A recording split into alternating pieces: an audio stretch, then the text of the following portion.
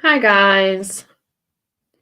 Um, Fingers crossed that things are as they're meant to be.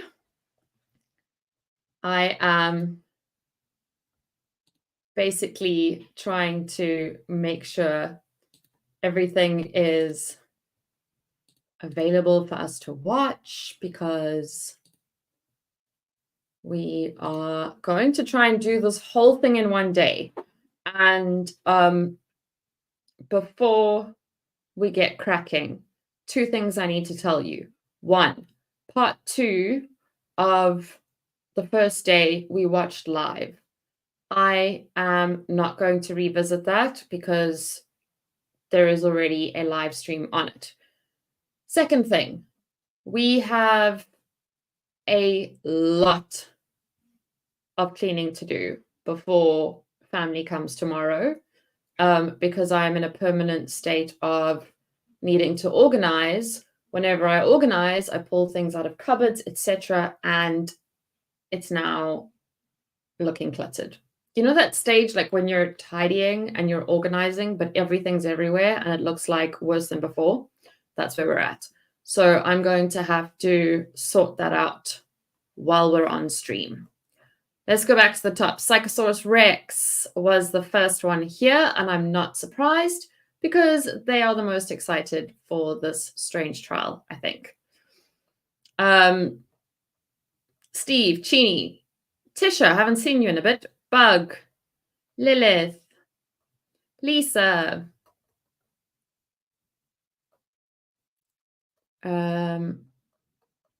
I do eventually need to get up and look while I do stuff. Well, let's do it in solidarity. Oh, I hate that feeling of being hungover when you didn't drink. For me, it's sleep. Sleep does that. Vicky Mouse.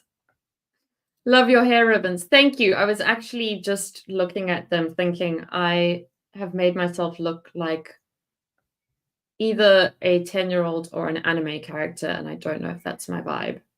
Oh, thank you.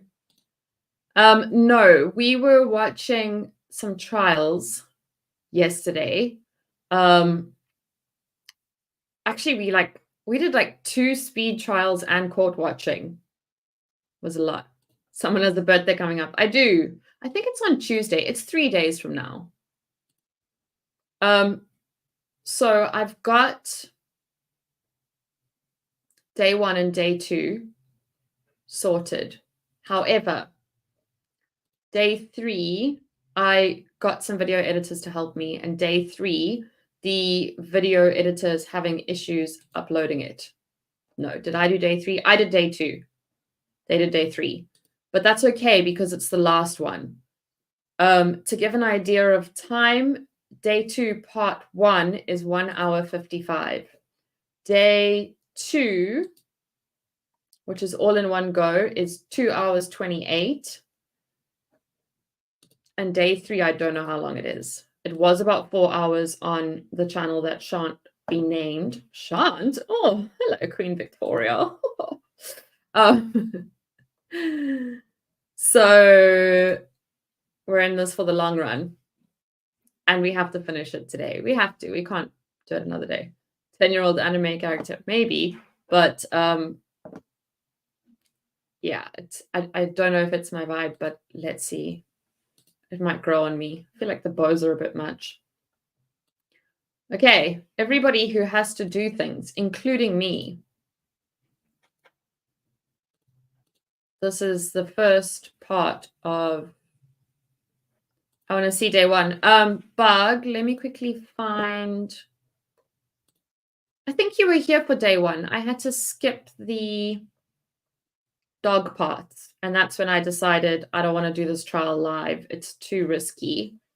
I'm just going to grab the part 1 link quick so that I can put it in the description.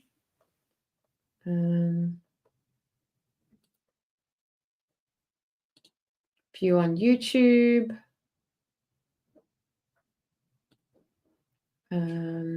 Share, copy link. I also see I don't have my Damn, I don't have my copyright thing in the description, but I will sort that out while we are busy.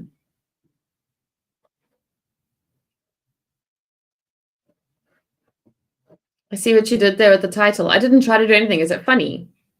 Is it like full witchcraft? Like we're doing witchcraft good and proper now.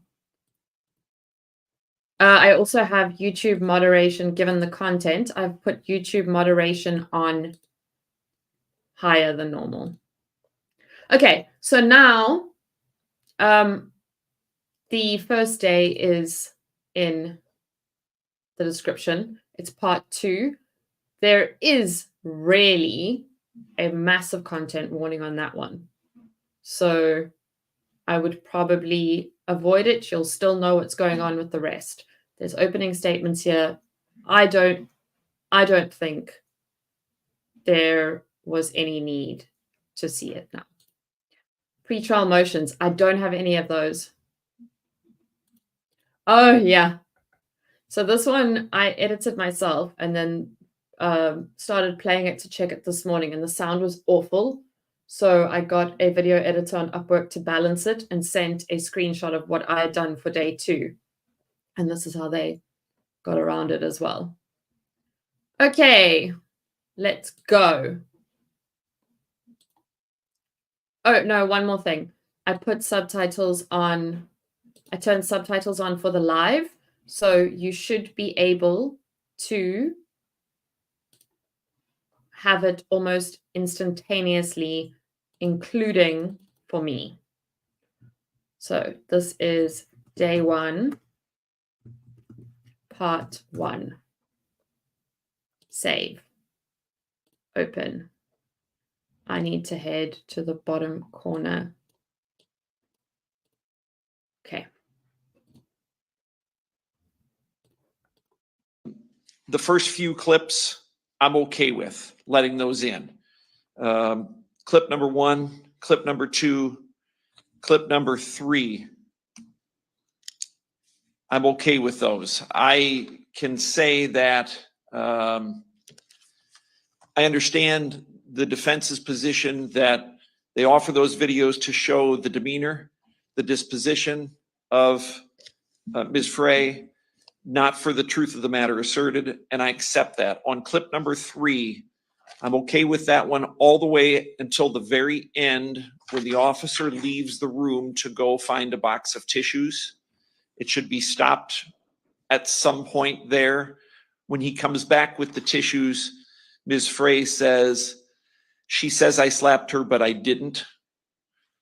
That is hearsay. That has nothing to do with demeanor, disposition. I think it is offered for the truth of the matter asserted. I'm okay with all of clip 1, all of clip 2, all of clip 3 up until the officer goes to retrieve the tissues or is on the way back with the tissues. All of the clips after that, 4 through 9, I'm not going to allow those. And for a couple of reasons.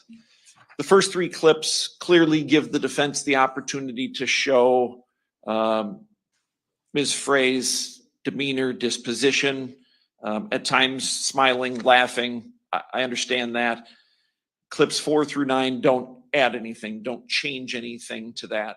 And those clips are her simply sitting in a room with the officer talking. I do think that the words spoken are offered for the truth of the matter asserted. I can give some examples.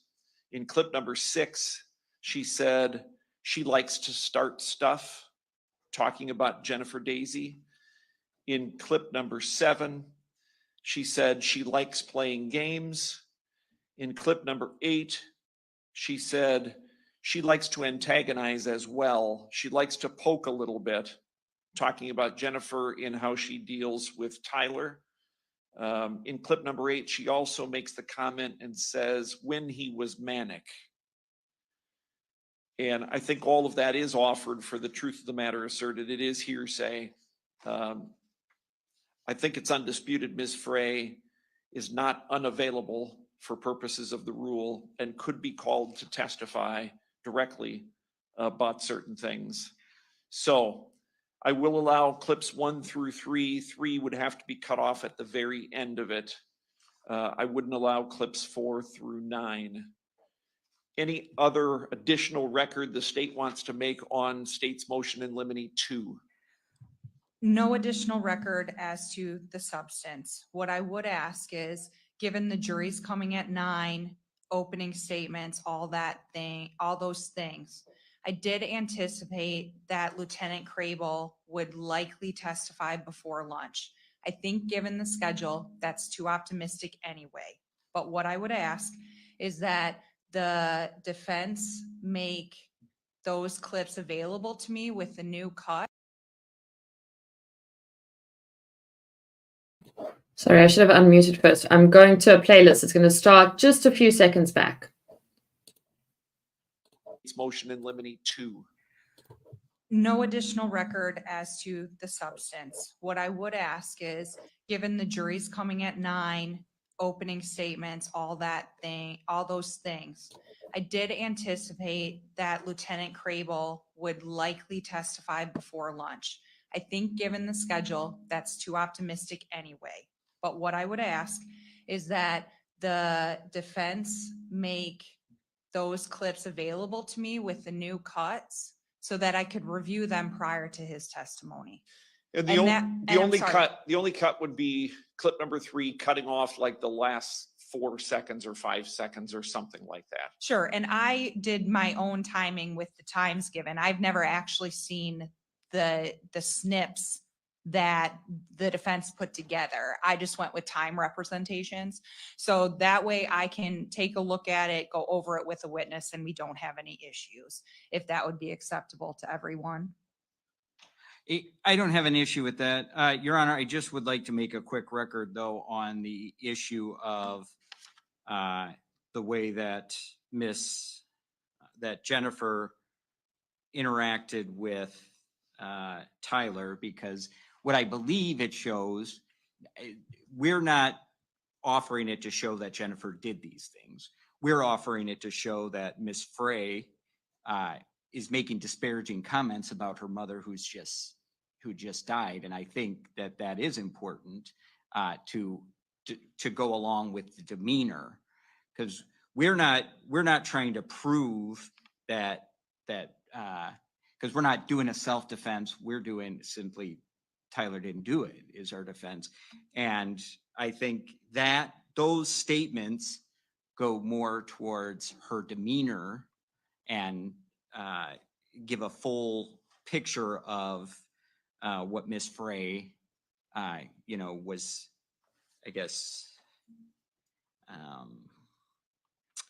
I think it puts into context her demeanor, essentially. So again, we're not trying to get it in to show somehow that Tyler was justified or that Tyler did that. We're getting it in to show that, again, her mom, and this is the same day that her mom was found, and she is essentially saying negative things about her mother.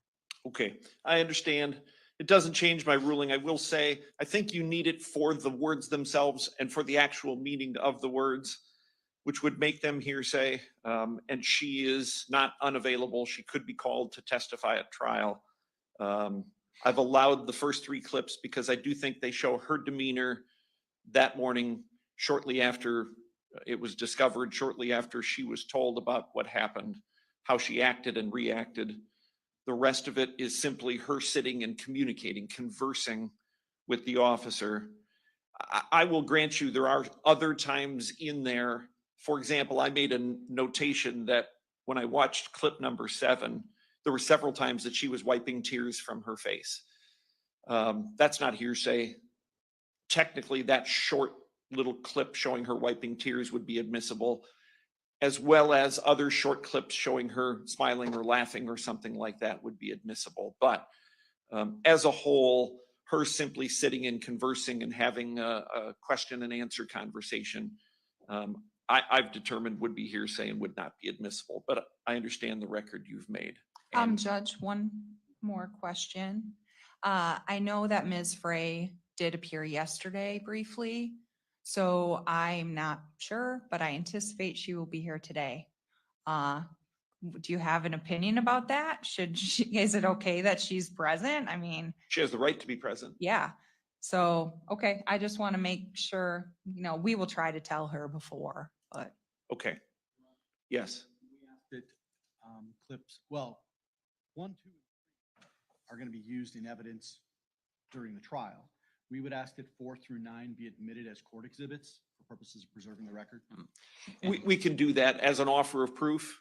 Yes. Yes, I'm okay. I'll say on the record that clips 4 through 9 are not admitted for purposes of trial, will be admitted as court exhibits for purposes of completing the record and as an offer of proof. Yes. And so I do have a disc with all of them. Should I remark that as a court exhibit? And then You 'cause I'm gonna probably have to do a separate. need 2 different discs or thumb drives. One has 1, 2, and 3, Okay. and the other one has 4 through 9. And we can call them 2 different exhibit numbers, just so the record is clear. Okay. And I don't necessarily need you to hand those to us now, because I know you'll have to split them up and do that differently. Right. Okay. Okay. All right. Last thing, before we bring the jury in, I want everybody here to understand, unless you are with the media, no cell phones in the courtroom. Have it in your pocket or in your purse. If law enforcement sees your cell phone out while you're in the courtroom, they will remove you from the courtroom. If you need to use it, step out in the hall. You're welcome to use it out in the hall. Do not use cell phones here in the courtroom. Don't even have them visible or available to you here in the courtroom. And of course, make sure they're all turned off or on silent. Okay. Are the jurors all here, Shelley? Okay, let's go ahead and bring them in. Okay, good morning, folks. Okay, if the state would start off by reading the charge in this matter, please. I show that I have you turned on, if it's number 2. Sure it's not on mute.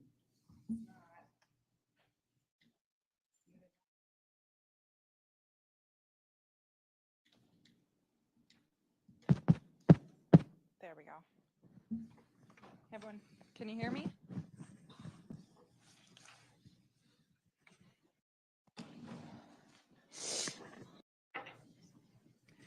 In the District Court of Iowa, in and for Dubuque County, the State of Iowa plaintiff versus Tyler J. Dazey, defendant.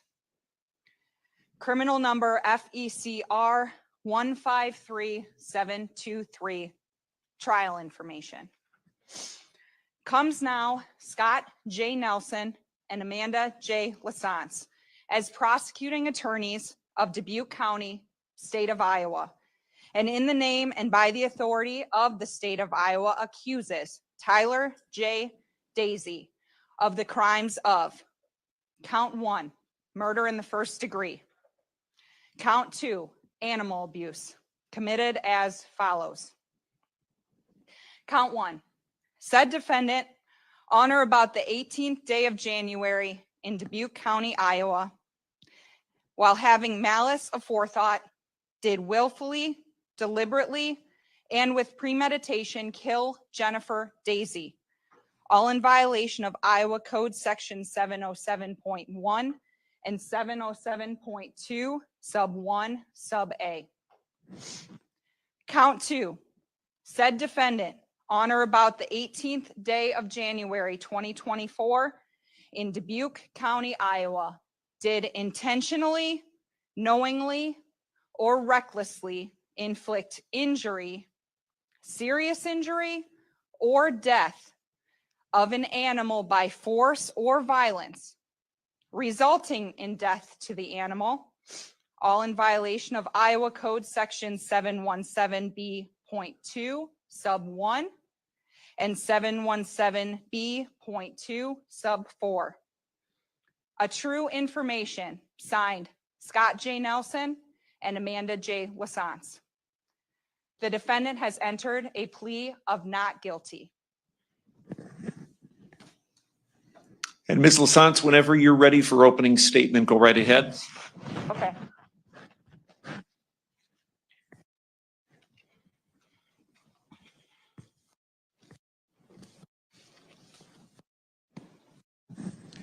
May it please the court?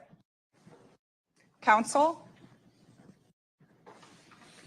Ladies and gentlemen of the jury.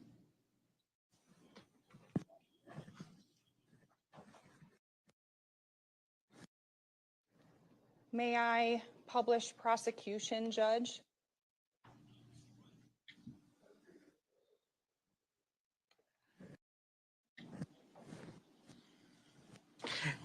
And just for the record, the state has talked to us about this prior to doing this, and we don't have any objection. Okay.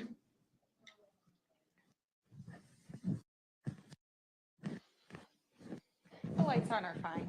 The lights don't need to be down. This is Jennifer and Echo Dazey. They are enjoying a vacation together, relaxing, enjoying the water, not a care in the world. Jennifer Dazey was 46 years old. Her companion, Echo, was still a pup, just a few months old when this picture was taken.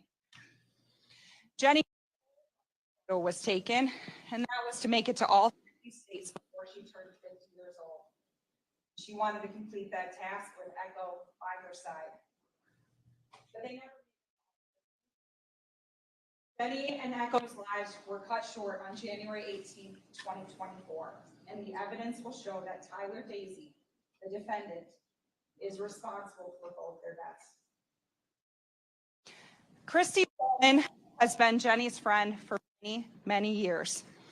She and Jenny met several years ago and became quick friends, best friends. Over the years, they fell in and out of contact like friends do, but some health problems brought them closer together. And in September 2023, they were back, best friends. In September, Jenny was to have surgery, and Christy was always there for appointments and her care schedule. Around that same time, Jenny's son, the defendant, moved in with her at 1605 Avoca Street. Avoca Street is that neighborhood in town tucked right between Senior High School and University Avenue by Westminster Church and the Hardys that just got torn down, cut through neighborhood. That's where 1605 Avoca Street is. During Jenny's recovery from that surgery, Christy was at 1605 Avoca Street often. She got to know the defendant better during this time, as the defendant and Jenny were home together quite often. She will tell you about how Jenny would nag the defendant, how Jenny would do things that upset him, and he would call her nasty names. But otherwise, everything seemed okay. Christy was arrested until her own concerns came about. She had attended to them with the surgery scheduled in December. Jenny or the defendant regularly during her recovery, though Jenny did come over to her house. On January 17th, though, January 17th, 2024, Christy was ready to get back into her routine and see her friend. So they made a coffee date for the next morning. The next day, on January 18th, Christy showed up late with coffee creamer in tow around 8:30 a.m. She goes into the porch and lets herself in the front door. She doesn't even get in when she sees the living room right between that separate the living room from the dining room. He is naked and he is turned away from her. She wasn't expecting this, so she closes the door and waits until she hears a door close.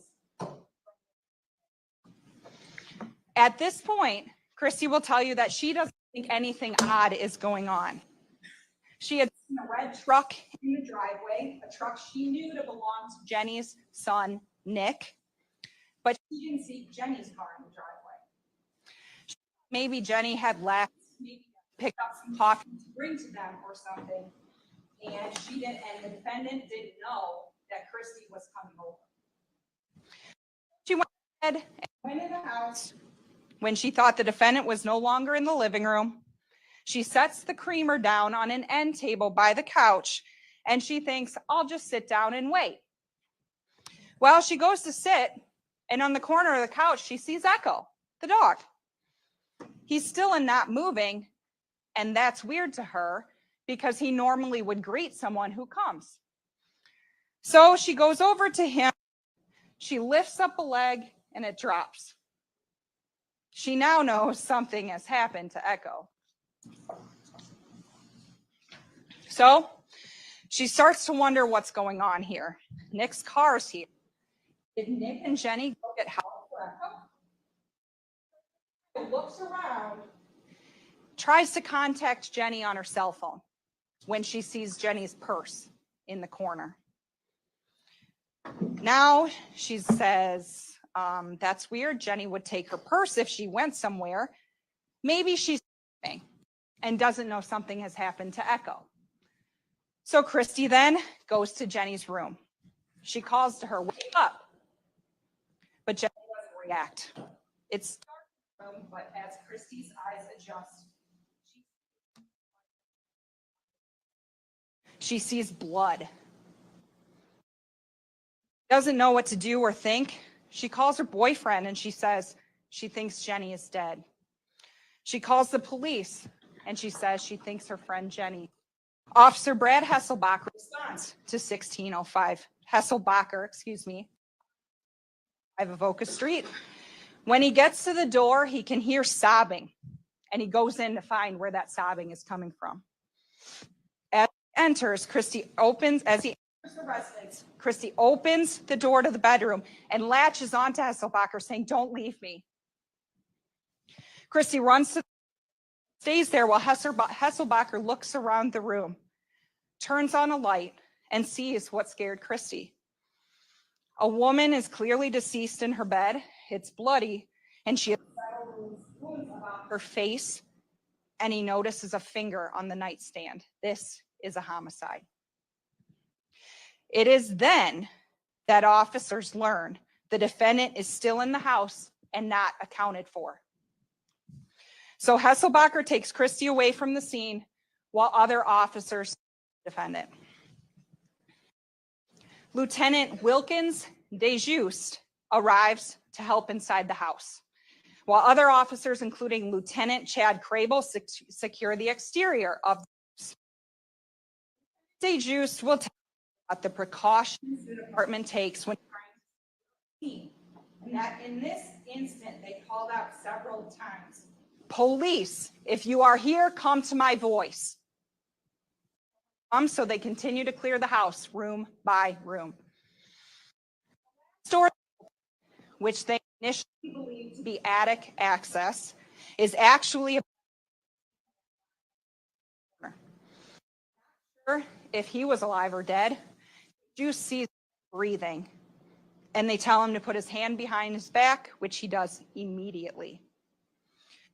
Deus goes on to clear the rest of the house. There's no one else.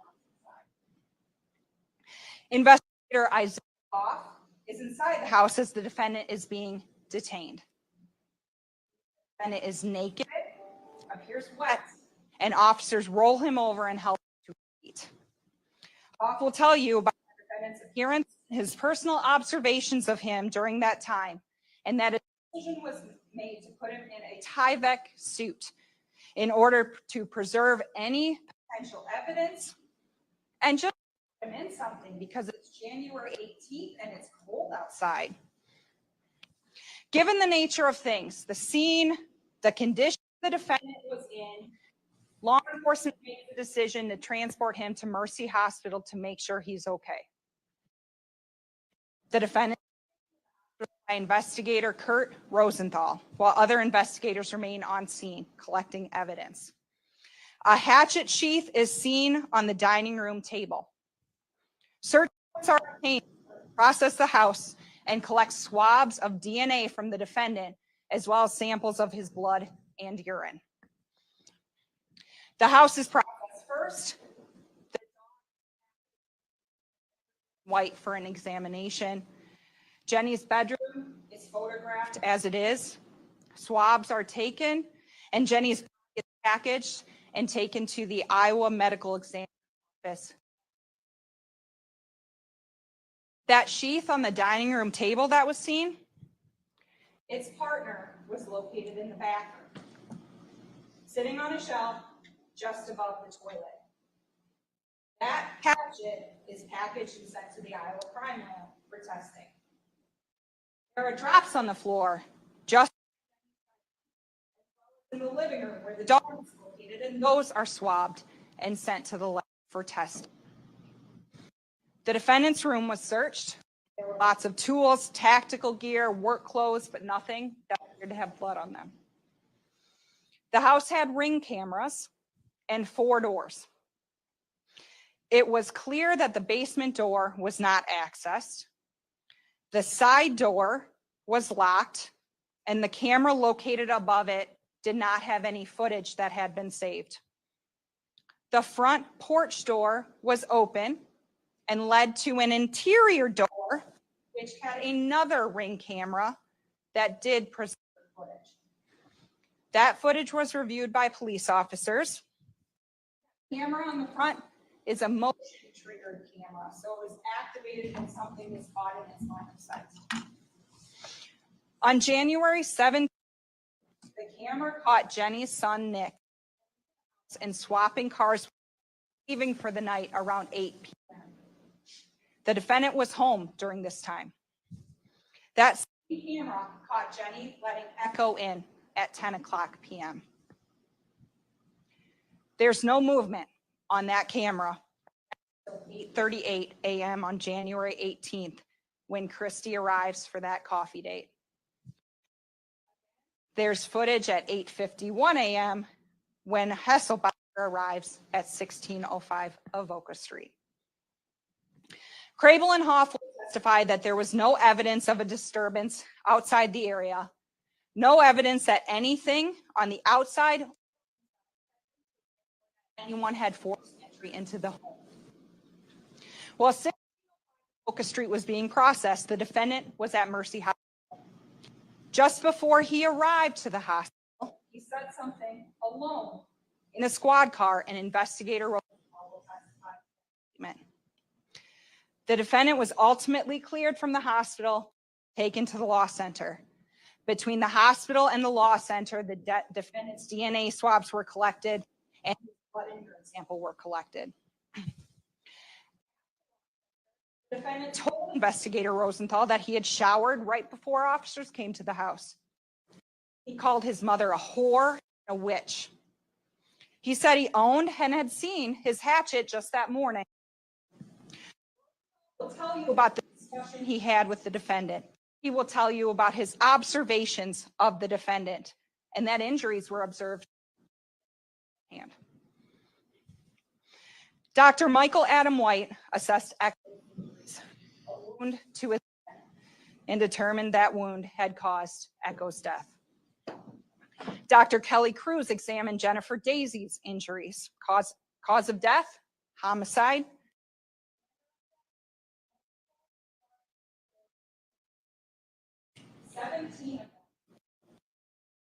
Seventeen separate cutting and chopping. She will tell you about Jenny's injuries and the significance of those injuries caused her death. That hatchet, that blood. Well, the droplets in the living room and by Jenny's bedroom, Jenny's blood. Blood on the hatchet, Jenny's blood. On the handle of the hatchet, which was located right over the toilet in the bathroom, right by the shower, a palm print that matches the defendant. All this evidence points to the defendant being responsible for both Jennifer and Echo's. The defendant is guilty of murder in the first degree and is guilty of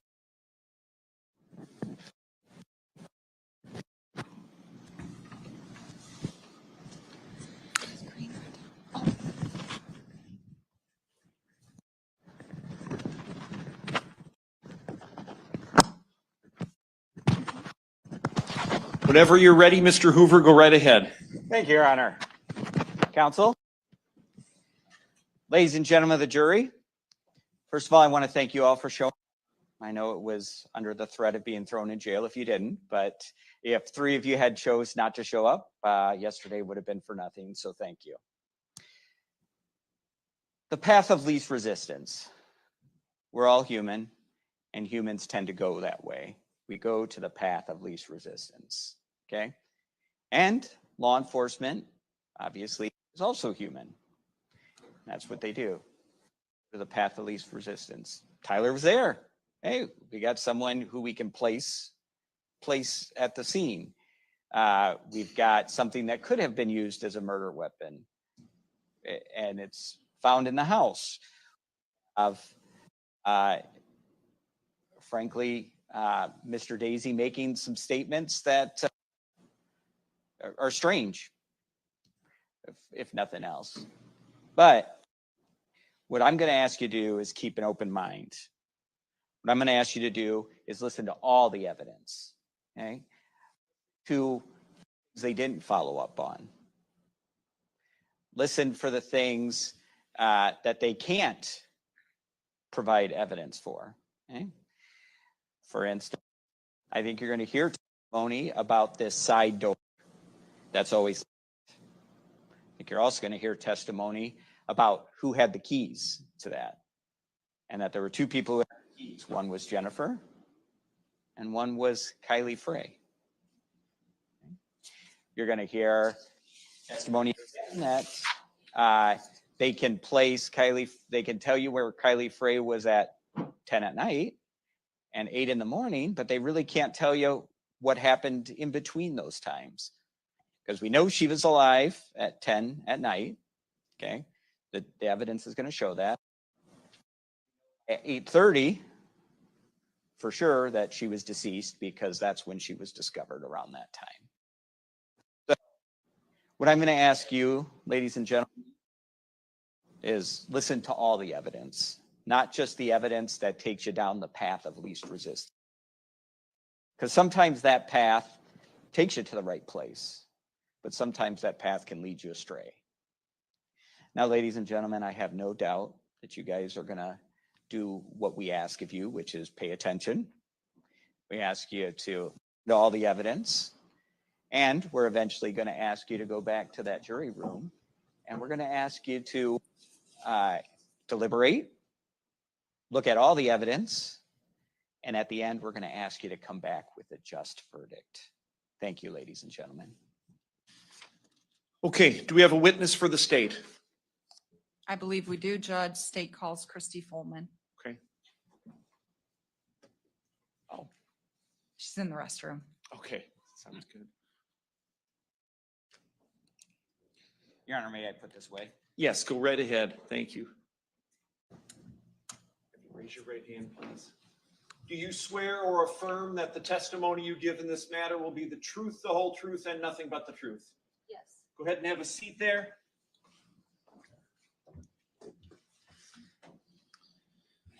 State your name and spell it for the record, please. Christy Fulman, Kristy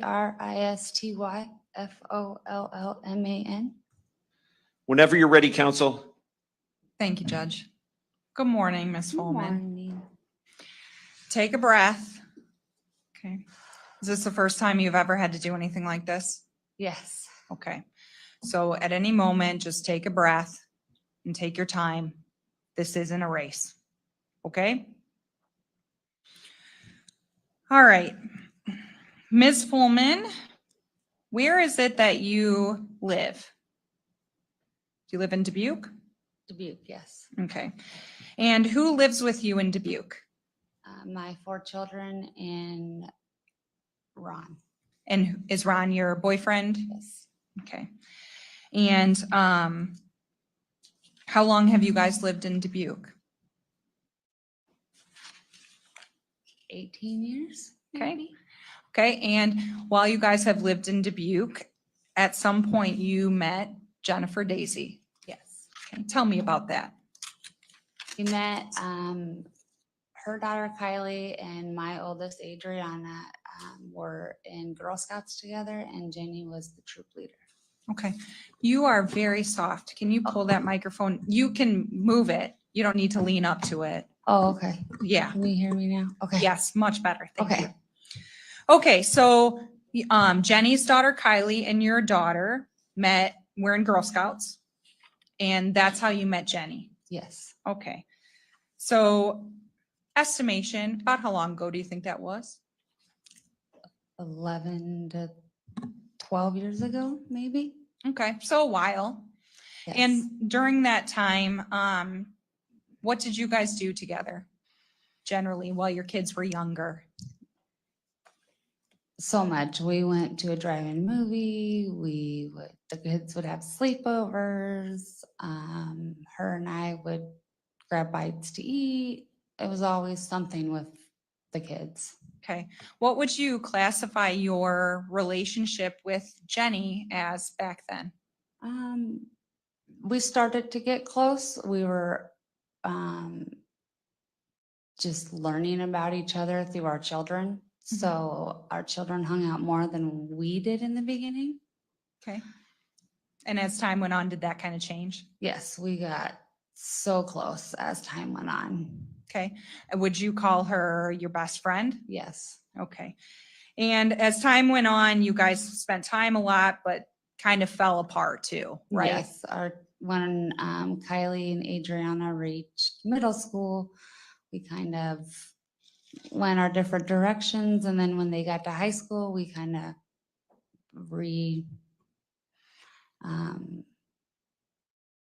reopened our friendship, I guess. Okay. Tell me just a little bit about how that came to be. Well, we both got sick about the same time, and we were in the hospital and texting each other, didn't even know it. Didn't know that you were in the hospital. Yeah, didn't know we were in the hospital together on the same floor. And then through our health, her and I went to each other's doctor's appointments. We did almost everything together. Okay. Was one of the things you liked to do together was have coffee? Oh yes, coffee was our thing. Okay. We loved it. There was like our time where no kids were around, no one. It was just me and her, and that was whether it was 2 hours or a whole day. It was just her and me. Now, at some point, Jenny got a pet. Yes. Okay. What was her pet's name? She got a dog, and it was Echo. Do you remember around when she got the dog? Late August. Of 2023? Yes. Okay. And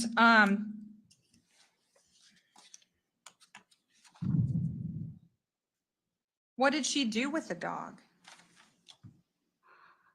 Everything. The dog would follow her everywhere, up the stairs, down the stairs to the basement, in the car, to the grocery store, to pick up a prescription. I mean, Echo was with her 100% of the time.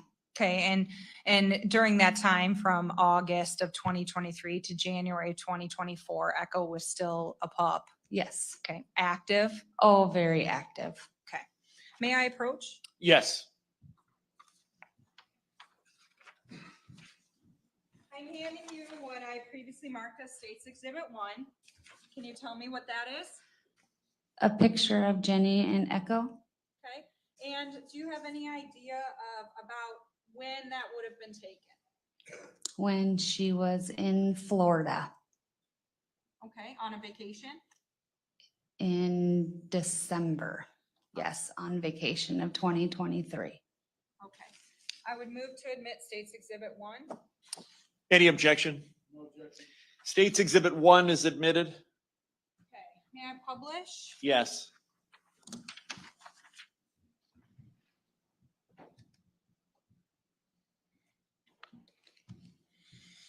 Okay, you said that they were in Florida. Did Jenny have some kind of idea about traveling or anything like that? Yes, she wanted to hit all 50 states before she turned 50.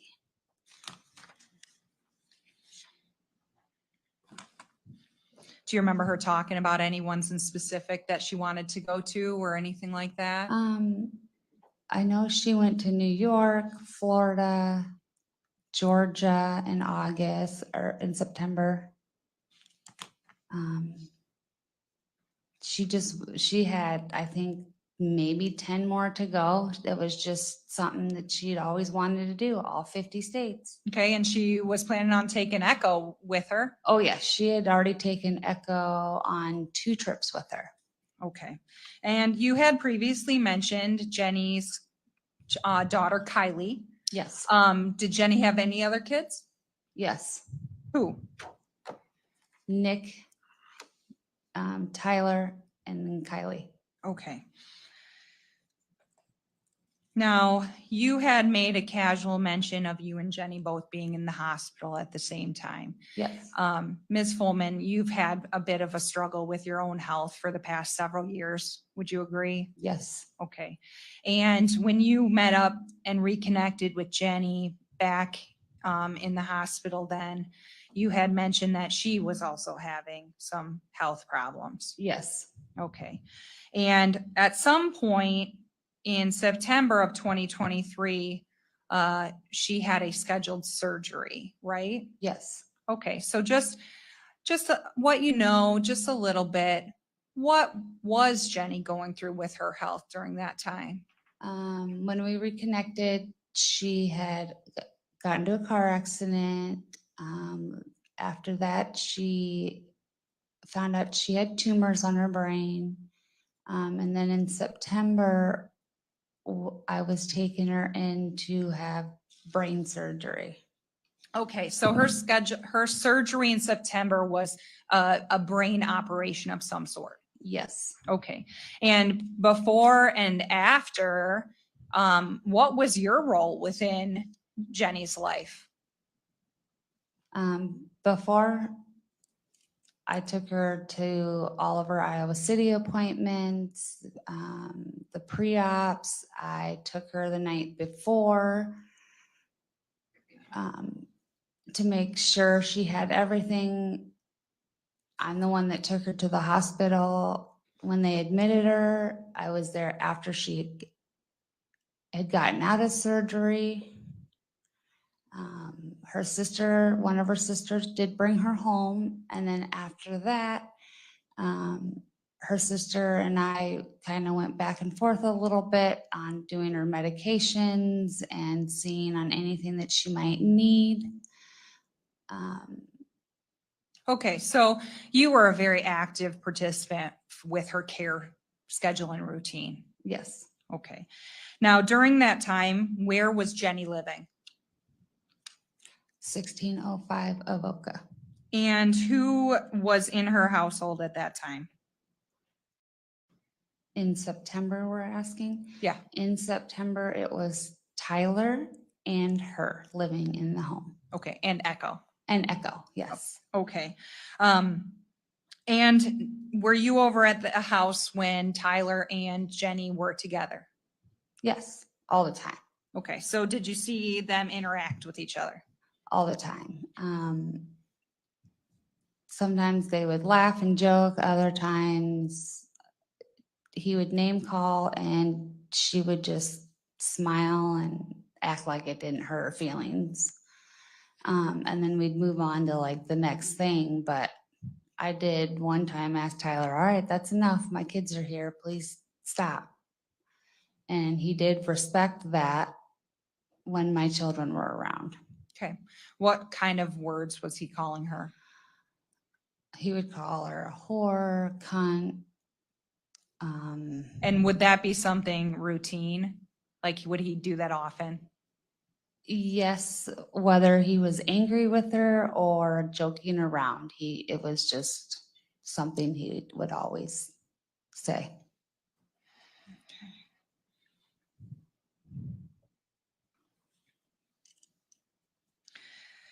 Now, in December of 2023, you ran into some of your own health issues as well, right? Yes. Tell me about that. Well, I have multiple autoimmunes And I found out late September, early October, I had to have a hysterectomy. Okay. And you scheduled that in December? Yes, What was the date? December 13th, 2023. Okay, so you went and you had your surgery.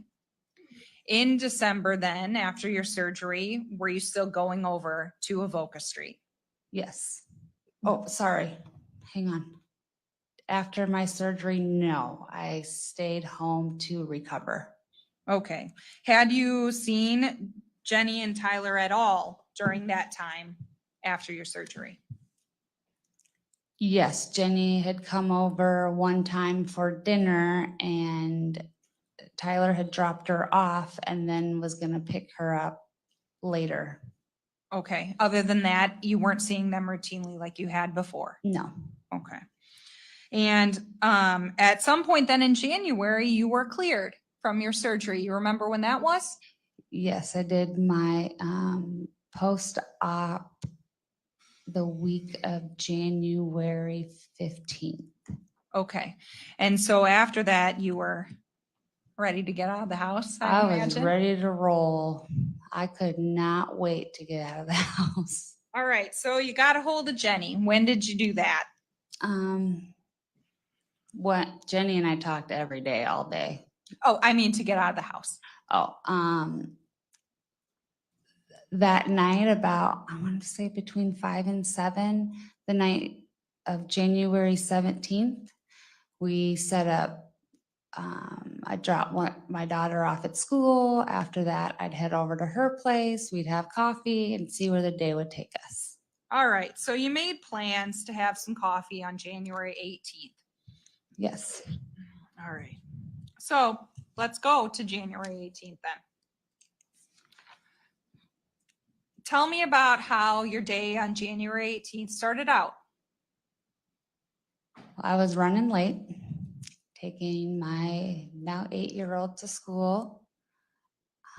Took her to school, stopped by the house, grabbed something, and then was heading over to 1605 Avoca.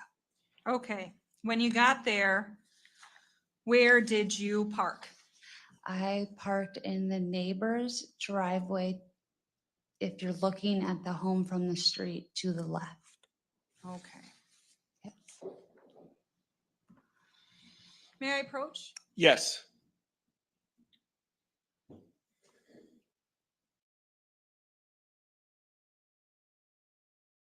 All right, I'm handing you what I previously marked as States Exhibit 2 and States Exhibit 3. Take a look at those. Okay. And what are those photos of? Exhibit 2 is a photo of Jenny's house of the front, Okay, of the porch, the driveway. and the next one? States Exhibit 3 is the back entrance of the house where Tyler's vehicle is and the basketball hoop. Okay, and is that how 1605 Avoca Street appeared to you on January 18th, 2024? Yes. Move to admit States Exhibit 2 and 3. Any objection? No objection. 2 and 3 are admitted. May I publish? Yes.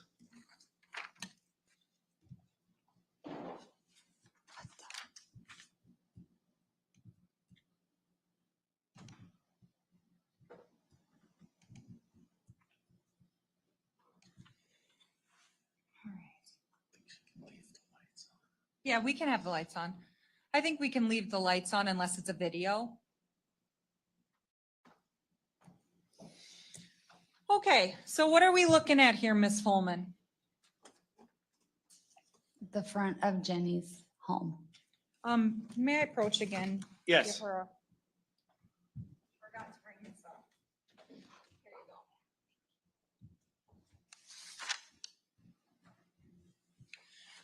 go. Okay, so where's the front door at? Right through this screen right here, screen door. Okay, and if you enter that door, what do you see inside?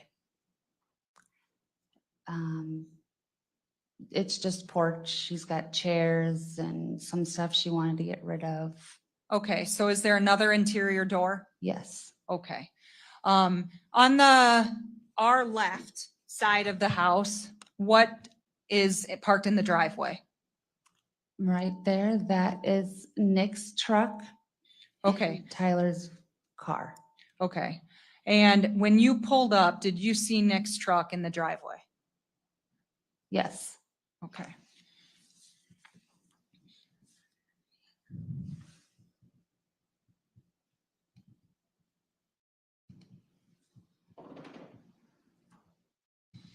Okay, and what are we looking at here? the back of Jenny's home. All right, you had referenced that basketball hoop before. Yes. Is there a basement access door in this photo? Right there. Okay. There's a little door that was like a storage shed door. Okay, did you know what was inside of that door? I had no idea till the day I opened it in February. Okay, and do you know anybody to ever access that door? No, neither this door or that door.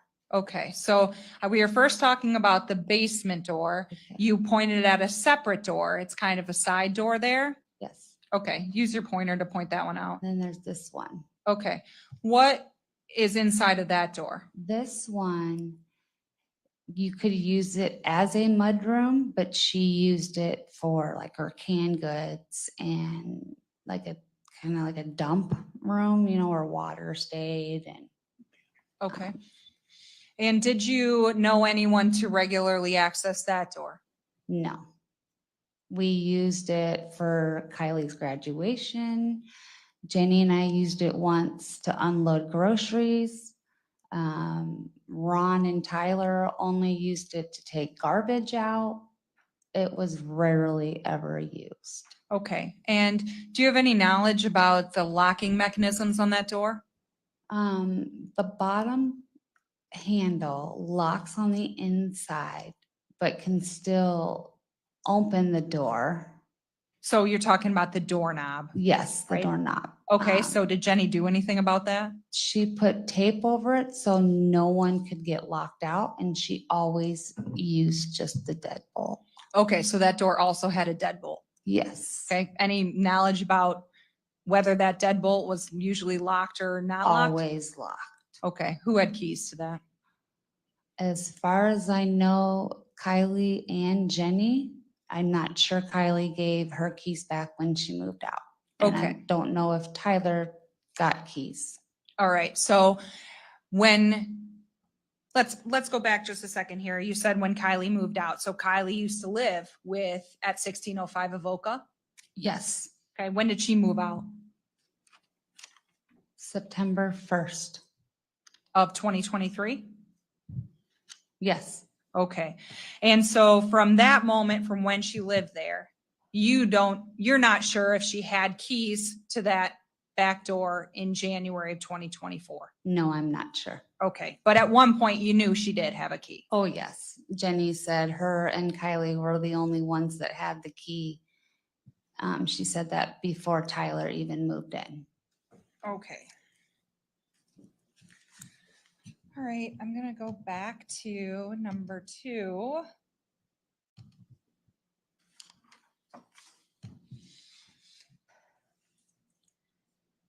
That porch door there, you said there's an interior door. Do you know whether or not any of these doors have cameras on them? The interior door has a ring. A Ring camera? Yes. Okay.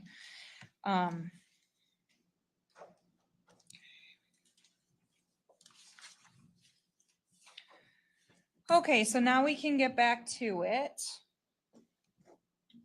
Tell me about what you did right after you parked the car. I grabbed my coffee mate, my purse, my phone, and got out of my vehicle and started walking on the sidewalk over to Jenny's home. Okay. And did you walk in that porch door? Yes, Okay, as you were walking in there, you had previously said you noticed Nick's truck in the driveway. yes. Did you think anything odd of it at that time? No, because Jenny always let her children use her vehicle, or anybody for that matter, if they were in need. Okay, so you walked up, you noticed the vehicle, you walked into that front porch area, okay, before the main door. Yes. Tell me what you did then. There is another screen door, and then there is a main wooden door. I wedged in between those and opened the main door to the home. Okay, may I approach again? Yes.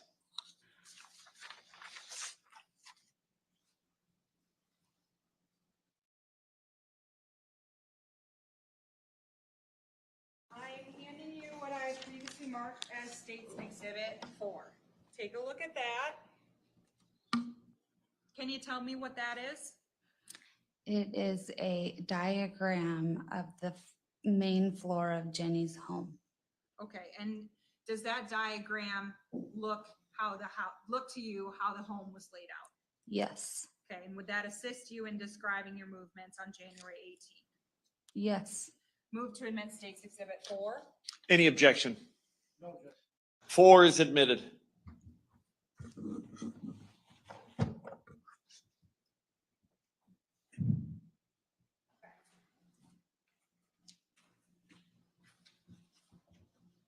And I'm showing you 4A. Can you tell me what this is? a larger scale of Jennifer's main floor of her home. Okay, the same thing blown up. Yes, Okay, move to admit 4A. Any objection? 4A is admitted. May I publish 4, Judge? Yes.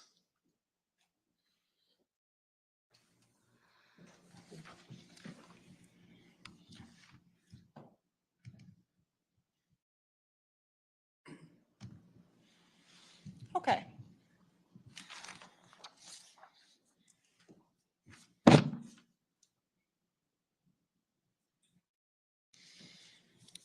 All right, so you said that you walked in the front porch and then the main door. Can you just kind of point those out up there on the diagram?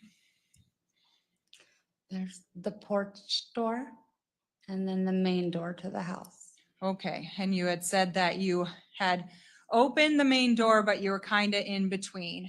When you were there, tell me what you saw. When I opened the main door to go in, I'd seen right here by the 2 pillars, Tyler standing there naked. And so I hurried up and pulled the main door closed, but I stayed in between the screen door and the main door right here. Okay, are you able to demonstrate for the jury how Tyler's back appeared to you? Are you, just wait, are you able to do that? Yes. Okay, Judge, may she step down? Yes, go ahead.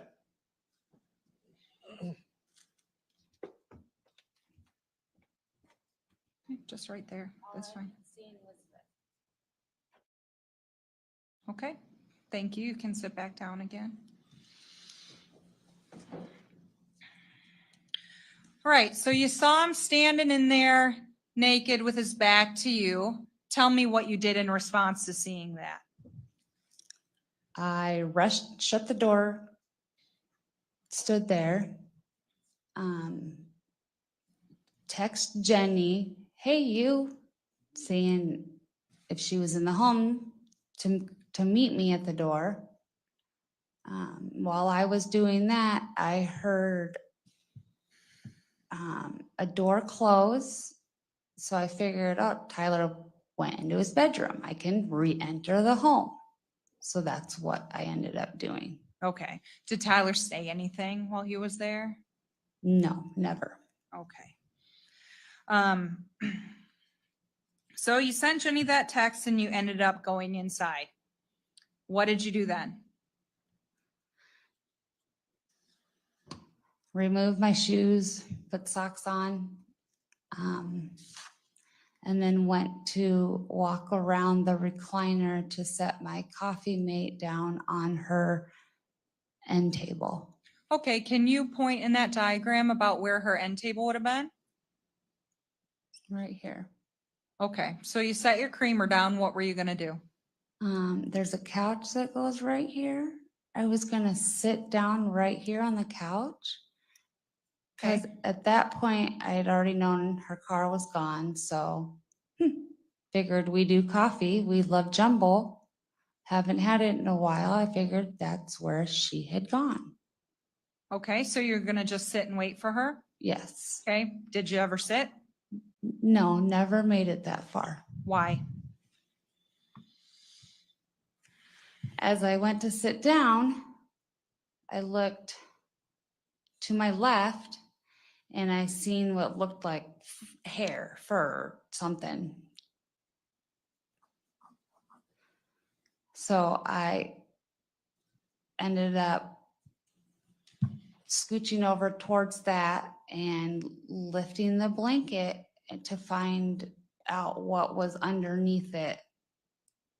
And it was Echo. Okay, tell me what you did then. I lifted his leg up and I dropped it. And then I uncovered him more and I looked at his eyes. His eyes were like, looked almost glued shut. And then I covered him back up and I stood there trying to think of what my next idea is gonna be. Okay, what were you thinking at this point? Well, at this point, I thought Nick was over. Maybe they went to get help for the dog. And Nick took Jenny's car to drive because Jenny and Echo are inseparable. That's what I thought. So what did you do? So I had still proceeded to go into the kitchen just to make sure she wasn't down in the basement trying to get something, which would be, I was right here. Then I walked through here into the dining room, kept walking into the kitchen. Right here's the basement door. If she was down there, she'd always leave the door open. Okay, It was closed. all right, so you checked to see if she was down there, and then what'd you do? I turned around and I walked into the dining room where Jenny's table and chairs was set up right here. Okay, And that's where I stood there and stopped. okay. What did you do then? Did you try to call her? Yes, at that point, I tried calling her. I might have texted her. Nothing. The house was so quiet. Okay, and as you were trying to do that, what did you see? In this corner right here was her purse. Okay, did you also notice anything about the curtains? They were shut. When Jenny's up, they're always open.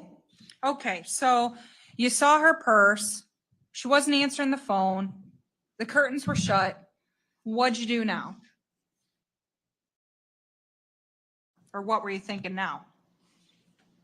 I was just standing there calling her and I was waiting for a response and I got nothing. And when I seen her purse, I stopped and questioned myself. She never leaves without her purse. Like, she never goes anywhere without her purse. So that made my gut start turning and I just stood there longer trying to think, where am I going next? Okay, and where did you end up going next? I was right here by the dining room table This entrance door right here, airway, is to her bathroom and then to her bedroom. So I proceeded to walk to her door. Her door was closed. Okay.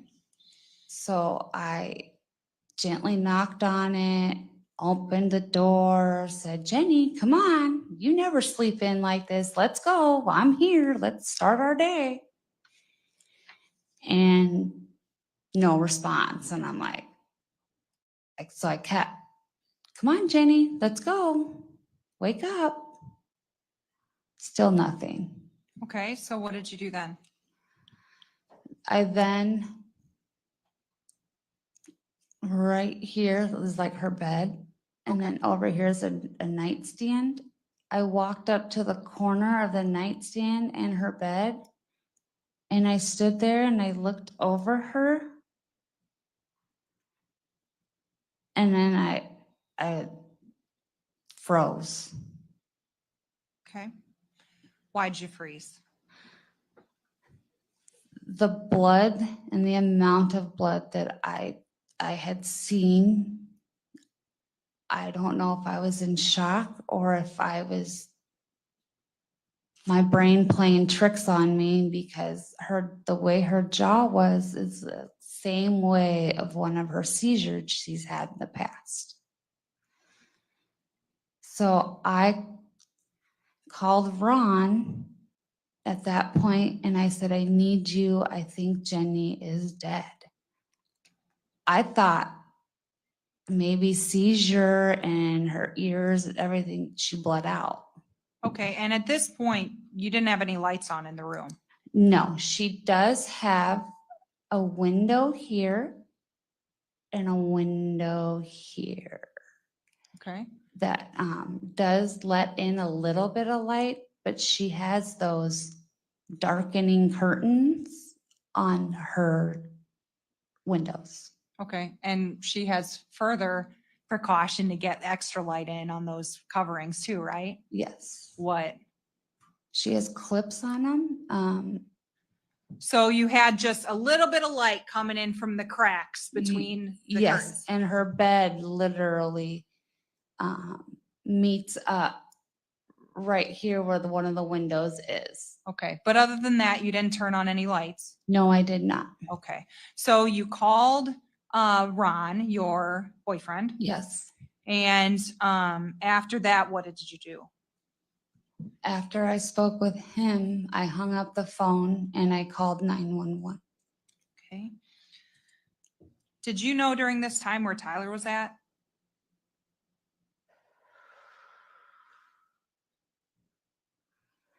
No, I had no idea. Okay. And now, so you called the police. What were you thinking at this point? At this point, the amount of blood that I'd seen, I got terrified while I was on the phone with 911. And I just dropped to the floor, crawled over to the door, and she's got dressers when you first walk in her bedroom right here. And I just held my feet up against the dressers and held the door closed. Okay. And the whole time while you're doing that, were you on the phone with the police? Yes. Okay. And were you doing that and on the phone with police until someone finally arrived? Yes. Okay. Tell me about when that someone arrived.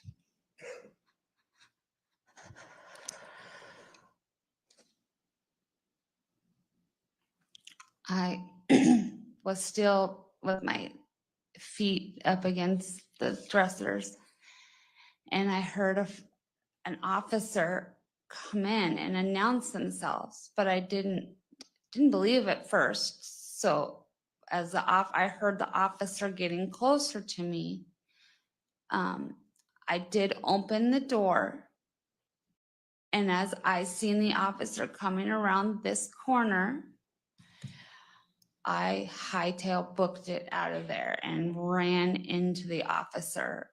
And I asked him, don't leave me, don't leave me. He proceeded to walk into the bedroom and I proceeded to try to walk out of the home. You had gone into the kitchen, right? As I was leaving this part of the home, I'd seen another officer come in the front door. So I took off this way because he had his gun out and that scared me. So I went and I hid in the kitchen area. Okay. Until Officer Hasselbacher did take you outside to your boyfriend waiting for you. Yes. Okay. And we went from this little area where I was hiding, this little area, and took me through the door all the way here to the sidewalk. And then that's where I met Ron.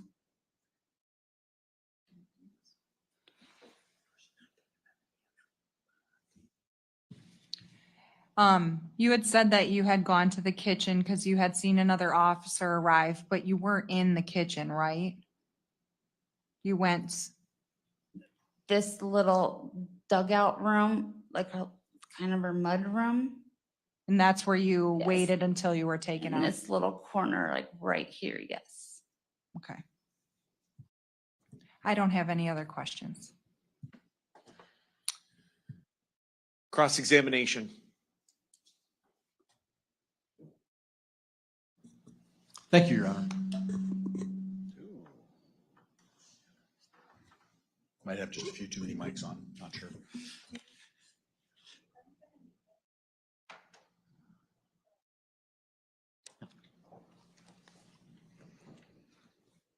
Actually, can we leave the diagram? That'd be awesome. Thank you. I think you said that you had your surgery in, well, let me first say, good morning, Ms. Fulman. Good morning. Okay. And I know we've met before. Yes.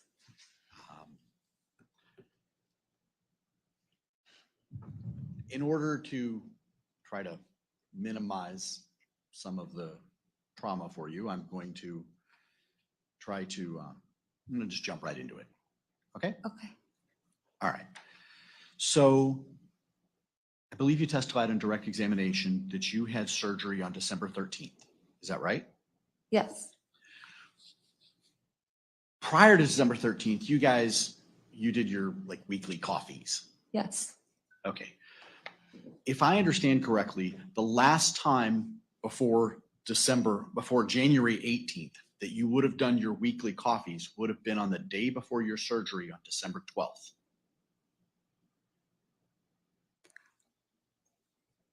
No, we seen each other December 12th that evening because I went over there to wish her luck. She was leaving for a trip and I wanted just to tell them bye. Like, I'll be gone for a little while. I'm having my surgery. You know, just the last hi bye before the new year too, because I had my surgery. Okay. And you really didn't see her much again until, I mean, I understand you guys talked every day, usually by text, but you didn't see her much again until January 18th. The week before, she had taken me to get groceries. Okay. The week before January 18th? Yes, So the week of, it was a Monday. all right. The week before. Okay. I don't know the specific date. But the 12th would have been the last time then that you were actually in her home? Yes, December 12th. Now, when you entered the home, you came in this door here, right? Yes, Okay. And as I understand it, you opened the door, Is that right? Yes, And you see Tyler standing in approximately this area. yes, And Tyler's facing away from you. yes, standing up. And he's naked. Yes, And he's just standing there. yes. You didn't see Tyler do anything, did you? Do He wasn't doing anything at the time. He was just No, standing. he was just standing there. Okay. Oh. I might have startled him when I opened the door, because when I re-shut the door, you could hear him like take off into wherever he went and shut the door. That's all you could hear. All right. So after you closed the door, and I think you closed this door, Yes, so you would have remained on the front porch? wedged in between the screen door and the main wooden door. Yes, Okay, so right in this area here. yes, After you close the door, you hear footsteps and then you hear a door close inside the house. yes. Now, when you saw Tyler standing here, was he wet? I have no idea. Do you remember talking to me at a deposition earlier? Yes, Okay. And I guess I need to be specific. Do you remember telling me at that deposition that his hair was not wet? I do not. If I were to show you your deposition, if I were to show you the transcript from that deposition, would that refresh your memory? Yes.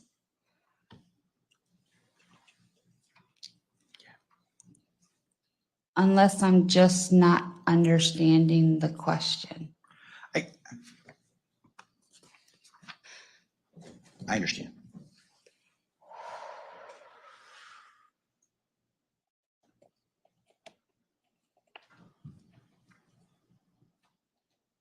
And for the record, I'm referring to, I'm starting on page 32, line 23, and I'm going to have her read until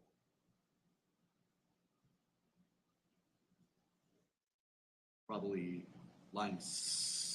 page 33, line 6. So, just gonna have to read it first.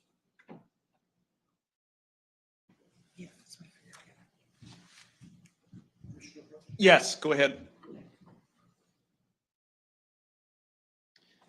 Do you want to identify the date of the deposition?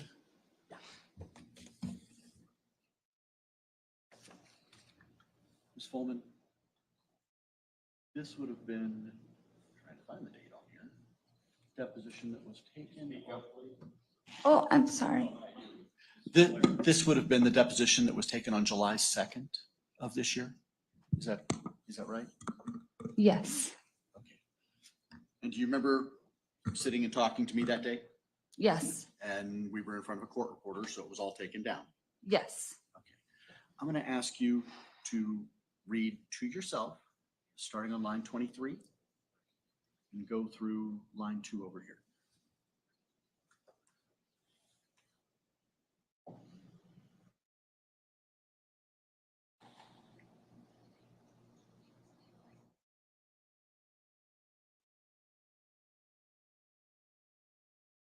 I read it.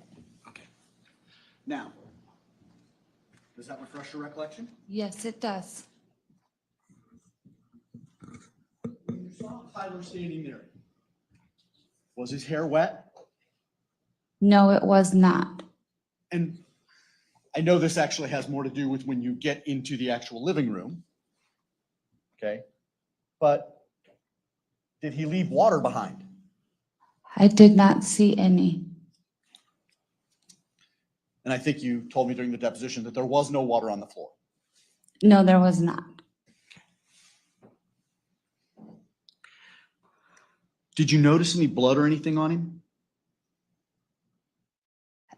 I only seen Tyler that split second I opened and then reclosed the door.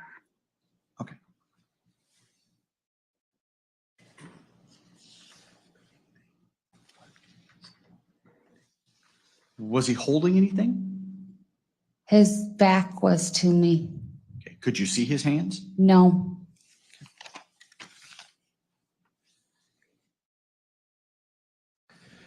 Now, you talked later in direct examination about going into the Jennifer's bedroom, the master bedroom. Yes. Okay. I have just a few questions about that and not specifically about, probably not about what you think I'm going to ask about. As I understand it, the door was closed. She always slept with her door closed. Okay. And the door is actually back here, isn't it? There's a little closet here, Yes. Yes. and the door to the room is back here. So the door to the bedroom was closed, Yes. and the light was off when you opened the door. Yes. Now, kind of switching gears a little bit.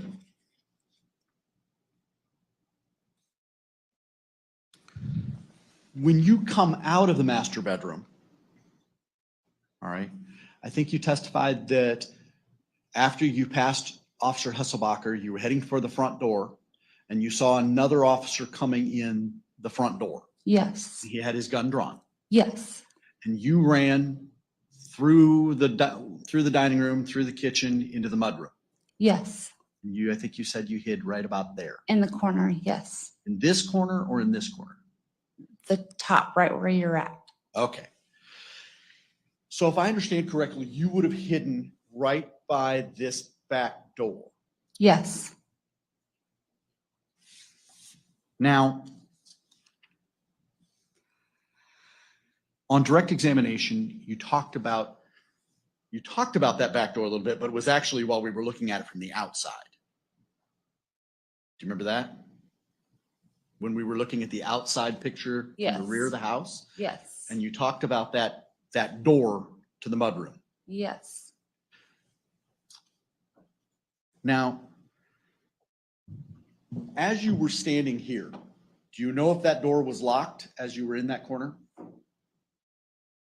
No, I have no idea. Do you know whether you locked it? I never touched that door. Okay. And you didn't attempt to go out that door, did you? No, I didn't even realize there was a door there. I understand.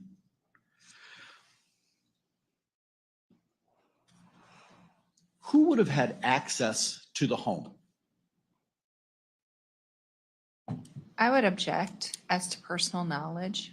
Well, she can answer if she knows. Go ahead. Well, let me ask it this way.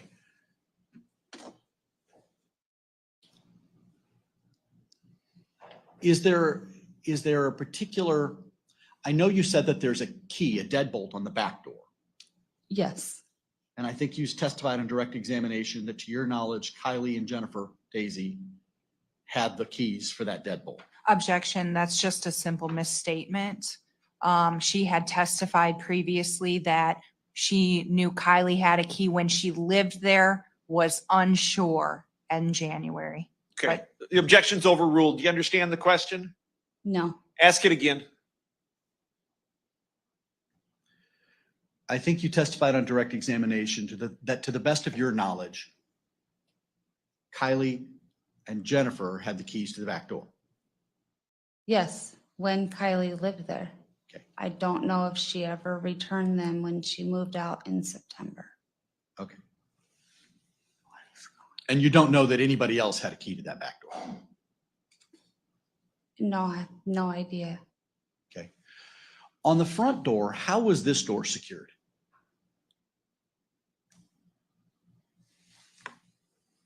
It had a key code, keypad code. I need to stop.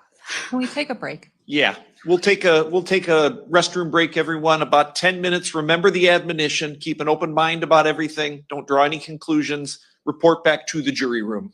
Mr. Blair, you may resume whenever you're ready. Hunter? All right. I think we were talking about the keypad on the front door. Yes. Okay. Do you know who has the code for the keypad? Me, Jenny, all of our children.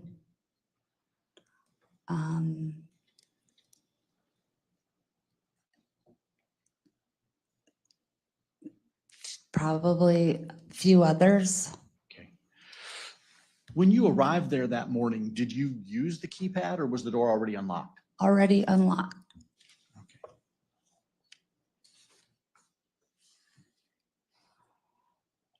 Is it fair to say that you probably don't know everybody who has the code for the keypad? Yes. All right.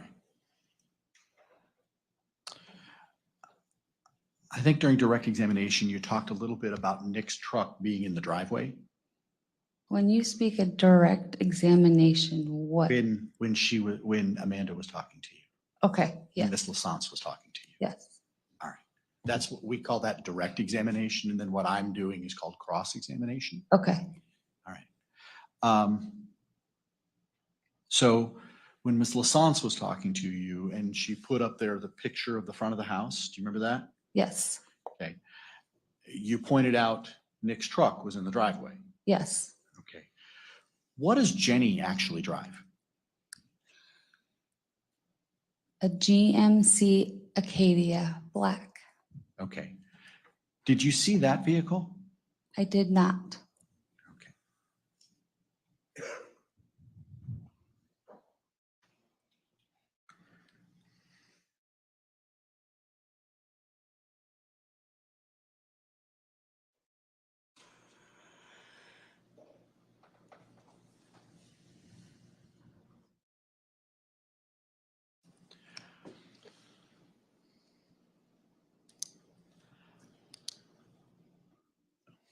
When Ms. Lassance was walking you through the whole thing as you went through what happened that morning, Yes, you talked several times about calling Jenny's phone. yes. Okay. Do you know the passcode for Jenny's phone? I only knew it in September when I was notifying everybody after her surgery. Okay. Do you know if you still know it? I do not. Okay. Do you know who else would have known the passcode to her phone? I do not.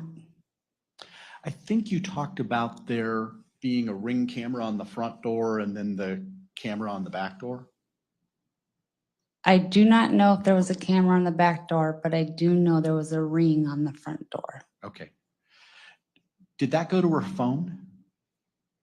In other words, I know the images are stored in the cloud and everything, but like on mine,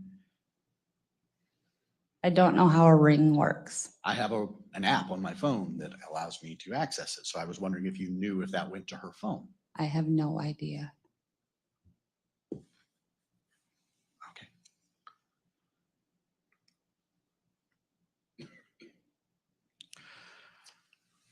When Ms. Lassance was talking to you about interactions that you observed between Jennifer Dazey and Tyler Dazey, you talked about a number of names that you had heard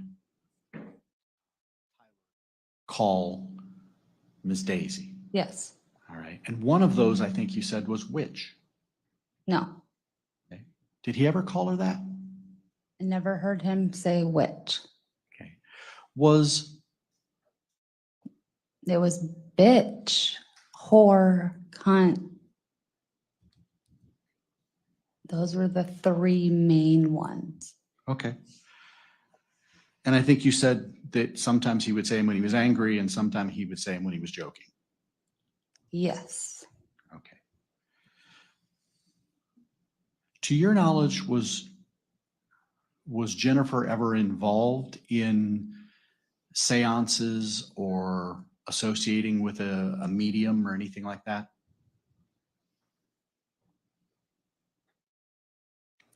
She was talking to the neighbor's mom that was a medium, but I don't know what came about all of that. Okay. Was it about that kind of stuff? Jenny had mentioned once about talking to a median, and it was her neighbor's mom. Other than that, we never spoke About that. about any of that. Okay. And I know you talked about those names and the way they interacted and stuff. To your knowledge, is there any history of Tyler being physically violent towards Jennifer? Never in front of me. And I think you actually told officers that it was your opinion that Tyler wouldn't hit a woman. Not unless you seriously pushed his last button.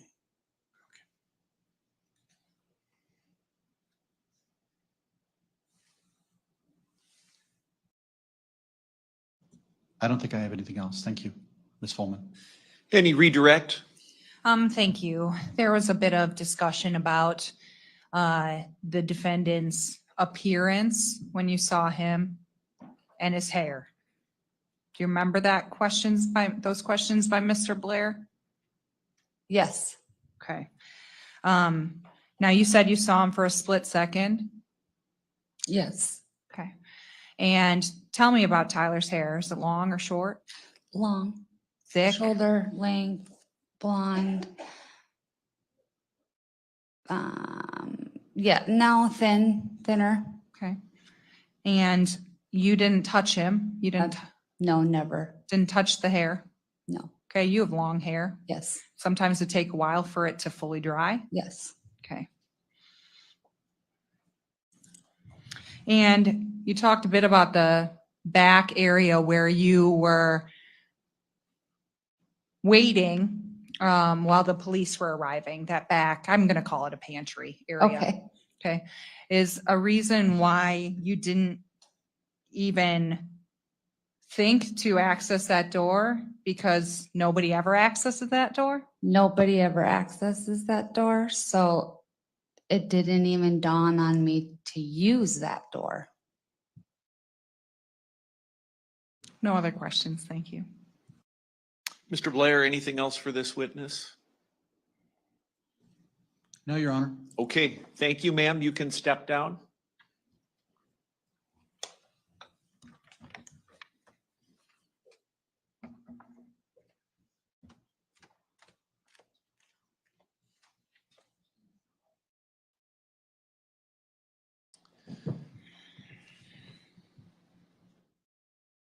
Another witness for the state? Not quite yet, Judge. At this time, the state would move to admit State's Exhibit 5, which is the 911 call. Any objection? No objection. Exhibit 5 is admitted? May I publish? Yes.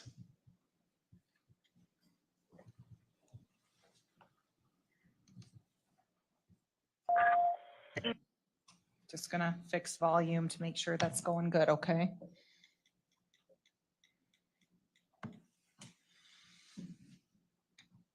What's the address of your emergency? I don't know. I'm on Avoca Street. I need someone right now. What street are you on? Avoca. Avoca? Yeah. Okay, what's going on? I was supposed to meet my best friend for coffee. I think she's dead. You think your best friend is dead?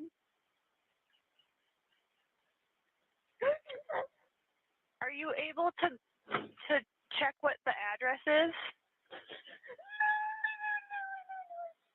Okay. All right, we're gonna get help on the way here.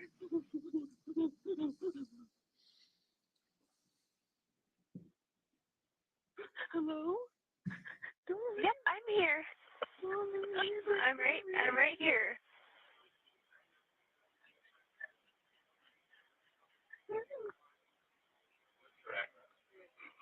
Okay. All right, just take some deep breaths, okay? What's going on? I don't know. She's full of blood laying in her bed. She's full of blood? Yeah. Okay. Is she breathing at all? I don't know. I don't want to touch her. She won't answer me. She won't wake up. Okay, can you see her chest rising and falling at all? No, Okay, how old is she? 46. 46? Okay. Okay. So you don't know if she's breathing? I'm sitting by her door in her bedroom on the floor. Okay. Are you able to just walk outside and see what the address is? 1605, I think. 1605. Okay. It's right on the corner. Okay. Just take some deep breaths. Do you know if there is an AED available? I don't know what that means. Okay. That's okay. It's going Okay. now. We're getting people on the way right now, okay?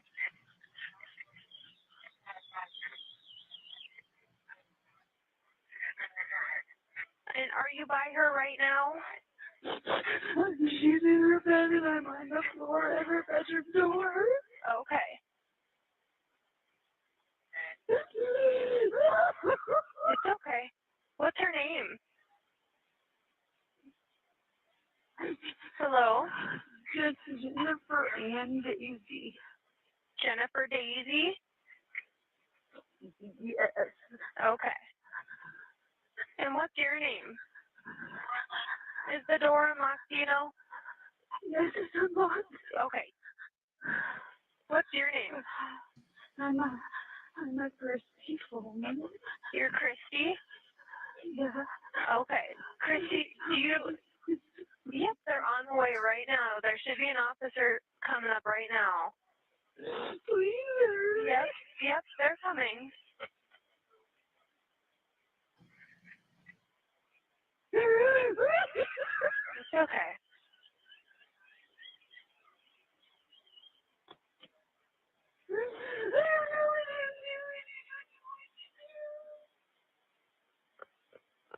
Okay, I believe. Can you see the officer? I don't know. Can I get out? I don't know. Okay. Okay, it's okay. There's an officer. There's an officer pulling up right now. Okay, is he there? Okay. Okay, I'm gonna hang up with you. Okay.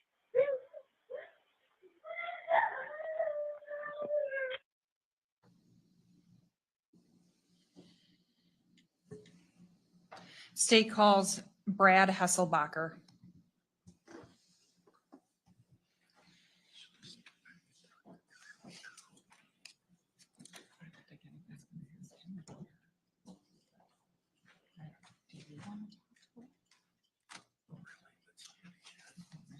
You swear or affirm that the testimony you give in this matter will be the truth, the whole truth, and nothing but the truth? I do. Go ahead and have a seat there. State your name and spell it for the record, please. Officer Brad Hasselbacher, Hesselbacher. Go ahead, counsel. Thank you, Judge. Good morning, officer. How are you today? Good. Good. And I see you are in uniform. Are you currently employed as a City of Dubuque police officer? I am. And how long have you been employed as a City of Dubuque police officer? 14 years. And prior to that, did you work in any other agencies of law enforcement? I did. The Tell me. city of Milwaukee in Wisconsin for And- 3 years. For 3 years. So did you say 14 years in Dubuque? I did, correct. 17 years of law enforcement experience? Correct. Prior to that, I believe you told me you were a truck driver? That's correct. Okay. And so in order to become a Milwaukee police officer, do they have their own law enforcement academy? They do. It's a 26-week Okay. academy. And did you participate in that and graduate? I did. And so when you transferred employment to City of Dubuque, did that training transfer to the state of Iowa? It did, other than taking a written test to show I understood Iowa code. Okay. And did you complete that? I did. Okay. And as a City of Dubuque police officer, you are required to complete continuing education, trainings, and things like that. Are yours all up to date? They are. Okay. So generally, as a City of Dubuque peace officer, what are some of your tasks you deal with regularly? Traffic enforcement, handling calls dispatched to us, domestics, disturbances, all sorts of animal calls, all sorts of different. Okay. And are you currently stationed in patrol? I am, And would it be fair to say that patrol, every day you come into work, you're not really sure what's going to happen? correct. Okay. And so would you agree that January 18th, 2024 was kind of one of those days, officer? It was. Okay. So tell me about January 18th. What was your shift that day? Shift 1, 5 a.m. to 3 p.m. Okay. And is that your typical shift? It is. All right. And dispatch had sent you to 1605 Avoca Street at some point. Can you tell me about that? I was dispatched to 1605 Avoca Street. All I knew was we had a deceased person at that location. Okay, is that what dispatch was reporting to you? Correct. Okay, so all you knew as you arrived was that there was a deceased person inside. Correct. Okay, so tell me about what you did when you arrived at 1605 Avoca Street. When I arrived, I knocked on the door. I didn't receive an answer. Oh, As I'm sorry, I'm going to interrupt you. Yep. And you arrived there at 8:51 a.m.? Correct. Okay, go ahead. I'm sorry about that. I knocked on the door, didn't receive an answer. As I was standing there, I heard somebody crying inside. So I checked the doorknob, door was unlocked. So I announced myself and went inside. Hearing the sobbing, I went to where I heard the sobbing, which was the bedroom where I observed Christy at the foot of the bed, and she was just sobbing hysterically. She couldn't really tell me anything at that point, so I went into the bedroom, which was dark. There's no lights on. And I observed Jennifer Dazey deceased on the bed with a laceration to her scalp, and fingers were severed. And so then I exited the bedroom to where Christy, she had gone out to the kitchen, which was maybe 10 or 15 feet away. And at that time, Officer Slight was coming in, and I informed him of what we had. And we began talking to Christy. And she advised us that Tyler could still be in the house. Okay. When you arrived to the scene, you had no information that there was anyone else inside the home, right? Correct. Okay. And when you walked into the home, you kind of said you were walking towards the crying. Correct. And when you approached that bedroom door, tell me about how Christy reacted to you. She latched on to me right away. Okay. She was very scared, and so she latched on to me. Okay. And at all times during this car, was part of your uniform a body camera? It was. And was your body camera working and fully functional on January 18, 2024 at 8:51 a.m.? It was. Okay. May I approach? Yes.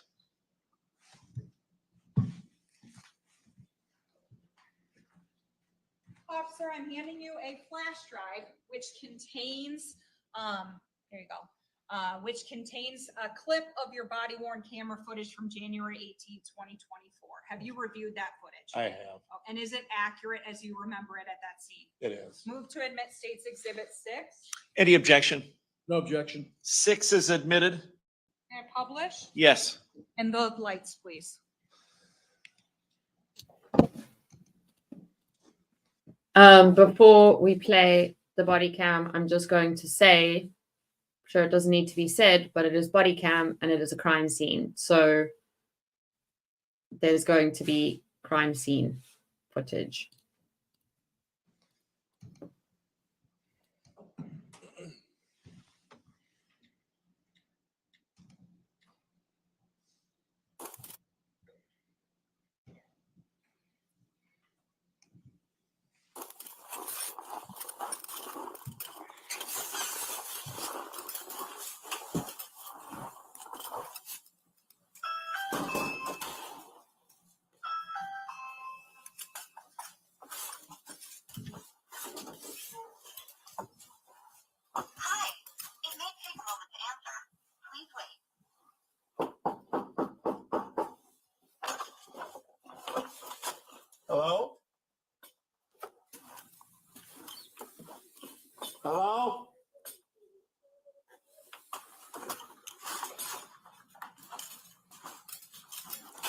Hello?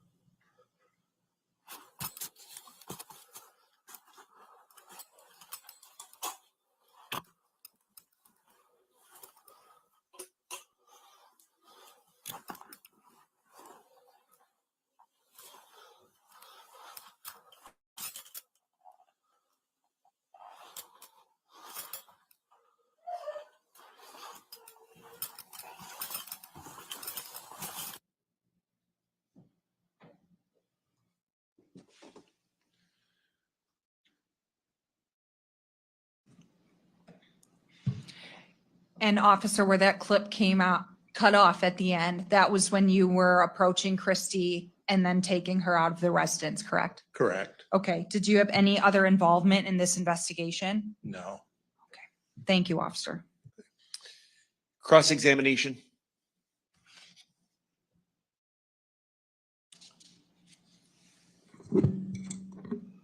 When the clip cuts out, you went and collected Miss Fulman? I did. Okay. Where was she? In the kitchen area, kind of right behind where I was. Okay. And was she right next to the back door? She was near the back door. Okay. Do you know whether or not the back door was locked at that time? I do not know.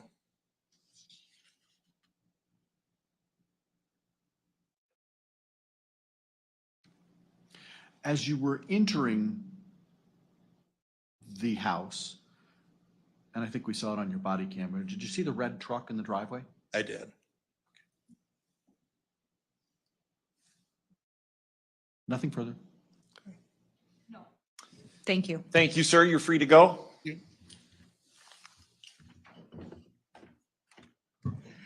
State call Wilkins Deus. May I check to see his status, Judge? Yes, go ahead. You folks are welcome to stand if you'd like. You don't have to.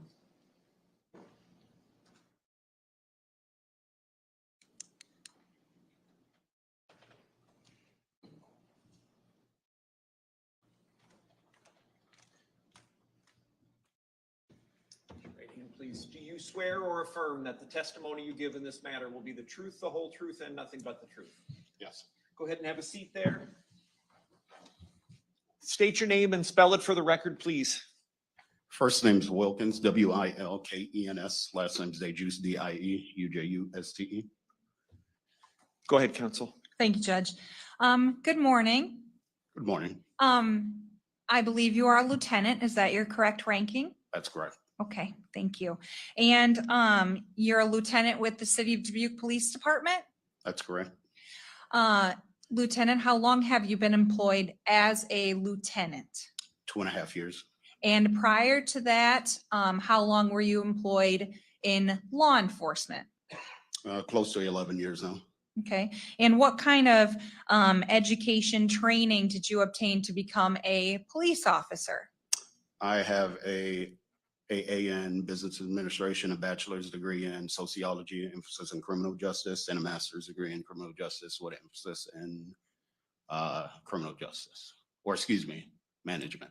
Okay, and AA is an Associates of Arts degree? That's correct. Okay, and did you have to go to a law enforcement academy? Yes, I completed law enforcement academy in Des Moines, Iowa. Okay, and is your entire duration of employment with law enforcement for the City of Dubuque Police Department? That's correct. Tell me, what does it take to become a lieutenant? What are your duties over and above a patrol officer? Essentially, you have to take the civil service test. You have to interview with the department, apply for it, and you have to show that you're qualified in a multitude of different aspects in law enforcement before you are able to be promoted within the department. Okay, so it's a promotion. Correct, Okay, it's a high ranking officer, right? correct, Okay, second to captain? yes. All right. And so as a lieutenant, do you have day-to-day law enforcement duties? Yes. And generally speaking, what are your duties as a law enforcement officer? Generally speaking, their administrative duties, I oversee a patrol shift, generally on nights and weekends, scheduling, discipline, coaching and training different officers. And there's a multitude of different cases or different scenes that we as lieutenants and shift commanders respond to. Okay. But you still respond to calls and help investigate cases and things like that, correct? That's correct. We respond to higher priority calls, suicides, homicides, accidents involving city officials, natural disasters, robberies, aggravated assaults, and just to name a few. Okay. And you responded to one of those types of calls on January 18th, 2024 at 1605 Avoca Street, correct? That's correct. Tell me about how that all came about, how you learned of something going on and ultimately arrived on scene. I was initially in the shift commander's office. I heard a radio transmission from Officer Hasselbacher requesting a shift commander come up to the scene. I responded code 1, which is lights and sirens, to the scene. Upon my arrival, I got together with the officers and kind of talked through what was going on, and we kind of devised our plan from there. Okay. And when you kind of talked with officers, where were you? Were you outside the home or inside? I would say part of the conversation took place outside and another part took place right inside the front door. Okay. And what was your briefing about what was going on? After briefing and speaking with the officers, we found out that we did have a victim inside that was deceased. And then we learned that there may have been a different or another subject within the residence. Okay. And so what were you tasked with after you were briefed? After I was briefed, I made the decision that we're going to clear the residence. I made sure we had enough officers inside and outside to proceed with clearing the residence, essentially making sure there's no one inside the residence and securing that residence so the criminal investigation division could apply for search warrants and kind of run their investigation. Okay. And when you say you wanted to clear the scene and secure the scene, you had how many officers inside? I would say 3 or 4 officers. We also had a K9, but we decided that we were not going to utilize a K9 for the search. Okay. And so 3 or 4 inside, and there were officers outside as well? Yes, that's correct. What would be the point of having officers in various areas outside of the house?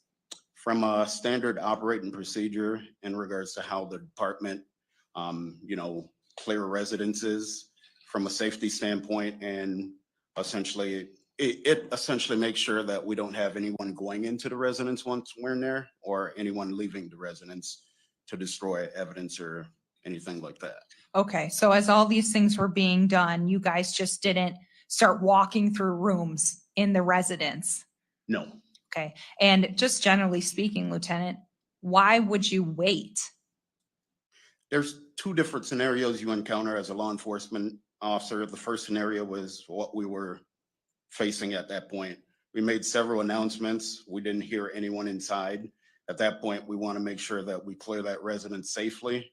We want to make sure we have enough people around the perimeter of that residence. We want to make sure that we give ample enough time for anyone inside to come to our voice. So we're going to announce, give that person enough time to essentially respond. And, vice versa. The second scenario would be an active shooter scenario where you're tasked with going inside a school or a mall where there's actively people being killed or shot. And at that point, you don't wait, you just go inside. Okay, and this wasn't an active shooter type of scenario? That's correct. So you waited to ensure safety and security before proceeding? That's correct. Okay, and Lieutenant, were you in uniform on that day? Yes, And was your uniform equipped with a body camera? yes. And was it functional on that day? It was. Okay, may I approach? Yes. So. I'm showing you a flash drive that contains a portion of your body camera footage from January 18, 2024. Did you review that footage? I did. And was it accurate to the scene as you observed it that day? It was. Move to State's Exhibit 7. Any objection? No, Your Honor. 7 is admitted. May I publish? Yes.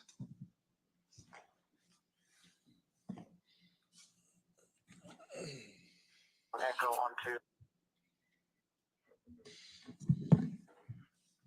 1, 2. We heard you call out on that footage. Was that the first time officers had called out on this scene? No, Okay. Did you and other officers call out in a similar fashion before that clip began? yes, Did you take a look at the footage and see how many times ultimately officers were calling out for someone to come out? yes. How many times? Officer Slight called out 6 times and I called out 5. Okay. And at any point, did anyone respond to those calls? No, And at any time, did you hear any other sounds of movement or anything else other than officers? no. Okay. No other questions? Cross-examination. Thank you. How are you doing today, Lieutenant? Pretty good. Good. Now, when you entered the room, did you find any clothes that seemed to have any blood on them? I did not. And did you do any further processing of the scene? No, When you entered the room, Mr. Dazey was compliant as far as getting his hands behind his back, correct? correct. And he wasn't aggressive towards any officers? No. No further questions. Okay, thank you, sir. You're free to go.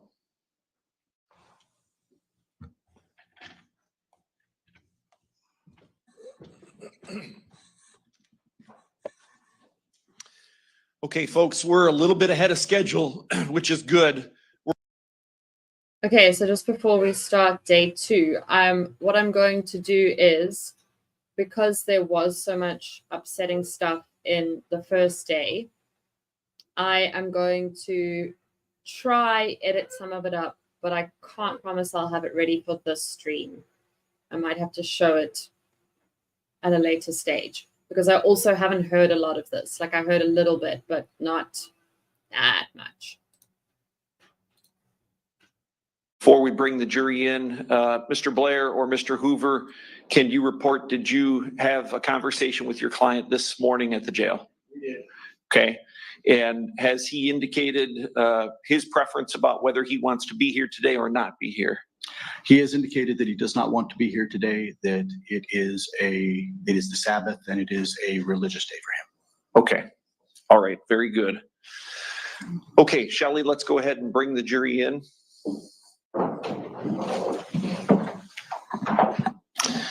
Okay, good morning, folks. Do we have a witness for the state? Yes, Your Honor, we would call Dr. Kelly Cruz.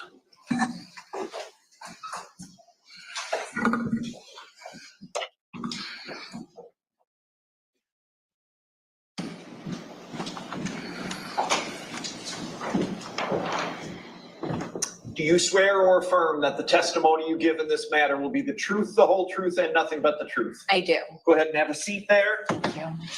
State your name and spell it for the record, please. My name is Kelly Cruz. It's Kellylykrusse. Mr. Nelson? Thank you, Your Honor. What is your occupation? I am an associate state medical examiner at the Iowa office of the state medical examiner. How long have you held that position? Approximately 6 years. You're currently employed there, I presume, at the state? Yes. And you've been there for 6 years? Yes. How long have you been a physician? I've been a physician since 2013. May I approach, Your Honor? Yes.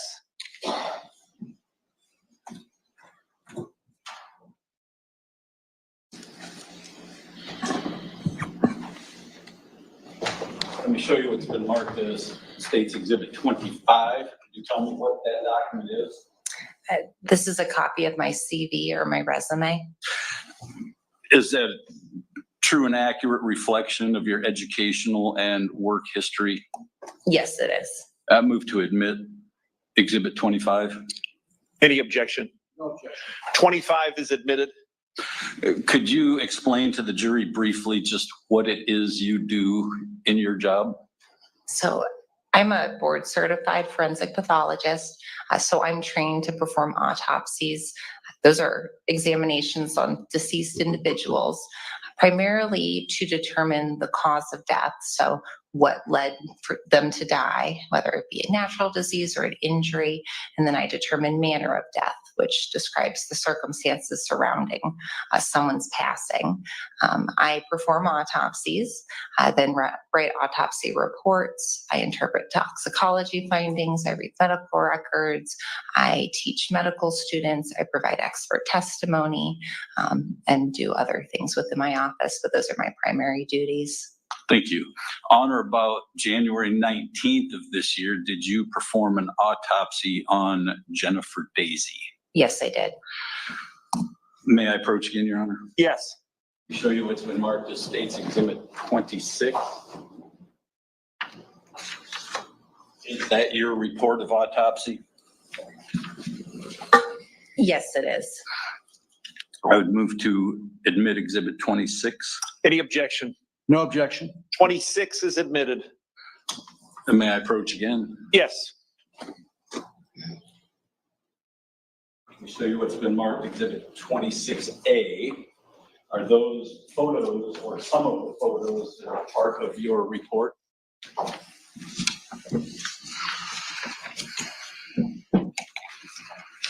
Yes.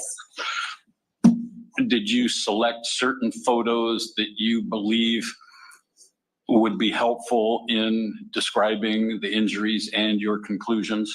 Yes, I did. And that's what's contained in that exhibit? Yes. Move to admit Exhibit 26A. Any objection? No objection. 26A is admitted. So let's look at your autopsy report. And on page 1, you have pathologic diagnoses.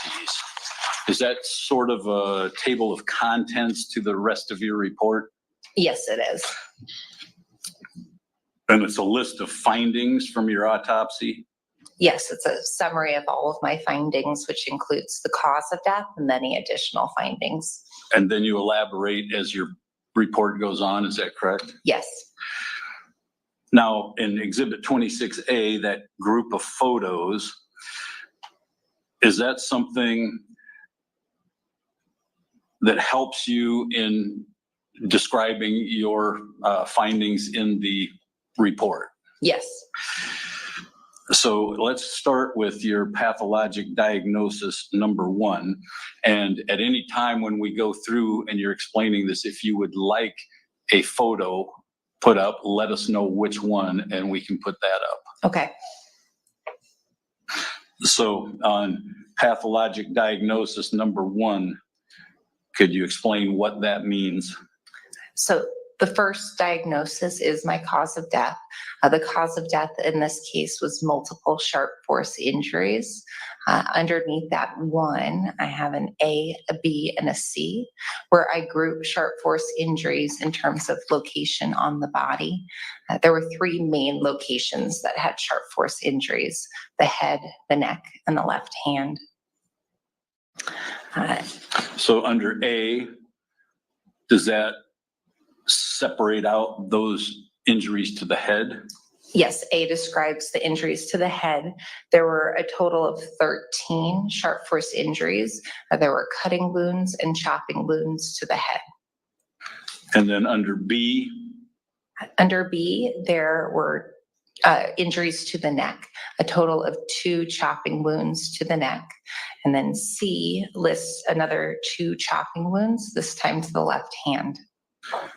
And then under Roman numeral 2, additional injuries? For additional injuries, in addition to the sharp force injuries, there were blunt force injuries. So injuries due to the body coming into contact with something with a flat surface. There was a contusion or a bruise on the back of the left forearm and some bleeding under the scalp on the left side of the head. That would be the subgaleal hemorrhage. Yes. Then we've got Roman numeral 3 through 6. Do those relate to your cause of death finding? No, as part of these diagnoses, I'll list natural diseases that I find. Even though someone may have obvious injury, I may know exactly why they die, I still perform a full autopsy and document all of my findings. So they're essentially incidental natural findings. Okay, so let's go back to your evidence of injury. And we start out with the head wounds. Would you like a photograph there? Yes. In terms of organization, I listed the head wounds first. I start on the right side of the head, then the left side of the head, move from top to bottom. So the first injuries listed are seen in picture number 4.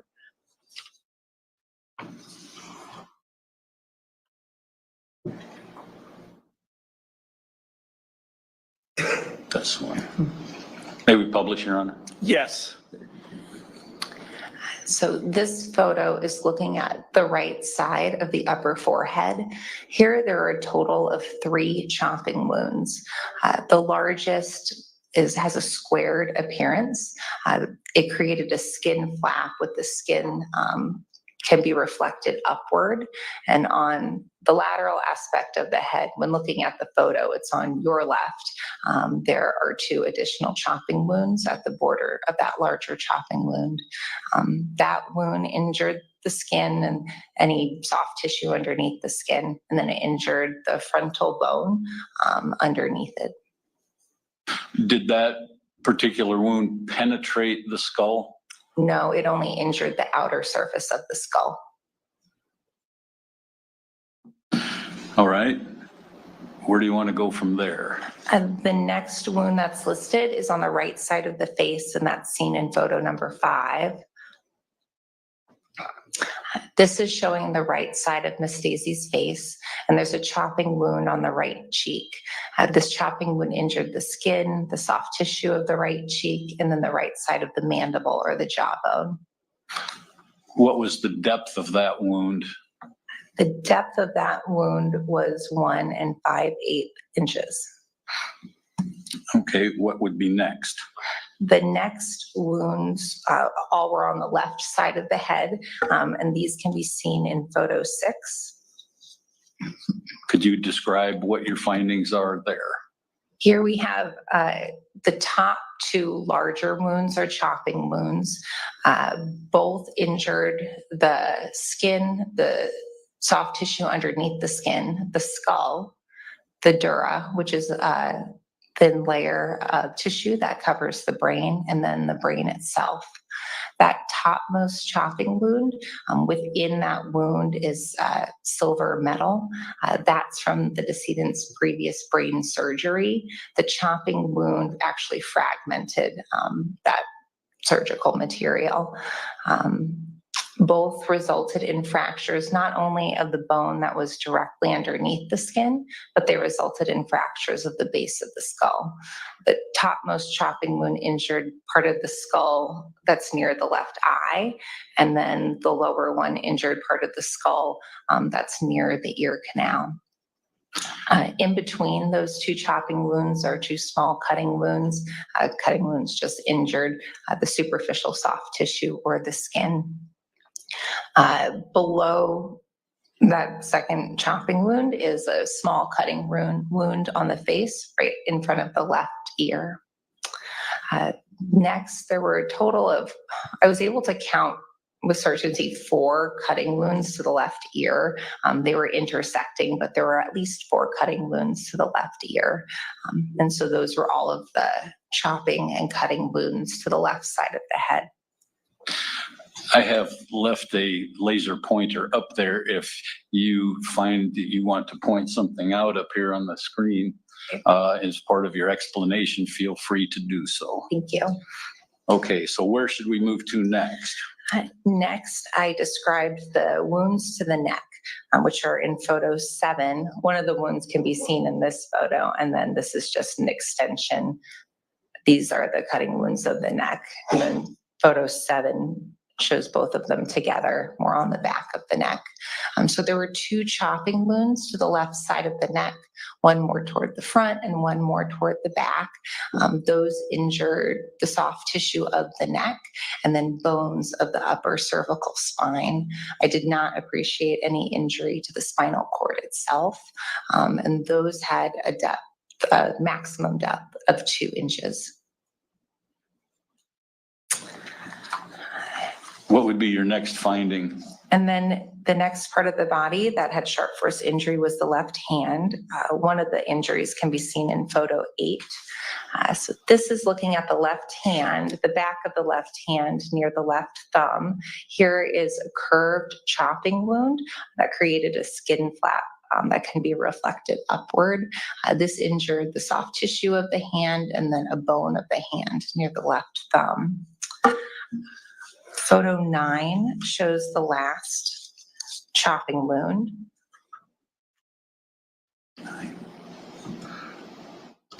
This is the left hand again. So this is a chopping wound that injured 3 fingers, the index, the middle, and the ring fingers. The index finger has a pretty superficial wound by the fingernail.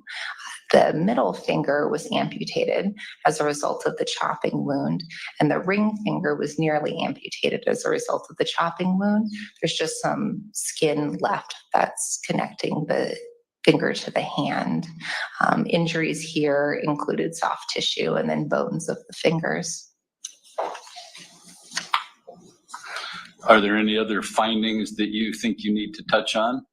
Those were all the sharp force injuries that I found, and then the additional blunt force injuries of the bruise of the left forearm and then some bleeding under the scalp. And those are the only injuries that I documented in my autopsy. All right, just for a little housekeeping, I think I glossed over this, but the photo number 1.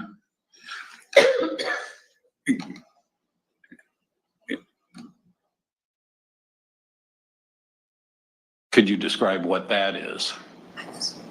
So when an individual is declared deceased and is going to be transported to my office for an autopsy, they're placed in a body bag, and that body bag is locked and labeled. So the blue lock there has a number on it that's documented at the scene and then documented in my autopsy report.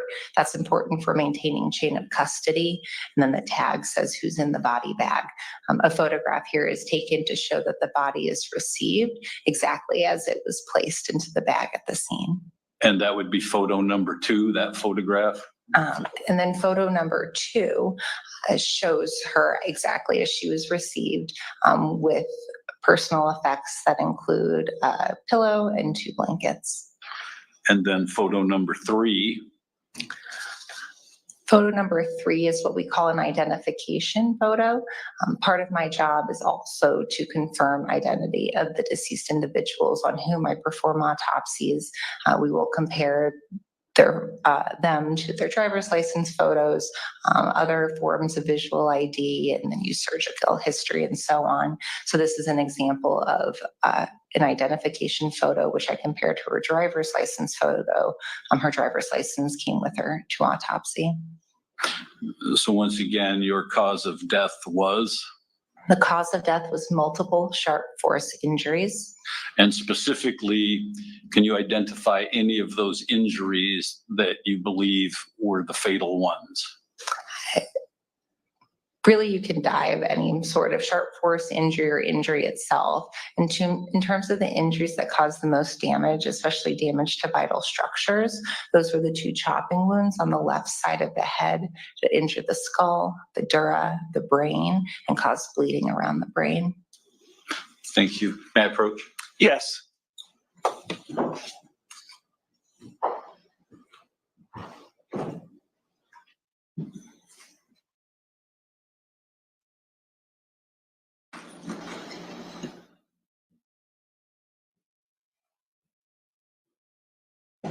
Let me show you what's been marked as Exhibit 14.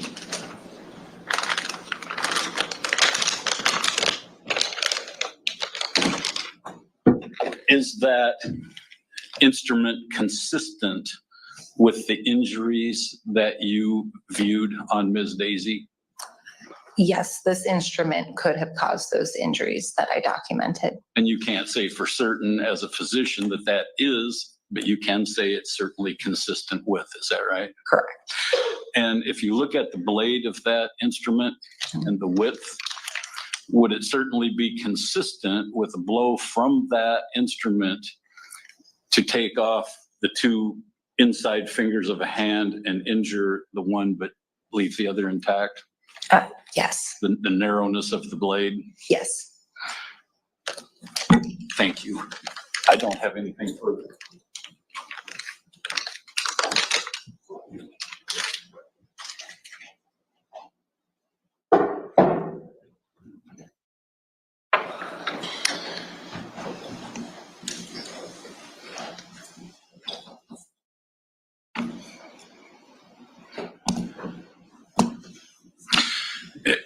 Can I ask one question, Your Honor? Yes, go ahead. Kind of got ahead of myself. Go ahead. If Jennifer Dazey's blood and DNA were found on that instrument, would that increase the likelihood of that being the instrument of her death? From an autopsy standpoint, it doesn't change anything, but from an investigative standpoint, that would make sense, yes. Thank you. Now I have nothing further. Cross-examination. Likewise, if that instrument had been in her home for a significant period of time, where she had been living for a significant period of time, you wouldn't be at all surprised to find her DNA on it, would you? Her DNA, I suppose, no.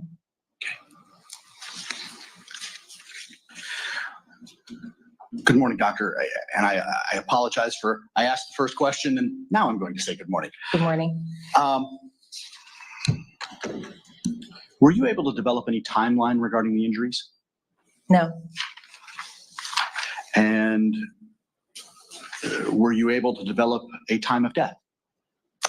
No. For the death certificate, when it says date and time of death, it's when she was found and pronounced dead. Okay. So you're not able to actually tell when this occurred, are you? No.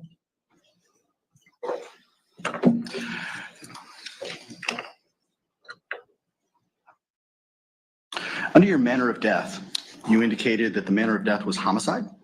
Yes. Now, specifically, what does that mean to you? Homicide is a medical determination. So unlike cause, where I have many different options, manner of death, I only have 5, a homicide being one of them. And homicide to me, it means death at the hands of another. Okay. So that's a medical determination, not a legal conclusion. Correct. All right. And there's a distinction between those two things, isn't there? Yes. You're not making any statement with regards to guilt or innocence or who did it or any of that, are you? No, I am not. Okay.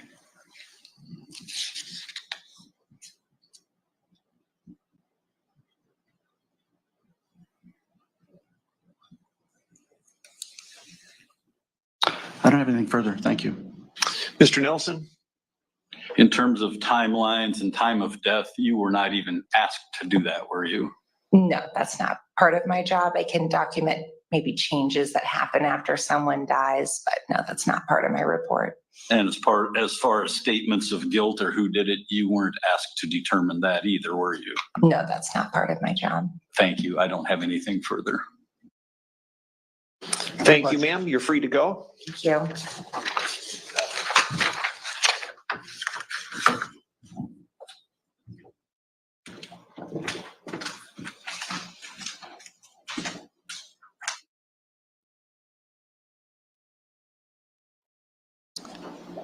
Another witness for the state? We would call Stacy Schmeiser. Okay. And I think this is Zoom. Stacy, can you hear me okay? Yes, I can. Okay, and we can hear you.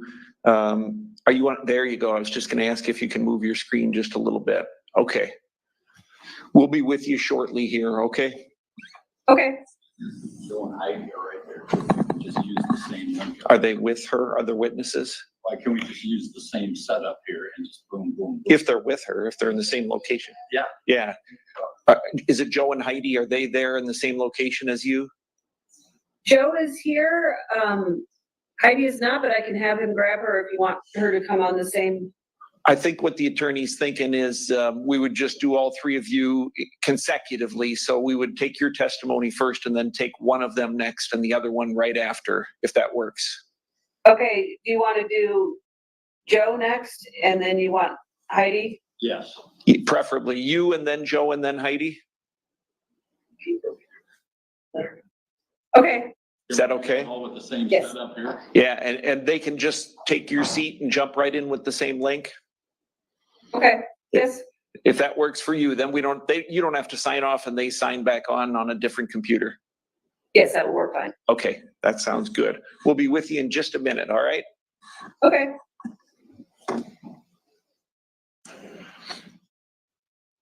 Please be seated, everyone.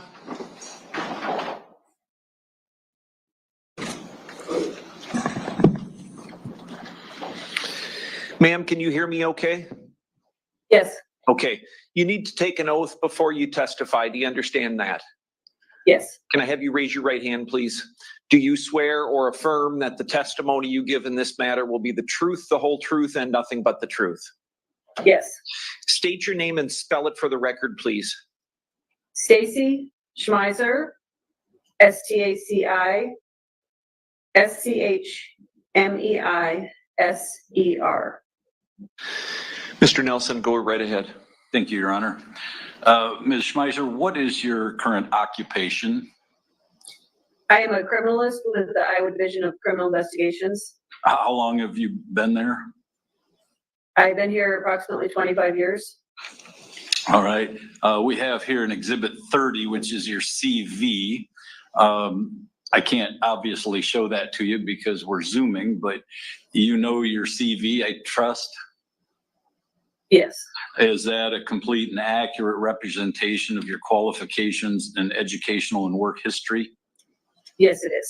I would move to admit Exhibit 30, Your Honor, by agreement. Okay, any objection? No, Your Honor. 30 is admitted. As part of your functions, job functions, did you receive a blood specimen from the Dubuque Police Department on or about January 30th of this year? Yes, it was received into the laboratory on January 31st. Okay. From whom was that specimen taken?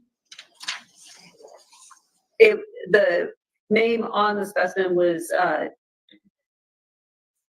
Tyler Dazey. Was there an initial, well, let me go back. What exactly screening? What is your function? In this case, I confirmed the drugs present in the urine, or I'm sorry, in the blood. So that is part of your job. You test the blood, and what are you testing for? We test for controlled substances in the blood. Okay. Was there an initial screening done on that specimen before you received it? Yes, there was. What's the purpose of the initial screening? The initial screening is done in the laboratory to give an idea of what additional testing it may require.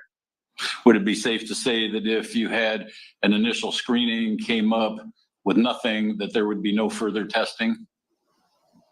Yes, And if you come up positive on certain things on the initial screening, then it comes on to you for confirmation screening? that's correct. Okay. Is there anything else in terms of a description of confirmation screening? In terms of what you do? I don't understand what you're asking. Well, I'm just saying, what exactly is confirmation screening? A confirmation screening, we use that initial screening test results to know what type of confirmation to run, and then we confirm any drugs that showed up in the initial screening. And you did in fact do the testing and screening, the confirmation screening? Yes, I did the confirmation screening. Okay, did you prepare a report indicating what your findings are? Yes, I did. And that would be Exhibit 31, Your Honor. I'd move to admit that. Any objection? No, Your Honor. 31 is admitted. Could you explain to the jury here what your findings were? Yes, I have my report that I'd like to refer to so I don't misstate any of the numbers. You may. I found the presence of 11 nor 9-carboxy delta 8 tetrahydrocannabinol greater than 250, which was our highest calibrator. I found the presence of delta 8 tetrahydrocannabinol at 14 nanograms per milliliter.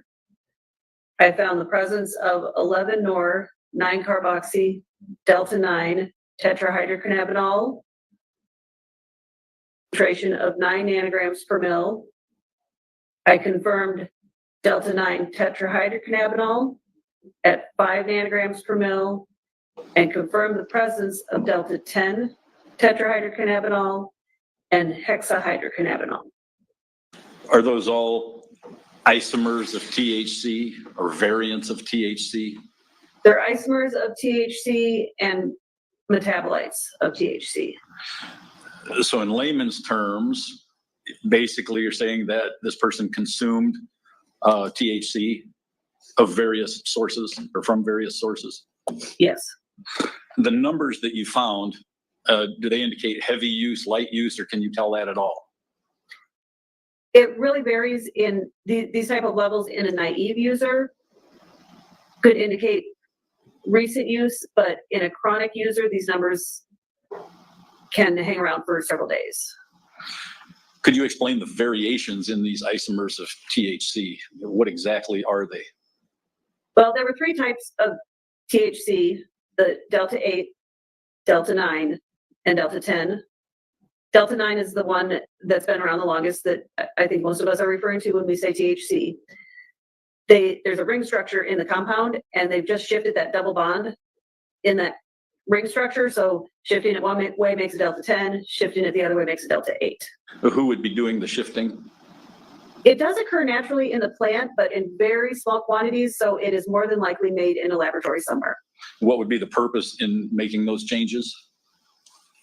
I think originally they started changing the compound to try and circumvent some of the laws. Some of those compounds have become popular because they give a slightly different effect in the high. Would it be fair to say that some of those variants were lab created for the gummies and those sorts of things that are now being marketed? Yes. Did you also test for opiates, fentanyl, amphetamines, barbiturates, and other harder drugs? That was tested for in the screening test. And what was the results of that? Those were negative. So it'd be safe to say that Mr. Dazey did not consume any of those other drugs. Is that correct? That's correct. Thank you. I don't have anything further. Cross-examination. How you doing today? Good. Good. So, what is the differences as far as, I know you said that there can be a difference of highs, but as far as if you mix those, is there any different effect if you're mixing the different kinds of delta 8, delta 9, delta 10? They all have very similar effects, so it would be more of an additive effect.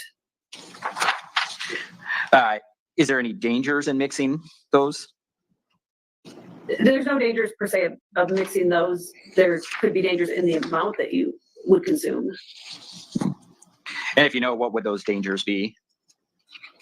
Someone can certainly overdose on marijuana. It isn't as dangerous as some of the other drugs, but they may have negative reaction.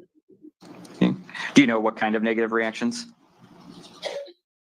Just decreased mobility, decreased attention to details, changes in thoughts, mood, behavior. Okay.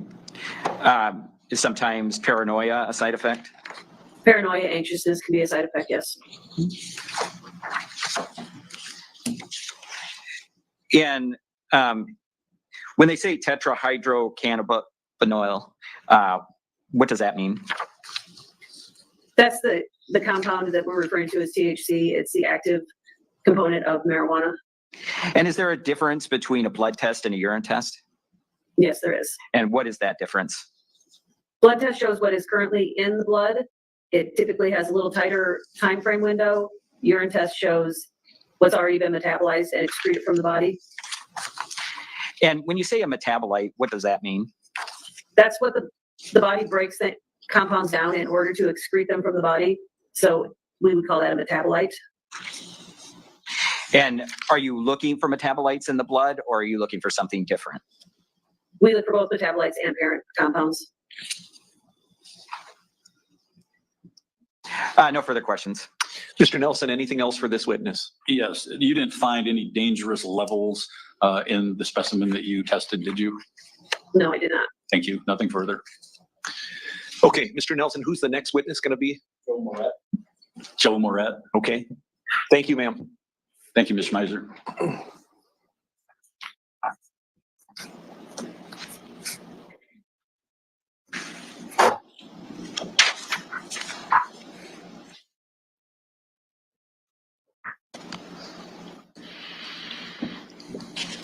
Good morning, sir. Good morning. Can you please raise your right hand for me? Do you swear or affirm that the testimony you give in this matter will be the truth, the whole truth, and nothing but the truth? I do. Can you state your name and spell it for the record, please? My name is Joseph Daniel Moret, Joseph Daniel Morrett.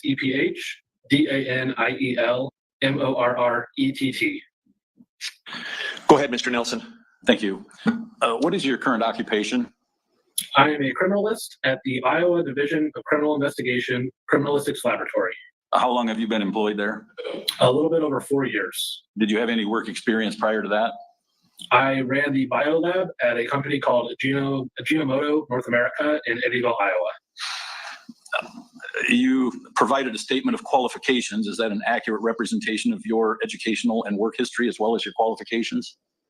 Yes, it is. Your Honor, I'd move to admit Exhibit 32, which is the statement of qualifications.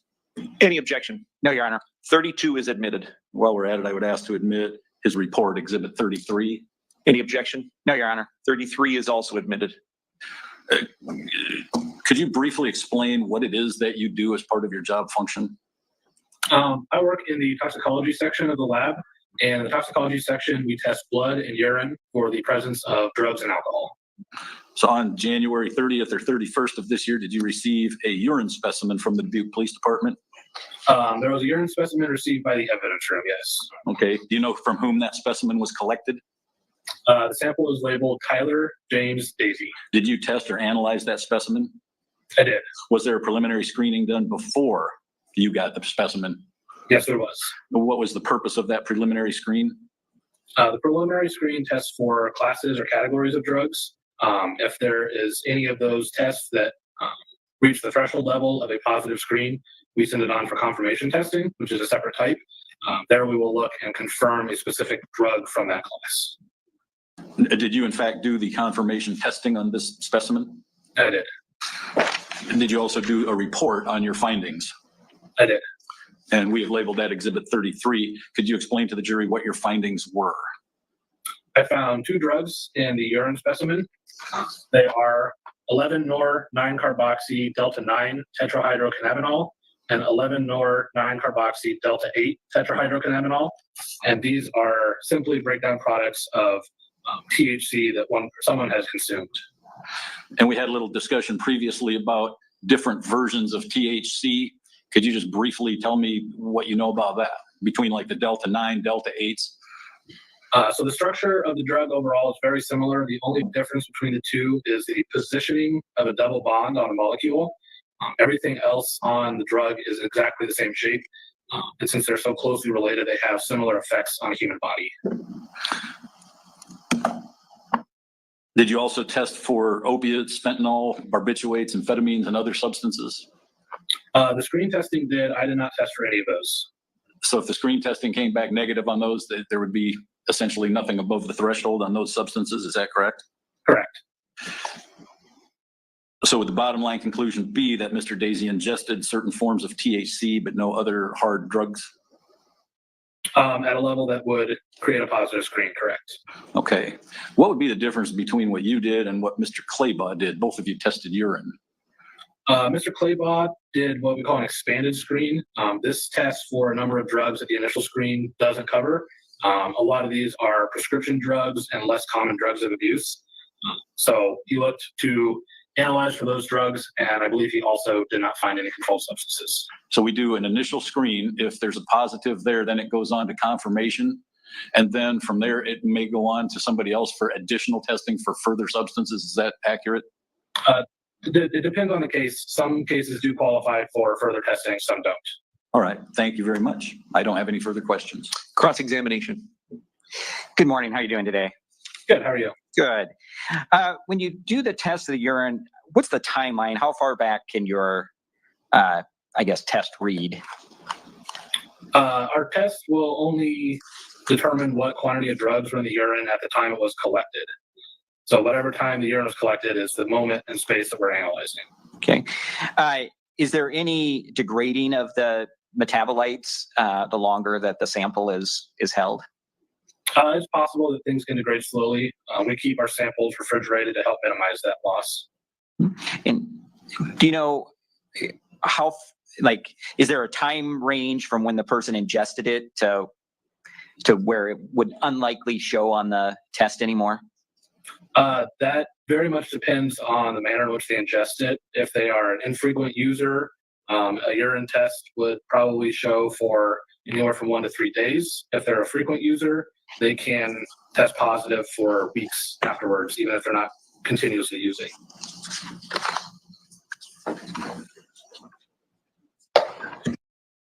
No further questions. Mr. Nelson? Nothing further. And who's our next witness, Mr. Nelson? That would be Heidi Rogowski. Okay, thank you, sir. Thank you. Good morning. Good morning. Can you raise your right hand for me, please? Do you swear or affirm that the testimony you give in this matter will be the truth, the whole truth, and nothing but the truth? Yes, I do. State your name and spell it for the record, please. Heidi, Heidi, Rogowski, Rogowski. Go ahead, Mr. Nelson. Thank you, Your Honor. Well, what is your occupation? I currently work as a criminalist for the Iowa Division of Criminal Investigation at their criminalistics laboratory in Ankeny, Iowa. How long have you been employed there?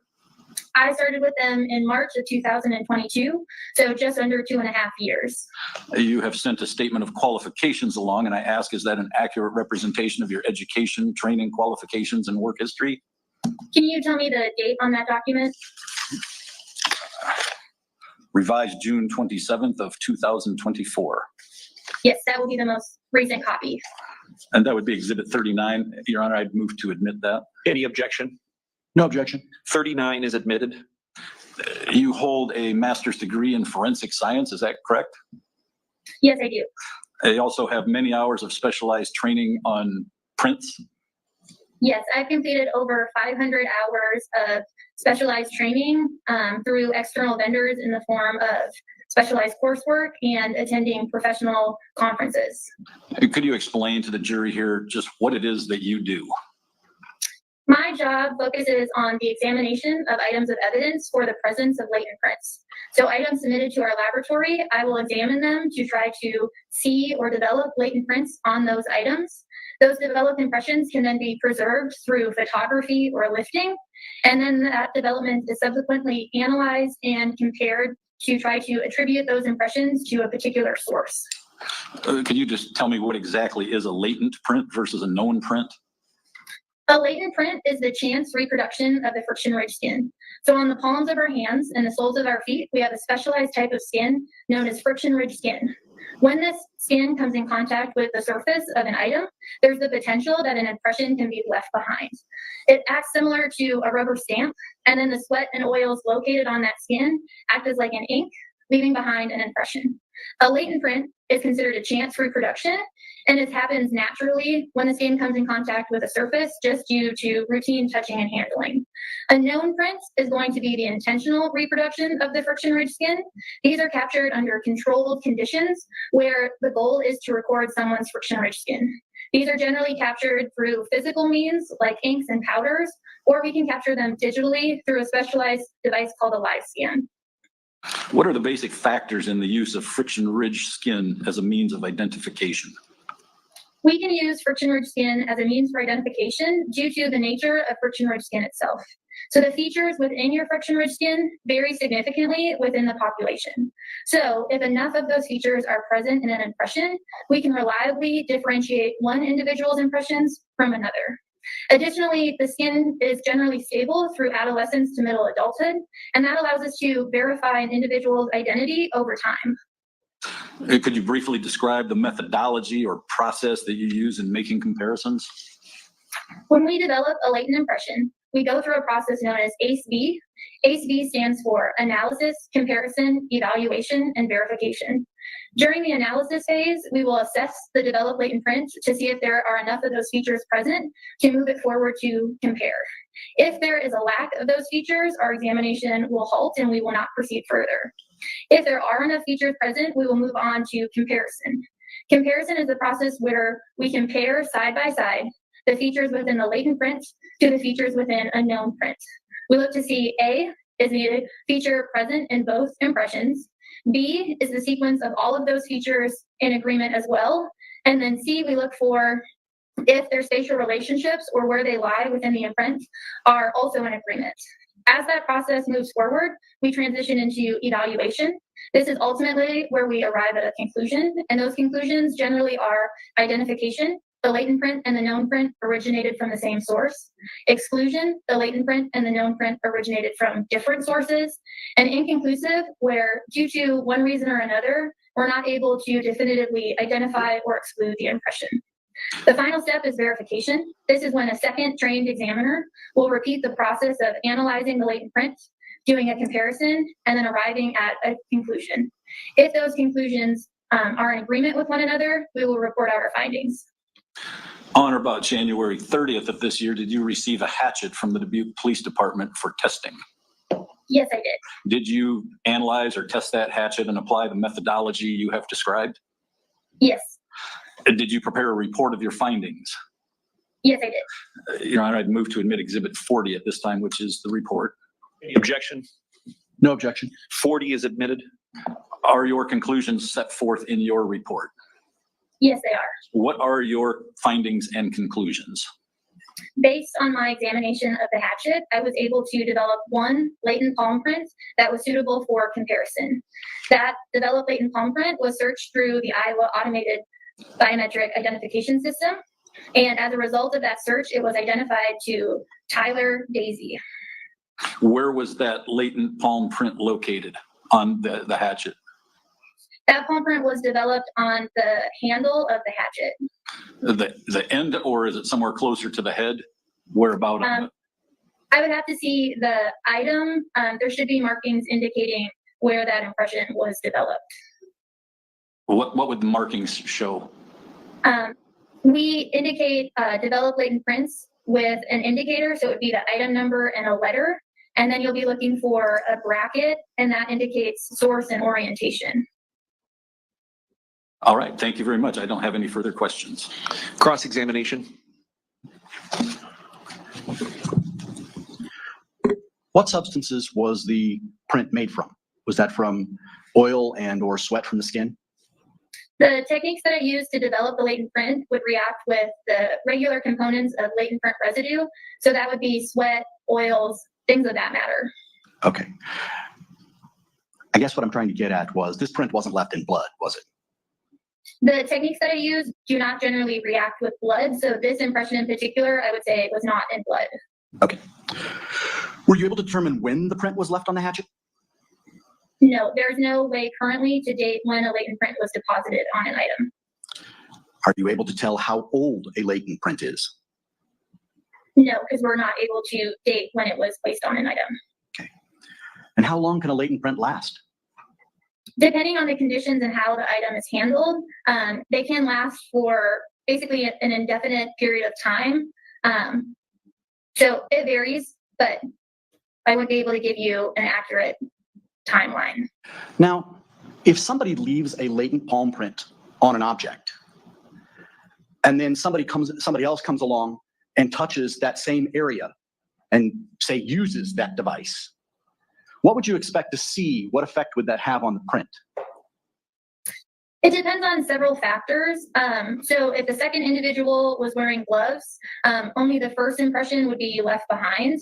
If the touches overlapped, we could have what would be considered a composite. So you could have multiple impressions sitting on top of one another. And how the item was handled potentially has the ability to destroy impressions that were previously there. Okay. You'd call those smudges, wouldn't you?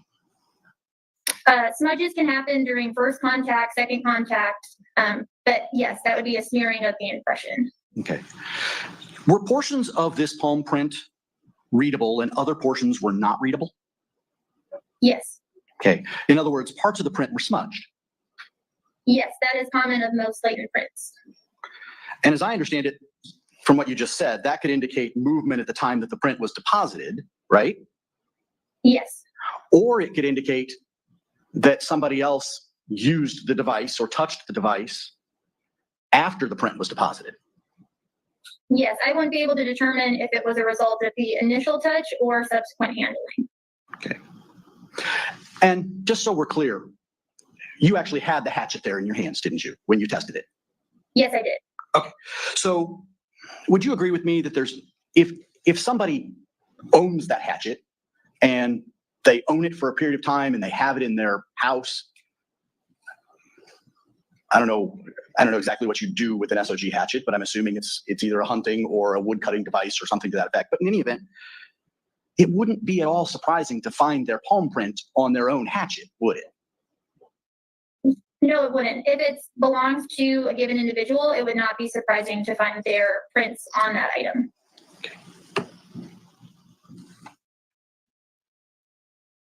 Nothing further, Your Honor.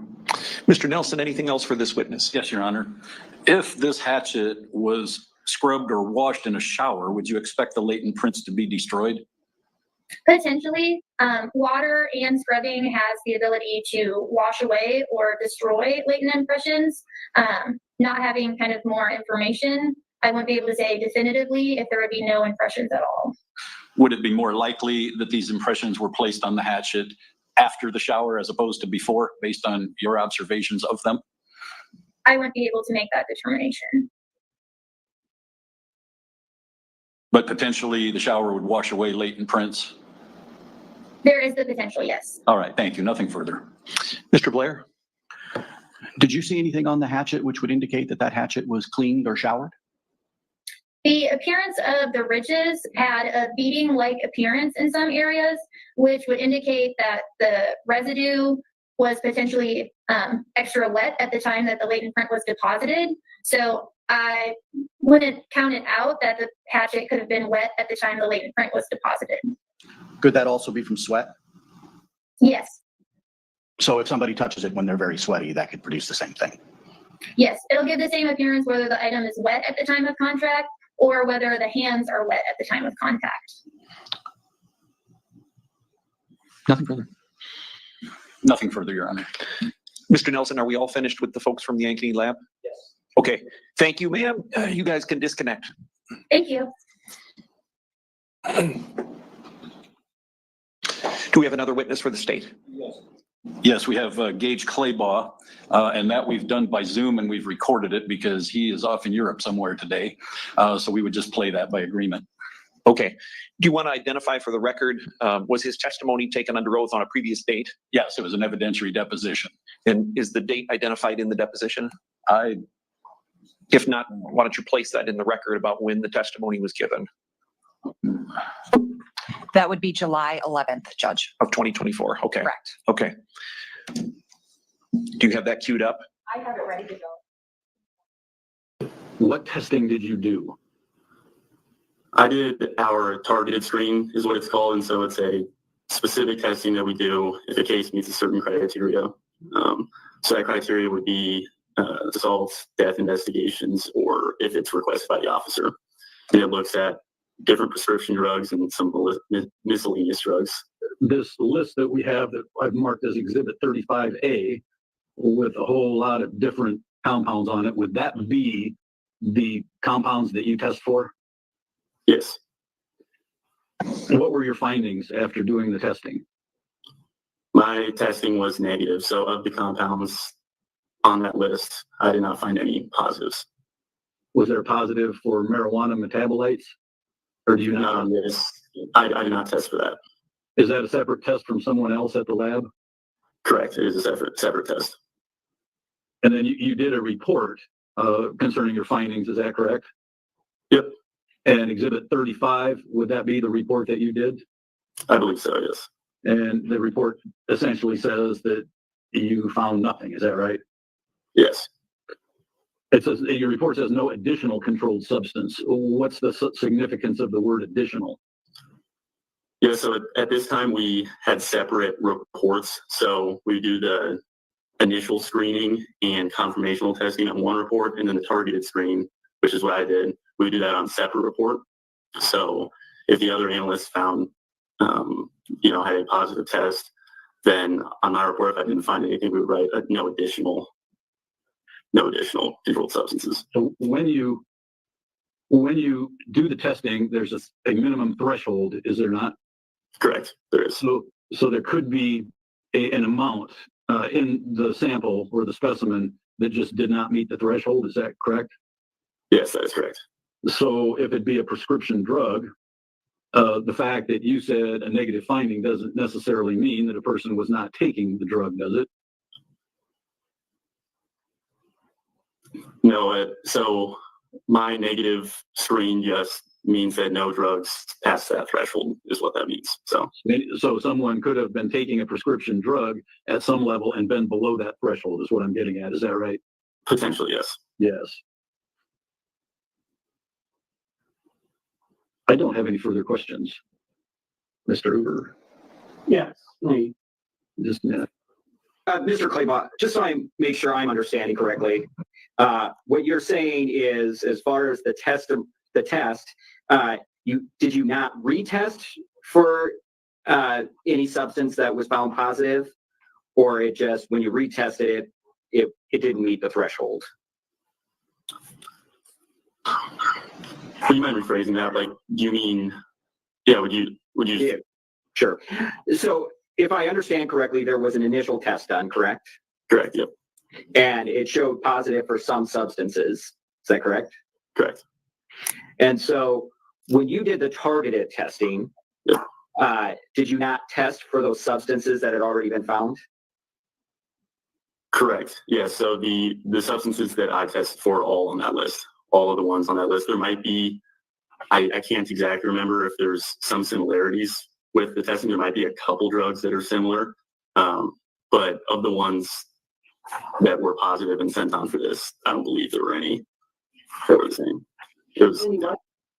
I'm sorry, I couldn't hear the end. I don't believe there were any what? I'm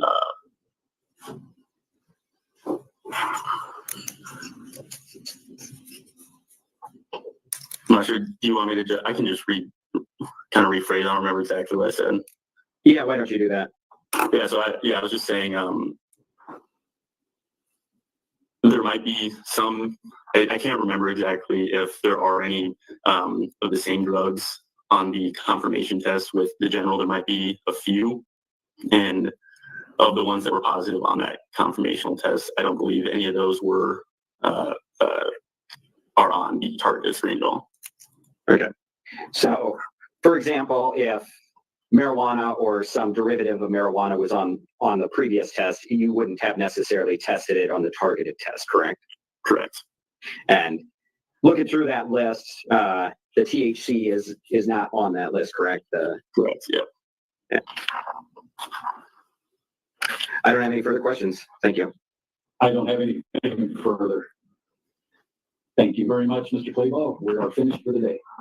All right, thank you. All right, thank you.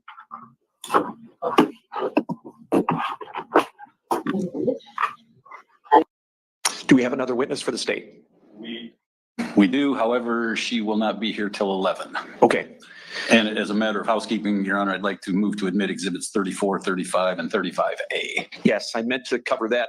There was an agreement by the parties during the deposition. Mr. Hoover, I assume no objection? That's correct, Your Honor. Okay, for the record, 34, 35, and 35A are all admitted. Folks, Good news, two things. We're ahead of schedule and you get a nice break now. Our next witness is scheduled to be here at 11. So you folks have about a half an hour. Use that time however you'd like. You can go for a walk. You can go home if you live close enough, as long as you're back by 11 o'clock. Remember the admonition. Keep an open mind about everything.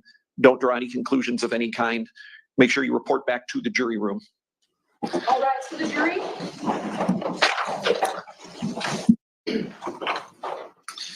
Okay, a witness for the state, please. State would call Tera Scott.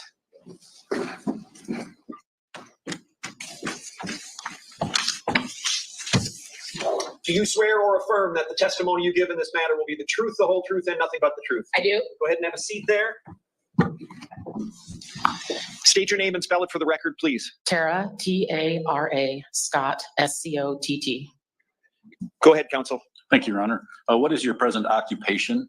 I am a criminalist in the DNA section at the Iowa DCI Crime Lab in Ankeny, Iowa. How long have you been there?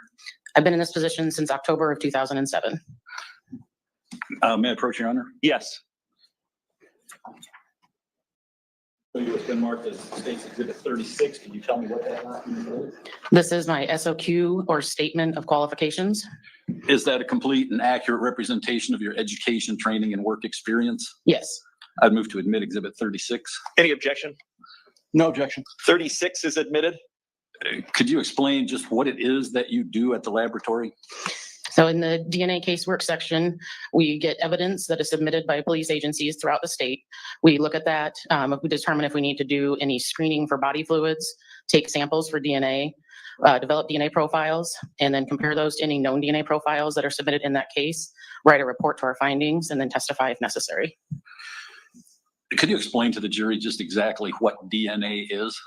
DNA stands for deoxyribonucleic acid.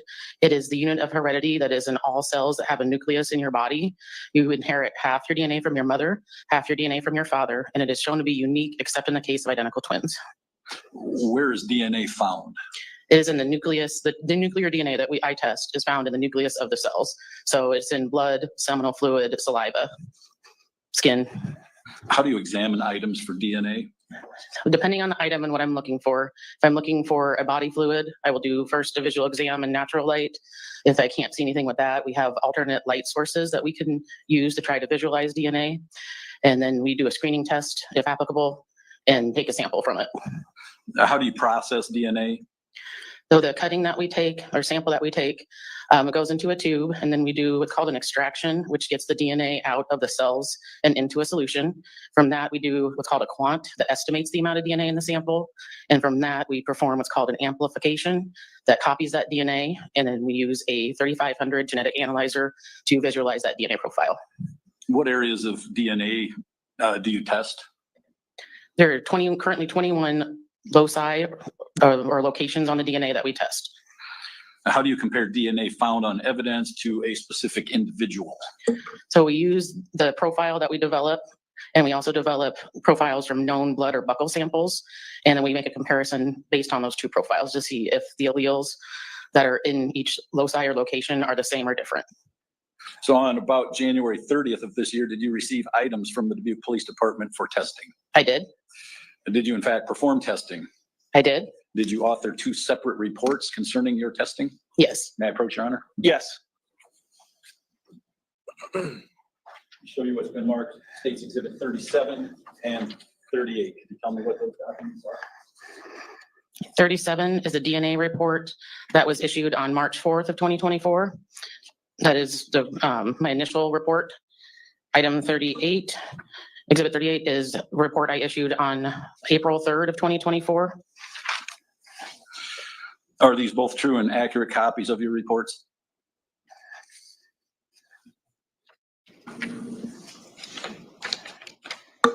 Yes, they are. I would move to admit Exhibit 37 and 38. Any objection? No objection. 37 and 38 are both admitted. So if we look at Exhibit 37, on the first page, there's a listing on there. Could you explain what that is? That is under the heading of items as described by submitting agency. So the list lists the lab number that is assigned once it's submitted, the agency case or agency item number, and then the description that the agency gave us. And then there's a listing of the items that you tested? This was all that was submitted. Yes, Okay, so you didn't necessarily test all of them? correct. Why would you not test some of them? We tried to look at what would be considered the most probative evidence first, and if we develop profiles from that, don't necessarily look at everything in the case, but we can always go back if requested to. Your Honor, may I publish Exhibit 37? Yes.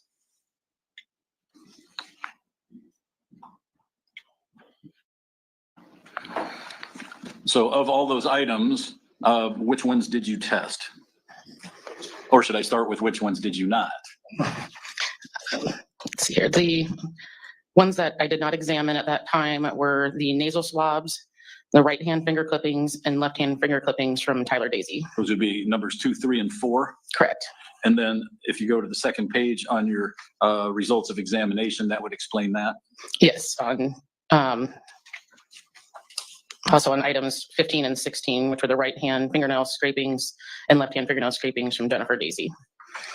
Okay, you also did a sexual assault kit. Yes. And were there any findings there of significance?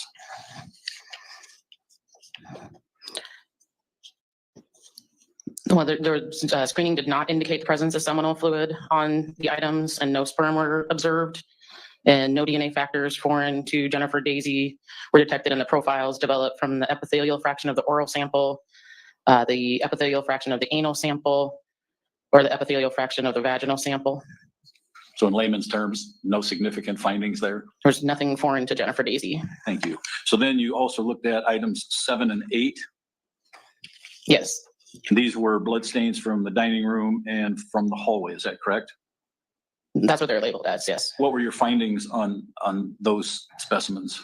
For item 7, screening indicated the presence of blood on the swabs from dining room, and the DNA profile developed matched the known DNA profile of Jennifer Dazey, and the probability of finding this profile in a population of unrelated individuals chosen at random would be less than 1 out of 310 octillion. So it's safe to say that the blood belonged to Jennifer Dazey. Unless she has an identical twin.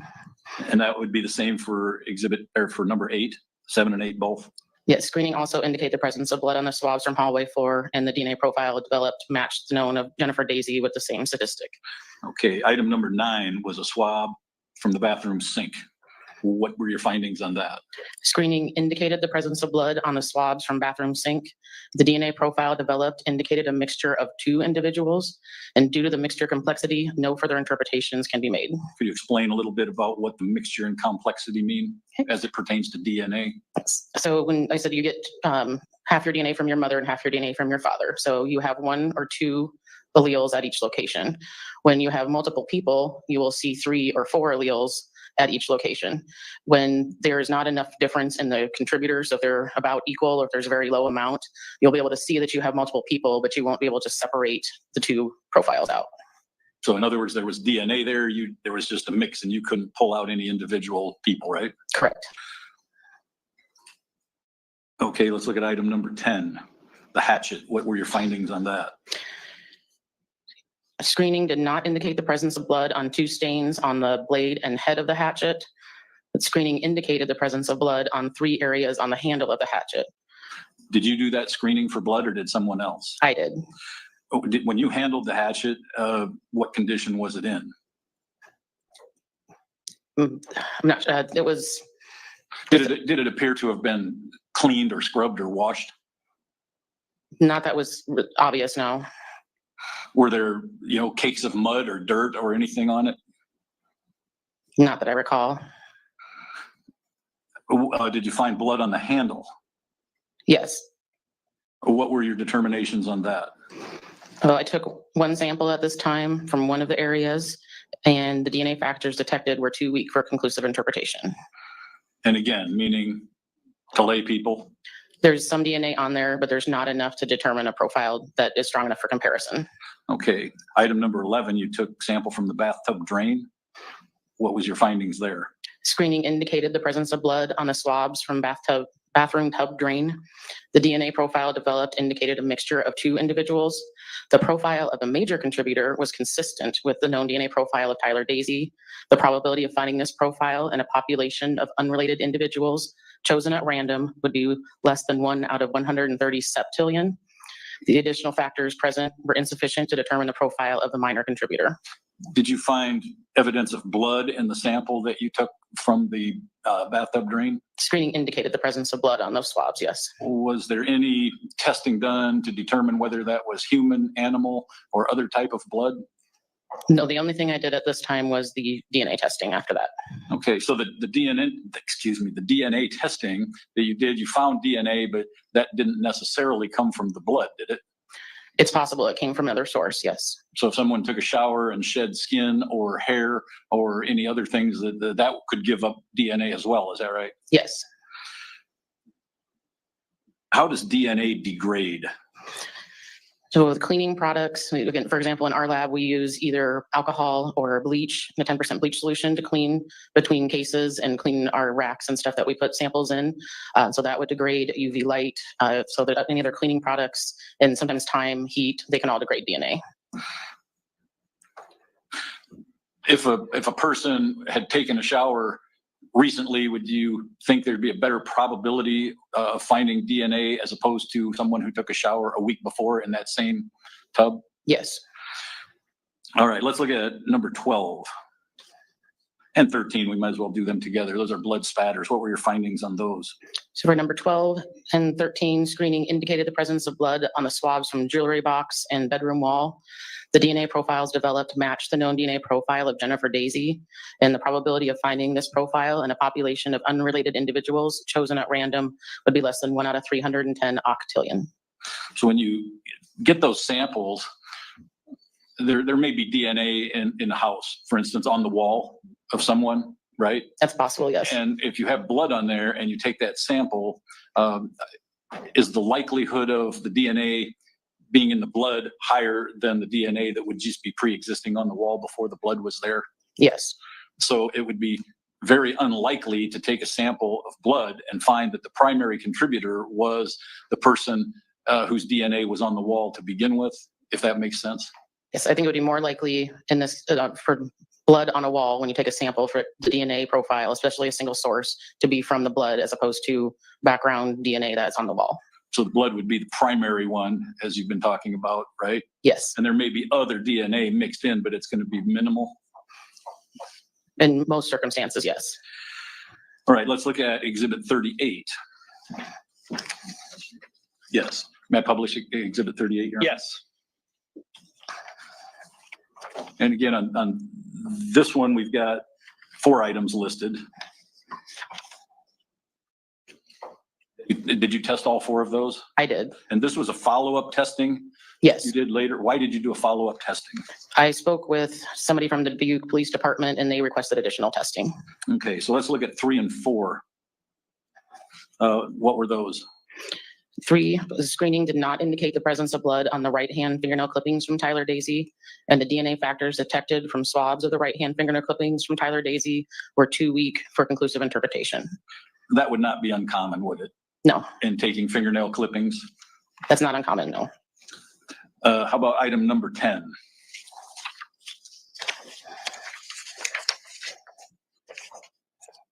The screening indicated the presence of blood on 2 areas of the handle of the hatchet. No DNA profile was developed from swabs of the area on the SOG side of the hatchet handle. The DNA profile developed from swabs of the area under the S on the hatchet handle indicated a mixture of 2 individuals. The profile of the major contributor was consistent with the known DNA profile of Jennifer Dazey. The probability of finding this profile in a population of unrelated individuals chosen at random would be less than 1 out of 2.5 octillion. May I approach, Your Honor? Yes.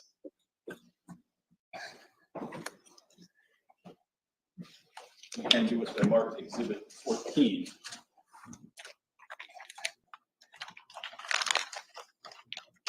Is that the same hatchet that you examined? Yes, it is. Can you see your marks on there? Yes, I can. Could you show the jury where you did the testing on there?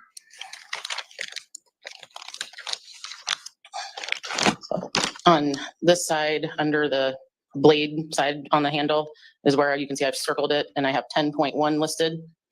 10.2 is adjacent to that on the adjacent side of the handle.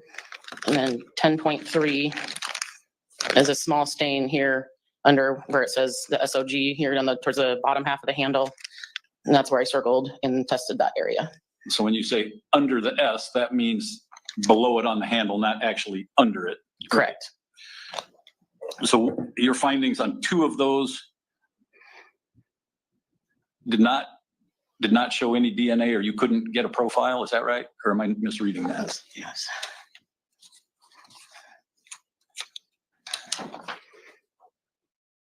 So in 10.1, the DNA factors detected were too weak. 10.2, I did not develop a profile. And so if that answers your question? Yes. And 10.3 is where you did develop that profile. Correct.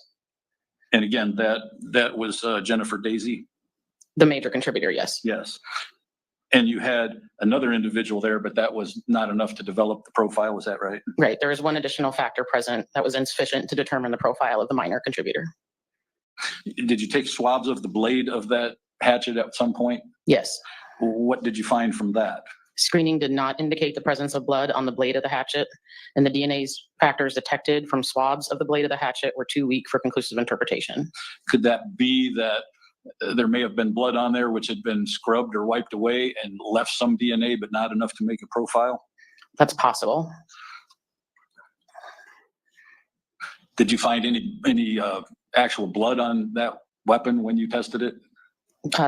The 3 areas that screened positive for the presence of blood. But that wasn't visible to the naked eye, was it? No, they were small and dilute stains. Yeah, so you had to test for that just to pull it out of there. Would it be safe to say that this weapon had been cleaned of blood at some point, leaving only that little bit of residue behind? That's outside my area of expertise. Fair enough.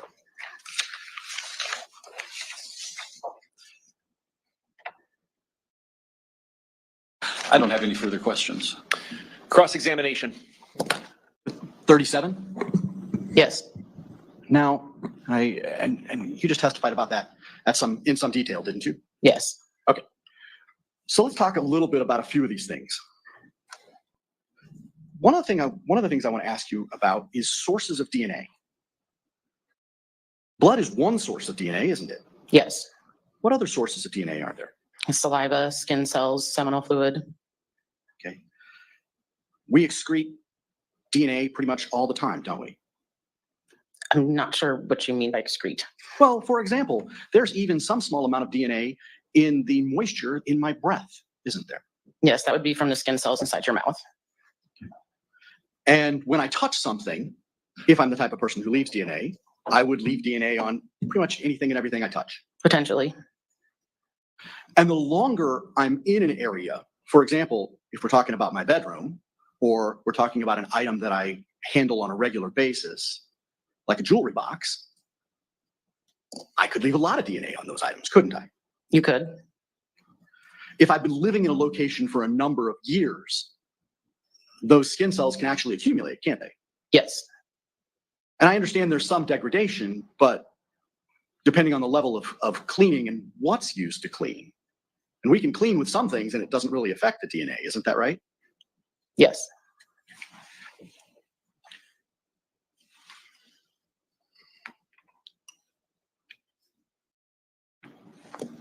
Now, let's talk about a few of the items up here. I understand that initially you did not test items 2, 3, and 4. Is that right? Correct. Okay, so we'll talk about those when we get over to State's Exhibit 38. The first thing I want to talk about is item number 7. Now, this is reported as being a swab from a possible blood stain in the dining room. Yes. Okay. And I believe we heard, well, I believe on direct examination, you testified that you were able to develop a DNA profile from that? Yes. And that the swab tested positive for blood. Is that right? Screening indicated the presence of blood, yes. And I just want to make sure that I heard you correctly. Did you say that that was Jennifer Dazey's blood? I did not. If you did say that, that's actually more than you can say, isn't it? Yes. Okay. You can't say that that's Jennifer Dazey's blood, can you? No, I can only say that the profile developed from that swab matches her. Okay. And that's for a couple of different reasons. Number one, did you test item 7 to determine if it was human or animal blood? I did not do that test, no. Were you aware that there was animal blood in the area? Yes. Okay.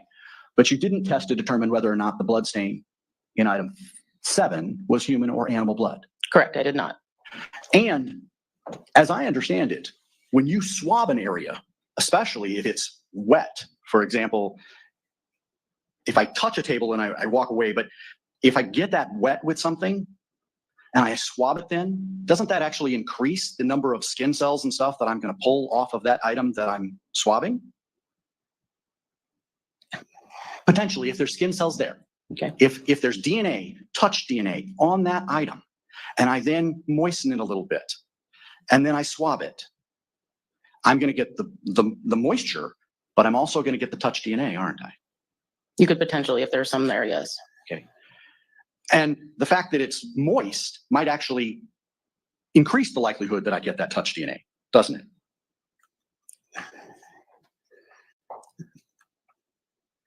I'm not sure how to answer that question. Well, let me ask you this. Do you know if the DNA profile that you detected, and I understand it was Jennifer Dazey's DNA to the 310 octillion or something like that. Is that right? The statistic, yes. Okay. Do you know whether or not that DNA came from the blood, or did it come from skin cells or touch DNA that was located in that same area that was swabbed? That cannot be determined. And the likelihood of whether or not it came from one or the other would depend on whether or not that was animal or human blood to some extent, wouldn't it? Technically, yes. Because if it was animal blood, you're not getting human DNA from it, right? Correct.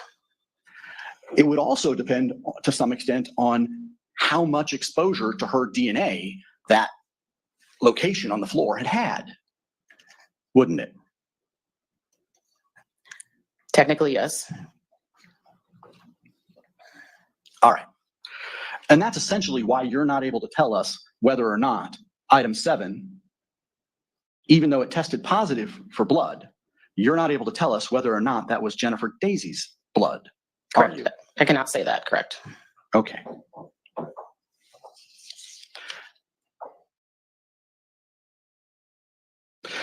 Is it fair to say that you would expect to find touch DNA and, well, essentially touch DNA or skin cell DNA from other DNA sources for someone where they live? In some areas more than others, but yes, in the areas that they live. Okay. Well, let's talk about some of these.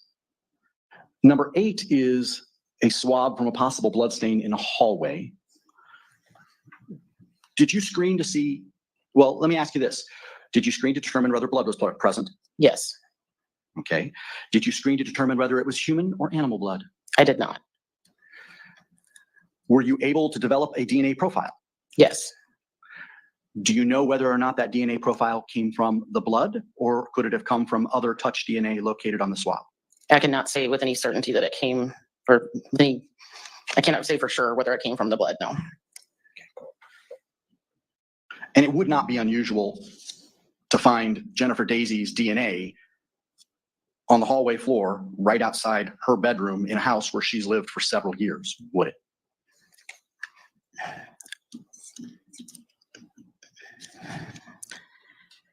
On a general floor in a house, I would not necessarily expect to find that a large amount of DNA. So is it possible? Yes. Okay. Did you find a large amount of DNA? I'd have to refer to my notes to see what the estimate of that was. Okay. Let's talk about item 9, which is the swab from a possible blood stain in the bathroom sink. Did you screen that swab for blood? Yes. And was there blood present? Screening indicated the presence of blood, yes. Did you test to see whether or not that was human or animal blood? I did not. Were you able to develop a DNA profile? There was DNA factors detected, yes. Okay. Were you able to develop a profile? I'm not sure what you mean by develop a profile. Were you able to determine whose DNA it was? No, I was not able to determine whose DNA it was. All right. Sorry, they have our computers on a timer.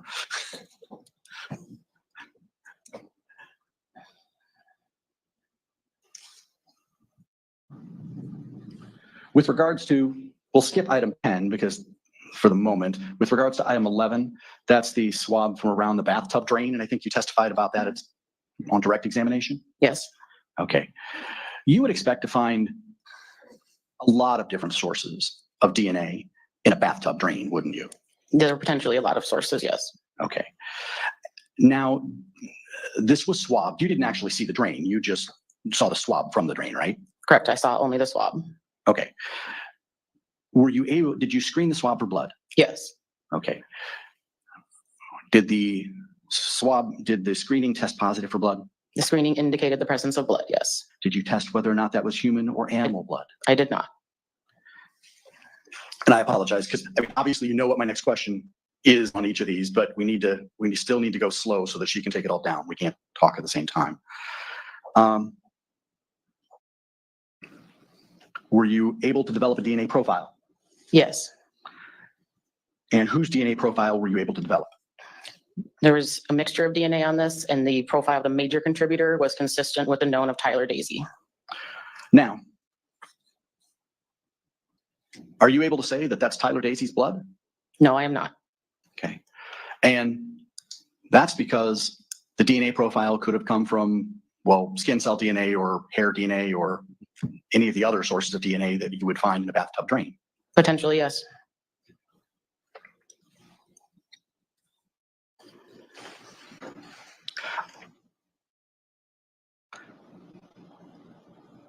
And you would expect to find somebody's DNA in the bathtub drain where they tend to bathe, wouldn't you? I would say it was not be an unexpected finding to find their DNA there. Okay. Item number 12. This is an interesting one. Item number 12 is a swab from possible blood stain on the top of the jewelry box in the bedroom. Is that right? That's what it was listed as, yes. Okay. You didn't actually see the jewelry box, you just saw the swab. Correct, I only saw the swab. Did you screen the swab for blood? I did. And did it test positive for blood? Screening indicated the presence of blood on the swabs from jewelry box. Did you test to see whether it was human or animal blood? I did not.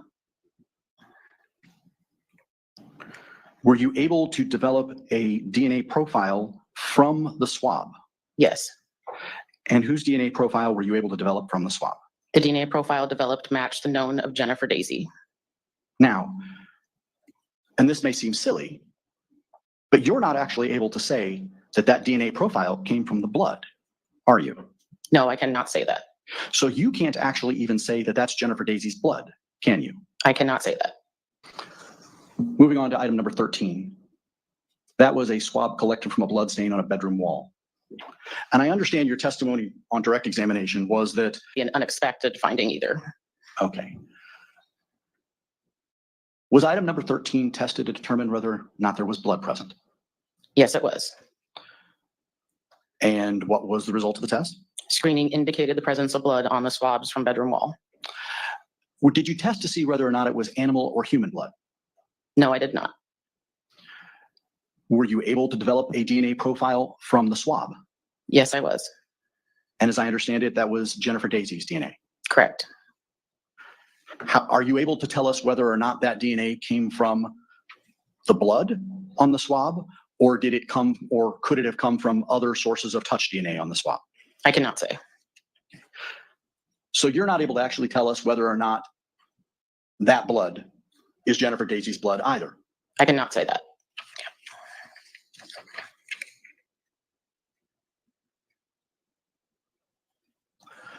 Let's move to State's Exhibit number 38.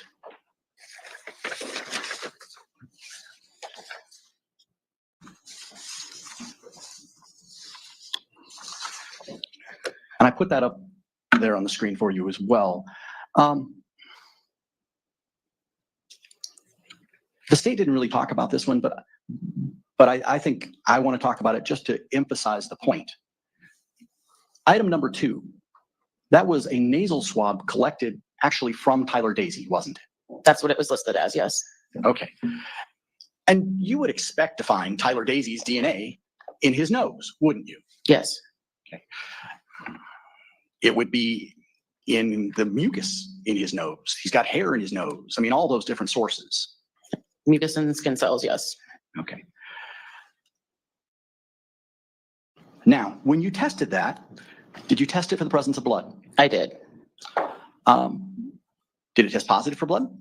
Screening indicated the presence of blood on the nasal swabs from Tyler Dazey. Okay. Did you test that to determine whether or not it was human or animal blood? I did not.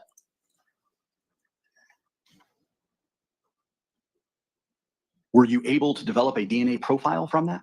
Yes, I was. And whose DNA profile were you able to find in the swab? So there was no DNA factors foreign to Tyler Dazey in the profile developed from the nasal swabs. So you found Tyler Dazey's DNA in the swab? Yes. Okay. But interestingly enough, you're not able to say that that was Tyler Dazey's blood, are you? I am not. And that would be for the same reasons we've discussed before, isn't it? Yes.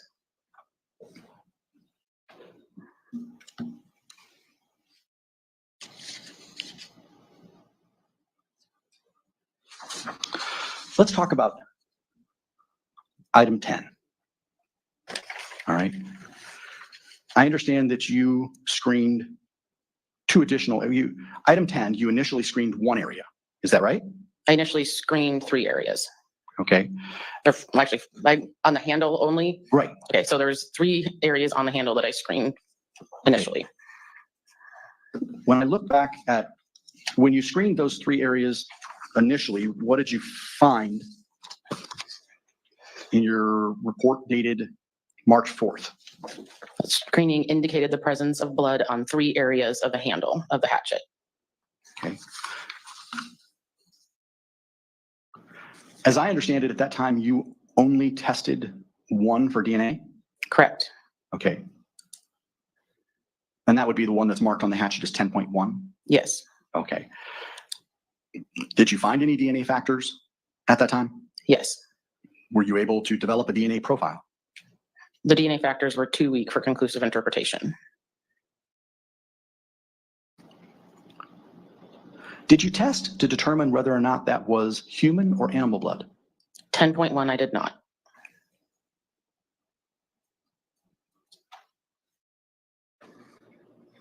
And I think you said that you also tested the blade and head of the hatchet?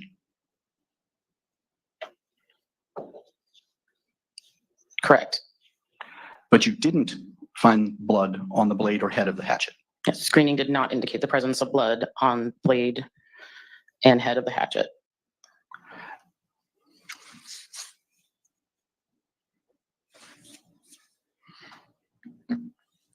Now, looking at exhibit number 38, your report dated April 3rd.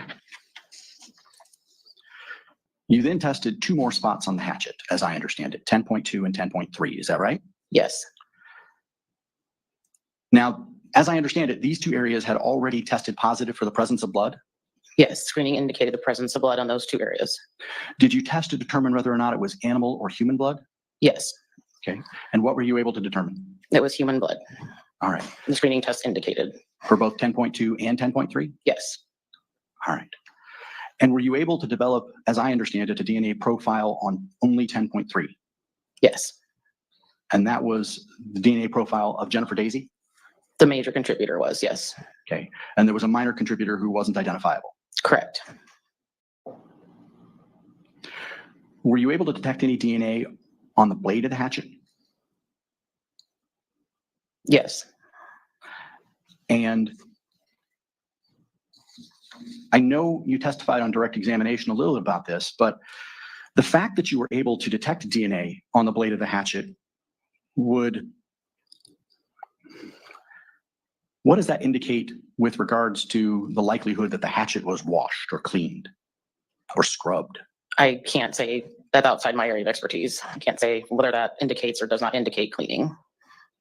But you actually did find touch DNA is what it would have to be, right? I can't say the source of the DNA. I can just say it did not screen, the screening test did not indicate the presence of blood. But there was DNA on the blade of the hatchet. Yes, Were you able to develop a profile? there were factors detected, but not enough to make any interpretation.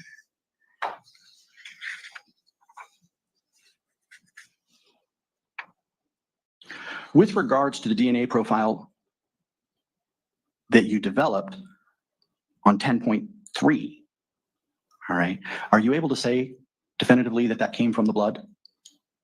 No, So you're not able to say whether or not that was Jennifer Dazey's blood?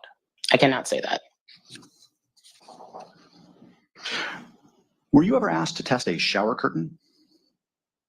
No,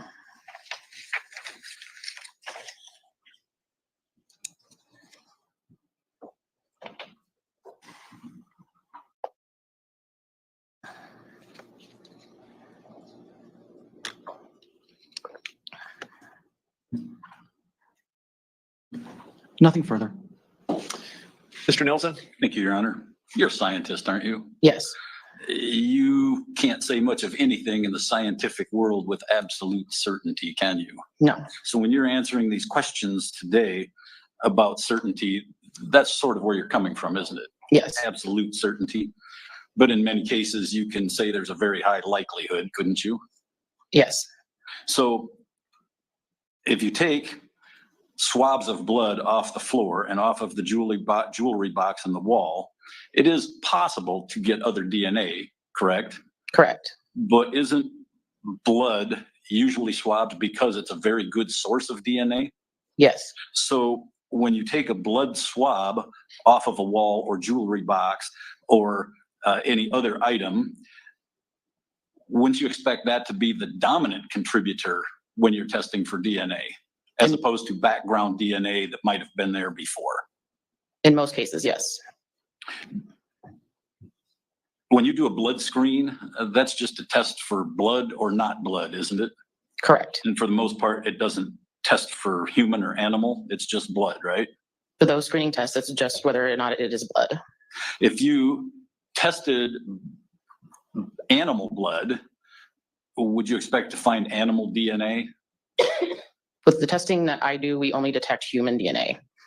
So if it were animal blood, you wouldn't detect anything based on your testing, correct? I would not get a profile from animal blood with the testing that I do. If you had animal blood, you're probably not going to get a DNA profile of Jennifer Dazey from that, are you? It would not come from animal blood if it was her profile, correct? Thank you. I don't have anything further. Mr. Blair? That's kind of a misleading question though, isn't it? Because the swab doesn't just have the blood on it, does it? I don't know what the swab has on it, besides that it's screen positive for blood. Right. And if it is animal blood and you detect human DNA, that human DNA would have had to have come from some other source, right? Yes, if it was animal blood and a human DNA profile, it would have had to come from some other source. Okay. So when you say that blood is a dominant contributor for human DNA, only human blood is a dominant contributor for human DNA. Yes. And that's the problem, is that if you haven't determined whether or not it's human or animal blood, you don't know whether or not the human DNA came from the blood or from some other source of DNA. I can't say with certainty that a profile from blood swab does not have any other sources of DNA in it.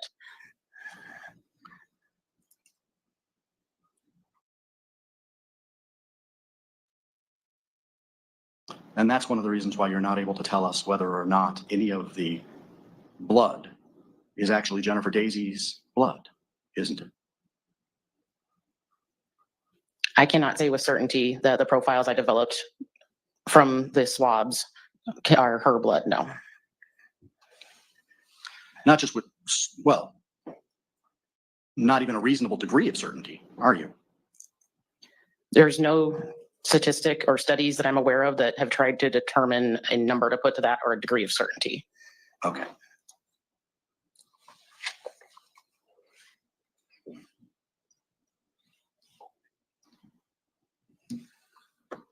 Nothing further. Not to beat dead horses, but you can't say with absolute certainty, but You can say with a pretty high likelihood, can't you? That we do use known blood samples taken from a person to develop known profiles. So I know that you can get DNA from blood and the white blood cells that are in blood. I can't give a real number or certainty to if it was another source. Thank you. Nothing further. Okay, thank you, ma'am. You're free to go. Thank you.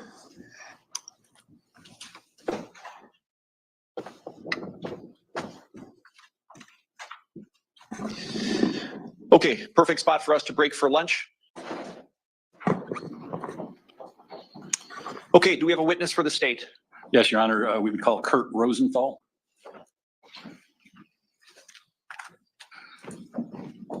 Do you swear or affirm that the testimony you give in this matter will be the truth, the whole truth, and nothing but the truth?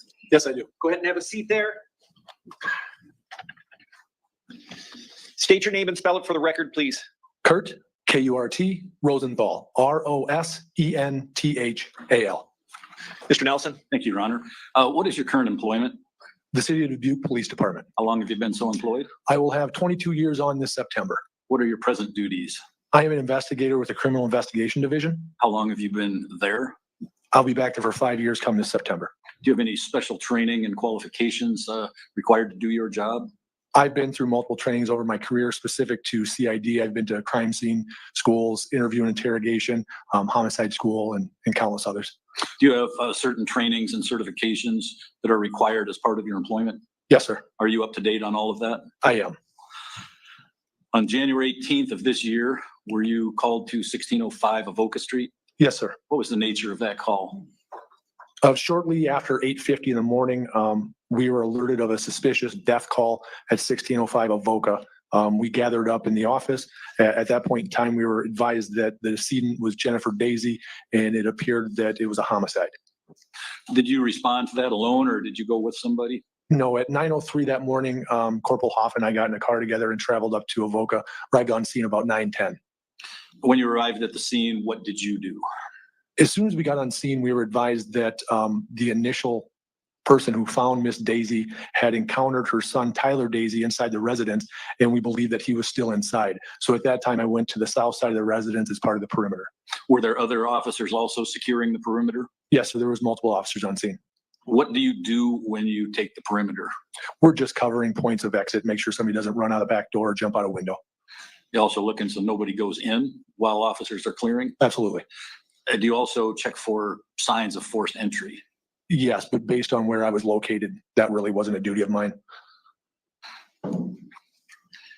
At some point, did you learn that the house was cleared and someone was in custody? Yes, I heard radio traffic from one of the patrol officers inside that they had one in custody. What did you do at that point? At that point in time, I circled around to the front of the residence, and at the front door, I came in contact with my captain, Captain Style. He had already been inside, kind of briefed me on the injuries that he observed, and noted that Tyler Dazey was in fact the person they had in custody. At that point in time, we kind of decided who was going to do what moving forward, and I was tasked with trying to interview Mr. Dazey at the law enforcement center. And then Corporal Stair was going outside to get a Tyvek suit so that we could dress Mr. Dazey, and that's when I entered the residence. What did you observe when you entered the residence? I walked through the living room and to the north portion of the house where the two bedrooms were. As I got in that area to my left in the west bedroom, I saw Officer Slight down on a knee, and he had secured Mr. Dazey, who was face down on the ground and was naked. Corporal Leck was also in that room. At that time, another officer on scene directed me back to the living room to point out Echo, the dog, dead on the couch. I then returned back to the area of the bedrooms. I peered into the east bedroom, and I could see that Miss Dazey was clearly deceased in her bed. I took a few steps into that room. I was only in the room for maybe 15 seconds, but I was able to note the severe lacerations to her head and face. There was pooling of blood near her right side of her neck, and I could also see that she had a couple fingers severed on her left hand. I backed out, and then I went back into the west bedroom where Mr. Dazey was being secured. Did you observe a toolbox in that bedroom? I did. Inside of that bedroom, there was a large black and blue toolbox on wheels like a mechanic would have in their shop.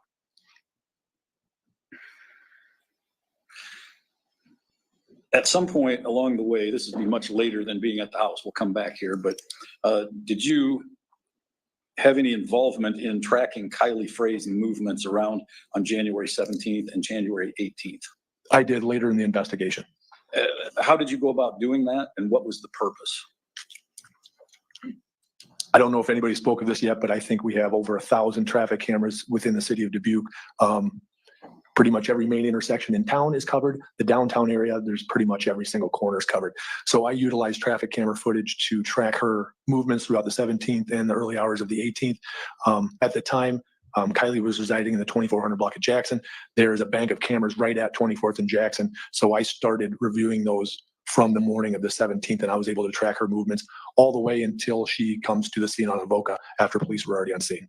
Why were you tracking her movements via those cameras? As part of any investigation, especially in a homicide, not only are we looking for evidence to identify possible suspects, we're also trying to exclude potential suspects.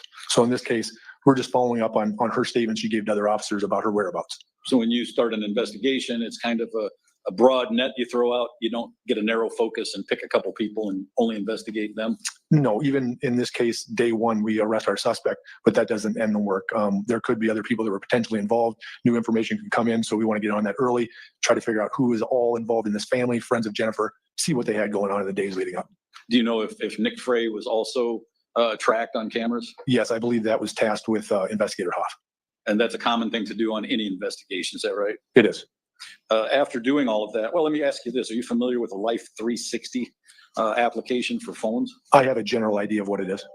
Were you provided with data on that from Kylie Frey? Yes, Lieutenant Krael on January 19th had met with Kylie, and she provided her Life 360 data from her phone to Krael.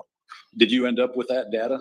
I did. After I had tracked Kylie over those 2 days on traffic cameras, then I reviewed the Life 360. I didn't look at that prior to. I wanted to have a clean slate, so I didn't miss anything when I was reviewing it. And those two, when I looked at them side by side, mirrored one another. By the way, how long did it take you to review all those traffic cameras and track her on those days? Well, I first pick her up on the morning of the 17th, leaving her residence about 9:25, and then I watch her until just short of 11 a.m. the next day. I have her at home throughout the night, Wednesday night into Thursday. I watched that camera throughout the entire night. So it took me hours to watch that 26 hours of footage. Did you at some point compare the data from that Life 360 to what you found in your review of traffic cameras? Yes, I noted they mirrored one another. In all respects? Sorry? That was in all respects? Yes, the Life 360, the first data, the oldest data that was provided to Krael was Wednesday afternoon around the 3:30 hour. So obviously I had more detail as far as the movements. I had her from early that morning. So you didn't see anybody leave the residence all night, the night of the 17th into the 18th? No, she gets dropped off. She works at the Village Inn on JFK. She gets dropped off by a coworker right about 10:30. They stop right in the middle of the street in a white Nissan SUV. I can see Kylie get out of the passenger seat and then walk to her residence. I watched the entirety of that night on Jackson Street, and the next time I see her is right before 8 o'clock. She steps outside of her residence, gets in a cab. That cab drives her directly to the Village Inn. She goes back to work. She's there at 8:05, and the next movements I see from her is when Jennifer's neighbor, Jill Risselman, she picks her up in a green Jeep about 10:52 in the morning, and she drives her direct to the neighborhood on Avoca, showing up there about 11 o'clock. And did that 360 data match up with that? Yes, it did. It showed that she never left her residence the entire night? Correct. It shows her arriving at home from work on Wednesday evening, being home until I see her get in that cab and leave the next morning. Now, in terms of possibilities, would it be possible for her to have slipped out the back door and evaded the traffic cameras and left her phone at home? There's possible, and there's probable. Is it possible? But we have absolutely zero evidence showing that she ever left the residence. Okay, now at some point in your investigation, you had contact with Tyler Dazey, is that correct? Correct. When I entered the bedroom, when I was first on scene while we were waiting someone to bring in a Tyvek suit. Did you have anything to do with putting on the Tyvek suit? Did you assist? I did. I zipped it up. What's the purpose of a Tyvek suit? In this case, it was to preserve any possible evidence that was contained on Tyler or Mr. Dazey's body, specifically if there was any blood, hairs, or DNA from Jennifer. And it has little boots that go with it as well? Correct. It's all one piece. Did you make any observations about Mr. Dazey at that time? Your Honor, I'm going to object, knowing where this is going, pursuant to Iowa Rules of Evidence 5.401, 5.402, and 5.403. Okay, the objection's overruled. Go ahead. Ask the question, Mr. Nelson. Did you make any observations about Mr. Dazey at that time? Well, the first thing I noted was his erection. But then once we got him onto his feet, he had a blank stare on his face. He was moving slowly, lethargically, but he was following our commands. Did you have any conversations with Mr. Dazey at that time? Not really a conversation. I introduced myself. I told him that he wasn't being placed under arrest, but he was being detained and that we were going to be transporting him to the law enforcement center where we would talk to him down there. I asked him if he understood. He didn't respond audibly, but he did nod to me. Did you end up taking him to the hospital first? We ended up shifting gears and eventually Officer Hasselbacher and I would transport him to Mercy. Why did you decide to take him to the hospital? Based on how he was acting, we were concerned that he may have ingested some kind of substance before police arrival, and we wanted to make sure that his vitals were stable and that he was medically cleared before we took any further steps in the investigation. What happened when you got to the hospital? We entered the ER with Mr. Dazey. Staff directed us to the behavioral health room because it wasn't so much, he didn't have any traumatic injuries or anything that needed to be dealt with right away. Hasselbacher took him into that room. I met with staff just to explain to them the purpose of us being there and what we needed from them. Was staff familiar with him? Yes, one of the nurses specifically was familiar with Mr. Dazey. Was Mr. Dazey examined? He was by both nurses and the ER doctor. What was the result of that examination to the extent you know? They advised me that his vitals were all stable, he was cognizant, and that they would be clearing him medically. Okay, so while you were at the hospital, was there any decisions made regarding search warrants? There was. Prior to us me ever leaving Avoca, we knew that we would be applying at this time for at least 2 search warrants, one for the house on Avoca and one for Tyler Dazey's person to collect any potential evidence. I contacted Captain Style, my captain, and then Hoff, who was working on the search warrant applications, to see what we specifically wanted to apply for, what we wanted to gather. And it was at that time we decided we wanted to collect specimens of his urine and his blood to go along with other items. Did you stay at the hospital pending that warrant? Yes, I advised hospital staff that we were going to hang tight there because we can't draw blood. We need the techs up there to do that. So we just stayed up there awaiting approval for the search warrant from the judge. Was the warrant approved ultimately? It was. While you were waiting for the warrants, did you have any conversations with Mr. Dazey? I did, and it was specific to the search warrant. Both Hoff and I assumed that Mr. Dazey lived at 1605 Avoca, but I had not confirmed that with him. So after my conversation with Hoff, I walked back into the BH room and I asked Mr. Dazey if he resided on Avoca. He just shrugged his shoulders. I then asked him if he normally stayed at his mom's residence, if that was his normal residence. His response was, "Whose mom?" I then asked him, "Is Jennifer Dazey your mother?" And his response to that question was pretentious. Did you feel he was just being obstinate with you at that time? Objection, Your Honor, calls for speculation. And it's leading, sustained.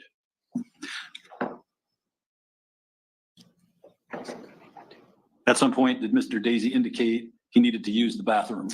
Yeah, that was roughly about 25 minutes after we got to the ER. He advised that he needed to urinate. I knew that we were working on getting a search warrant to collect his urine. So I asked him if he could just hold tight. We had some processing to do. That's when he stated to me, "I'm letting go. The keys are yours." I again asked him, "Hang tight for me. We need to collect." That's when I told him, "We're going to collect your urine." He then said, "I got to pee." Again, I urged him to just hold on for a couple minutes. He then leaned back in the sofa that he was seated on, and I could hear him urinating inside the Tyvek suit. Did he do that more than once? Multiple times while we were at the hospital. Did at one point you tell him that he could have held it? I did. I was a little disturbed that a grown man wouldn't hold his urine for a couple minutes, and his answer to that was, "Wars are meant to be fought."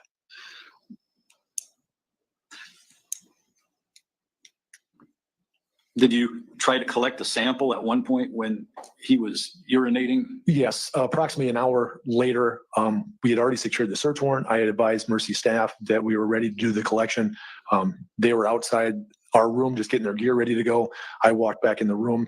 Mr. Dazey advised that he had to urinate again. At this point in time, he had crawled down on the floor, asked if I could help him up. I helped him up off the floor. I told him, "Hey, you don't have to pee in your suit this time. Staff's going to walk in any minute. We'll have you urinate into a cup." Within seconds, staff walks in, and as they walk through the front door or walk into the door of the room, I hear him urinating in his suit again. I scrambled to try to unzip his suit and ask one of the nurses to bring over a collection cup. By the time that happens, we got just a very small sample. Did you have another effort at collecting a sample? Yeah, approximately 40 minutes later, Officer Skrupski and I had transported Mr. Dazey from Mercy back down to the law enforcement center. I was at my desk. Skrupski was in the interview room with Dazey, just awaiting me to get prepared to come in and start interviewing him. Skrupski told me that he had to urinate again, so I asked Skrupski to escort Mr. Dazey to the bathroom, and I had a collection cup with me. We met in there. Again, I had unzipped his Tyvek suit to expose him. At that point in time, he thought that he felt as though he needed to urinate, but he didn't know if he could, and thought it might be a couple seconds. He then stated, "I'm not trying to dick you around." I told him, "Hey, we got time. We'll just sit here. Let me know when you need to go." Within a matter of seconds, he said, "Quantum entanglement, brother." And he started urinating. I was only a step away with the cup. I was able to reach into his stream and got a proper sample. What was his demeanor at that time? Completely cognizant, like he's telling me, "Hey, I'm not trying to mess with you here. I got to pee, but it's going to take me a second." He was, in my opinion, completely aware of what was happening. At some point, did you observe and photograph Mr. Dazey? Yes, as part of the search warrant execution, which we did after the interview, a part of that we took photos. I took photos of his person. During that time, I noted some abrasions on the backside of his right hand, 2 on his index finger, 1 on this middle knuckle, and 1 on this knuckle, and then a 3rd abrasion to his ring finger, middle knuckle. May I approach, Your Honor? Yes. Show you what's been marked as State Exhibit number 41. You recognize that photograph? Yes, I do. I took that photo. I would move to have Exhibit 41 admitted. Any objection? Your Honor, I'm going to object pursuant to 5.403. I think that photograph is just flat out inappropriate. Is what? Just flat out inappropriate. Let me view it, please. Permission to approach? Yes.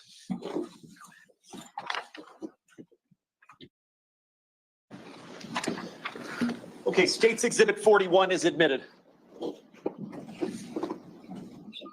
Yes. May I publish, Your Honor? Yes.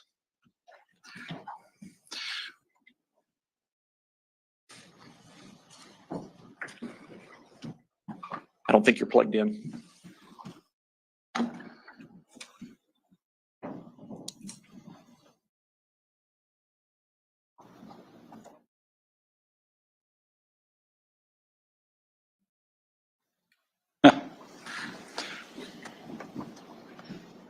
Were you able to identify the person that you took the photo of? Yes, that is a photo of Mr. Tyler Dazey. And you positively identified him as such? Correct. And is he the same Tyler Dazey that is the defendant in this case before the court today? Yes, he is. Now, you can take that down. Did you interview Mr. Dazey at the law enforcement center? Yes. Corporal Krael and I interviewed him at 12:01 p.m. that afternoon in a recorded interview room in our CID offices. Did you ask him about his sleep from the day before, the night before? I did. That is a question that I regularly ask most people that I interview, just their normal sleep patterns. And I asked Mr. Dazey specifically how much sleep he had gotten the night before. He advised that he didn't get much sleep, upwards to maybe an hour at the most. Did you also ask him when he last showered? I did. I asked him about his bathing habits, and he advised that he used the shower in the main floor bathroom. He advised that he had taken 1 shower the evening before after he had a workout. He ballparked that to be around 8 p.m. And then he advised he had taken another shower just prior to police coming into his home that morning. And that is why he was naked. Did you ask him if he owns a hatchet? I did. Mr. Dazey acknowledged that he did own a hatchet. He advised me that he kept that hatchet in his toolbox within his bedroom. And he also noted that he had actually observed that hatchet that morning. Did Mr. Dazey make any statements concerning his discipline and awareness of surroundings?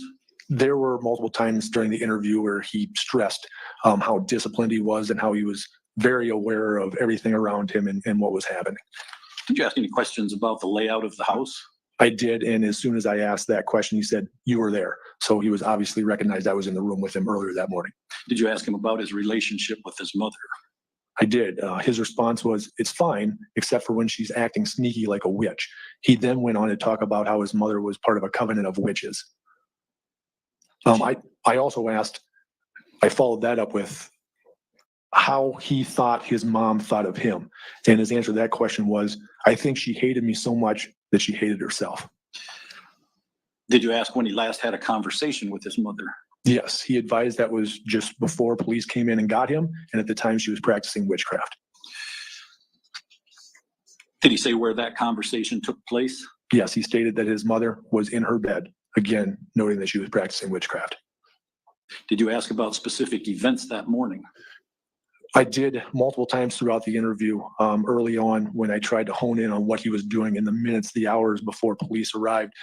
He would either say that he didn't remember or he would shift topic.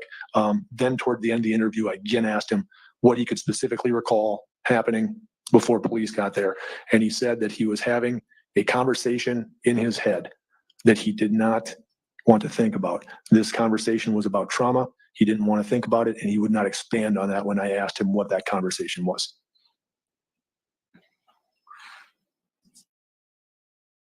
Did you ask him about his mom's witchcraft? We went into that in a little more detail. He described her witchcraft as putting evil on him. He said just evil. I then asked him how he felt about his mother practicing witchcraft. And I think that is when he gets into stating something similar to, I just gave up. I just don't care. I don't need her to validate me. He then followed that comment up with, why would I care what a whore thinks?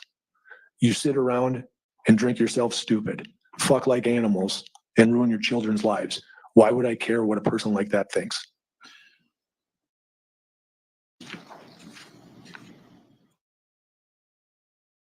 Did he say anything about, you know how witches are? Yeah, that was in reference to, I asked him if he'd ever called his mother a whore to her face. And he said, yeah, I did. I asked how his mom responded to that. And he said, she's a witch. You know how witches are. Oh, I'm better than you. I will be your fear. I will be your enemy. Did you ask him to explain his mother's traumatic injuries? Yes, about an hour and 18 minutes into the interview, I got to the point where I wanted him to explain the significant and severe injuries that she had. And when I asked him how she got these traumatic injuries, his response was witchcraft. I then specified that I was referring to the physical injuries to her body. He again responded witchcraft. I then asked him, I was going to need a little better understanding of how witchcraft could cause such injuries. At that time, Mr. Dazey ended the interview. Did you leave the recorder on when you left the interview room? Yes, the recorder stayed on until we were all done executing the search warrant on Mr. Dazey's person. So at the conclusion of the interview, that's when I told him that we had to collect evidence from him, provided him a copy of the search warrant. Krael and I then exited the room to gather up our gear for collection. After the fact, when I went back and watched the interview to type up my report, I noted that Mr. Dazey made some comments aloud while we were out of the room. What did he say? What were the comments? He stated, I would gladly spend an eternity in hell if she could just have a chance at heaven. Was Mr. Dazey also alone in the squad car when you brought him to the port, when he was brought to the port down at the law enforcement center? Yes, so Skorupski and I transported him from Mercy back down to the law enforcement center. Once we pulled into the Sally port, the two of us, I exited the squad car. In that process, I dropped my portable radio, the battery bounced off, and we were looking on the ground for my battery. Then we got him out. So he was in the squad car for over a minute before we pulled him out. After the fact, I went back and reviewed that footage from the squad car. Did he say anything during that time he was in the squad car? He did. Mr. Dazey made a couple comments during that time. He stated at first, they will never figure out the psychology. You have a choice, conquer me or hell it is. He then paused, stated, I love you, I'm tired. And that was the end of the comments. Now, before Mr. Dazey was taken up to the jail floor after the interview, did he say anything spontaneously? Yes, it was actually, he and I were just standing in the interview room together because we collected the Tyvek suit as evidence. I was waiting for Krael to return with some clothing. We weren't talking, I wasn't questioning him, and he just stated aloud, witchcraft, brother, witchcraft. A lot that is wrong with my life. When people are trying to get in your way, when you are just trying to pursue happiness. Did you tell him he was being arrested before he was taken up to the jail floor? I did. He actually asked me if he was getting showered in, referring to going up to the jail floor. It was at that time I told him he was being arrested for the murder of his mother. His response was, it's hard to argue witchcraft in court, isn't it? During all of your interactions with Mr. Dazey, did he at any time ever deny harming his mother or the dog? Not once. Thank you. I don't have anything further. Cross-examination. Thank you, Your Honor. On direct examination, you talked a little bit about watching the traffic cameras related to Kylie Frey or Kylie Dazey? Correct. All right. Are there any traffic cameras on Avoca? There are not. And which traffic camera were you watching on the corner of 24th and Jackson? There's a camera at 24th and Jackson directed to the north, which captures the block in which she lives in or lived in at the time. And does it show the front door of her residence? It does not. Her door is on the south side of the residence, recessed away from the street. The front door is actually for the apartment upstairs. All right. And are there any other exits from her residence? There is a back door on the main floor. Okay. And I take it from your traffic camera, you couldn't observe those? No. All right. Life 360, and I think you talked about this a little bit, but Life 360 only actually tracks the phone, doesn't it? Correct. All right. So if the phone doesn't move, it doesn't track anything. Correct. And is it fair to say that, I know you, is it fair to say that lots of people know about the thousands of traffic cameras in Dubuque? Some do, some that have lived here forever, even actively involved in crimes. Evidence has tied him to it. And we are asking that you deny the motion.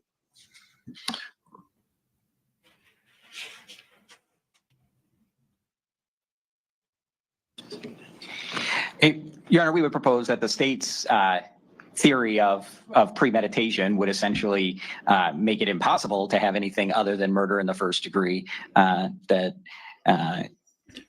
If you struck more than once, then that automatically meant that you had premeditation, and that's just not what the standard is. So.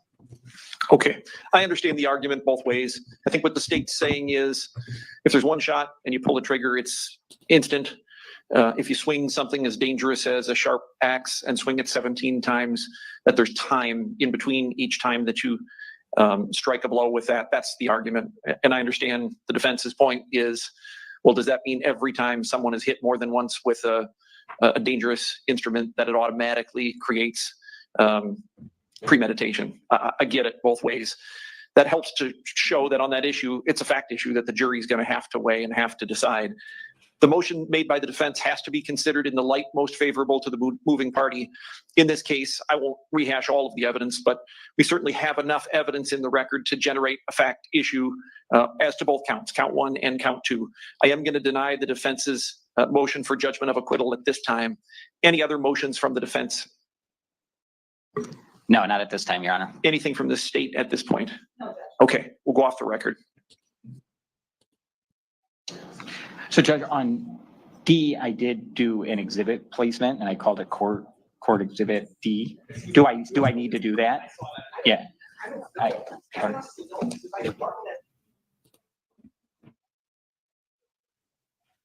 Well, I think the appellate court can look at it either way. That's what makes it a court. Oh.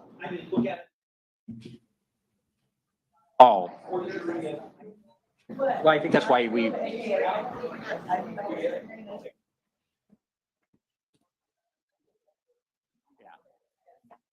In my placeholder, I specifically put it that it was a court exhibit, so.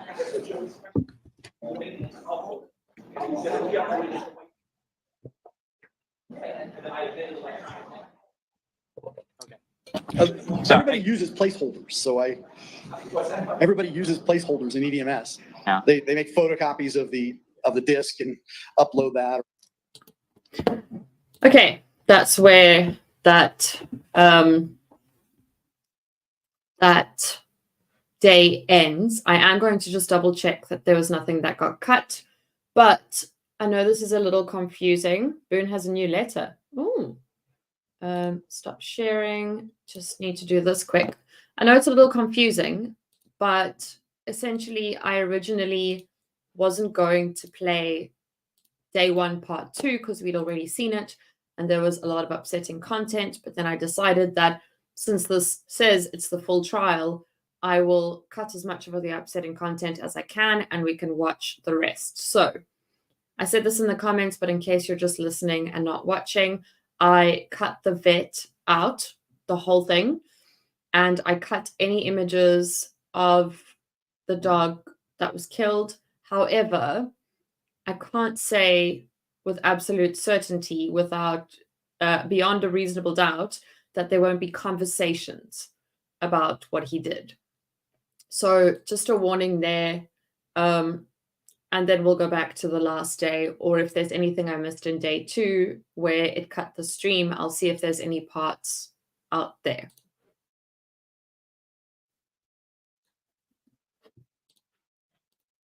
One sec, sorry.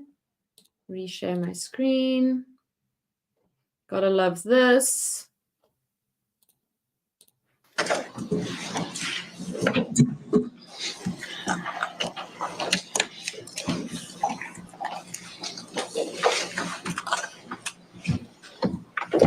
Do you swear or affirm that the testimony you give in this matter will be the truth, the whole truth, and nothing but the truth? Yes. Go ahead and have a seat there.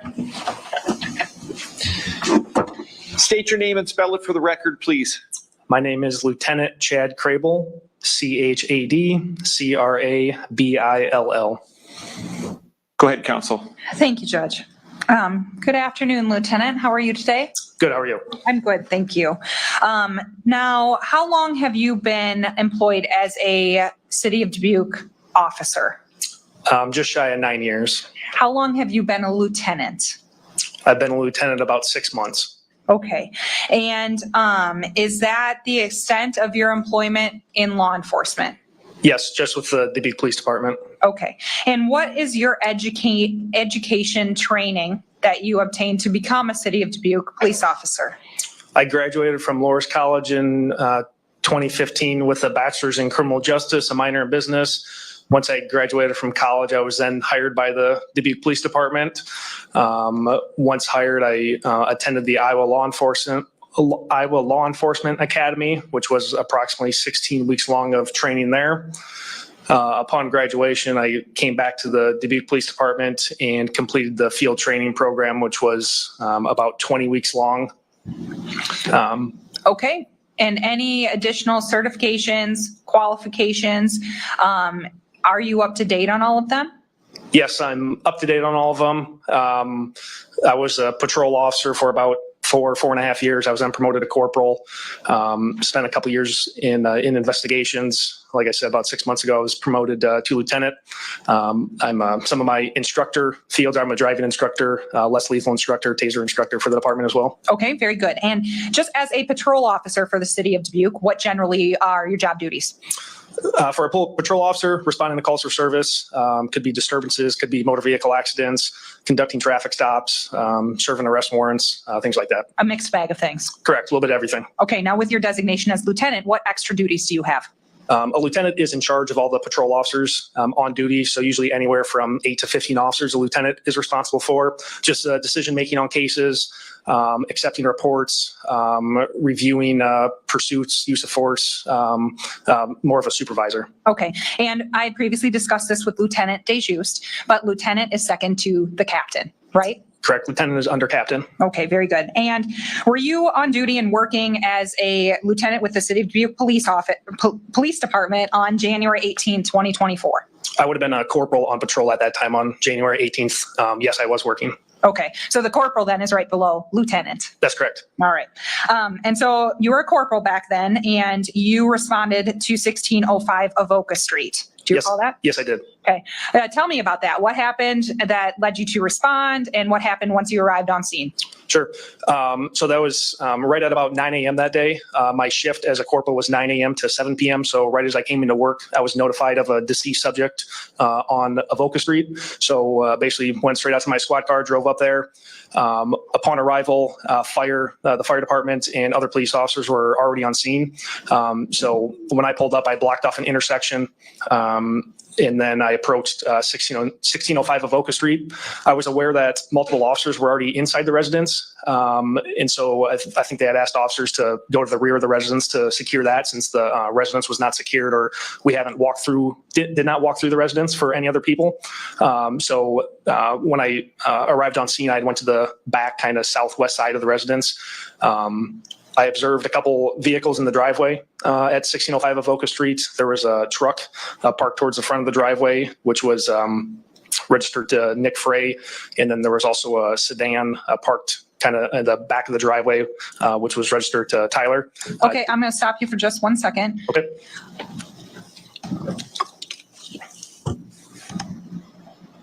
I'm going to go ahead and publish, please, Judge, State's Exhibit 2. Okay. All right, I just want you to, is there a laser pointer out there? Yes, there is. Okay, wonderful. Can you just point out the truck you're speaking of? This is the red truck I'm speaking of that was kind of parked towards the front of the driveway there. Registered to Nicholas Frey? That's correct. And the other vehicle you were referencing? That vehicle is parked right in the back there that was covered with snow. Okay, and you said that was registered to? Tyler Dazey. All right. As you took perimeter outside, from this picture, can you kind of show the jury what area you were taking perimeter or holding perimeter? Yeah, so I would have, the red car back there, I was standing right next to that, holding the rear of the residence. Okay. Now, as you arrived, you said you were briefed on what was happening. There were already officers inside, so you took hold on the outside. What were your initial observations or things you were paying attention to as you were holding perimeter on the outside of the residence? So my responsibilities was to basically make sure no one exited the residence, ran out of the residence, overall just kind of scanning to see if there's a disturbance or blood or a broken door or something like that. Those were my responsibilities. Okay, and tell me about that. Did you see anything? What did you see? When I was standing by the red car, it was I was kind of facing like that side door on the residence. I did not see that any doors or windows to be forced or like they were kicked in. Did not observe any blood. As you can see, the ground was all snow covered. I did not observe any like footprints in the middle of the snow in the backyard. The side door that I was talking about before, where there was some a garbage can and recycle bin, there were some padded down snow or footprints around those I observed. Okay, so let's just kind of look at these a little bit more. May I approach? Yes. I'm handing you what I have marked as State's Exhibit 8. It's a packet of a few photos. Can you quickly just scan through those? Yes.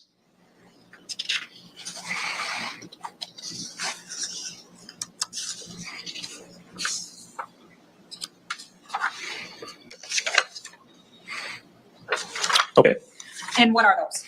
These are photos of the exterior of the residence. Okay, and do they appear as they appeared to you on January 18, 2024? Yes, I do. Move to admit State's Exhibit 8. Any objection? No, Your Honor. 8 is admitted. And may I publish? Yes.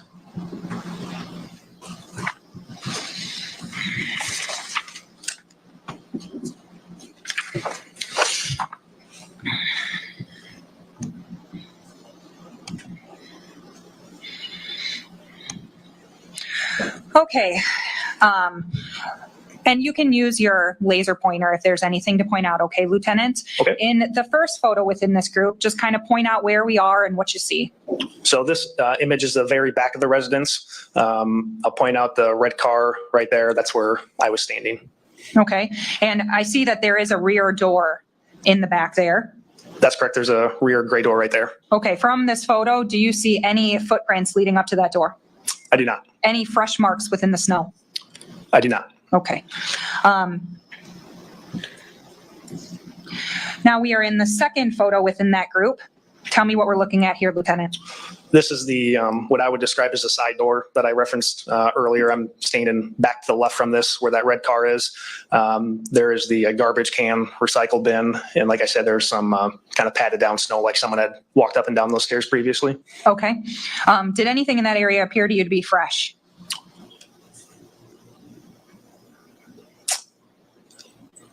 It's kind of hard to say. I can say like there's no forced entry to the door or no signs of like a disturbance there. Okay. Do you remember what the weather was like that day at all? It was very cold that day. I don't remember the exact temperature, but I know after I got done holding the perimeter of the residence, I went back to my squad car and got a face mask and gloves and hat and everything. It was very cold. Okay. And there's a window in this photo as well? That's correct. The window in the upper right corner. Okay. And did you observe that window to be open or closed? It was closed. All right. All right. The next photo within that group, what are we looking at here? This is almost an exact vantage point of where I was standing holding the rear of the residence back by that red car. There's the side door again. Okay. And you had previously referenced garbage or anything like that. Can you point that out in relation to the door there? So the recycle bin and garbage can are just outside that side door. Okay. The next photo within that group, what are we looking at here? This is a view from the other side of the backyard pointing to the red car. Okay. Do you see any signs of disturbance within this photo? I do not. Okay. The next photo, what are we looking at? This is on the other side or the north side of the house. Again, just the exterior photo. Okay, do you see any signs of disturbance or any marks in the snow? No. Okay.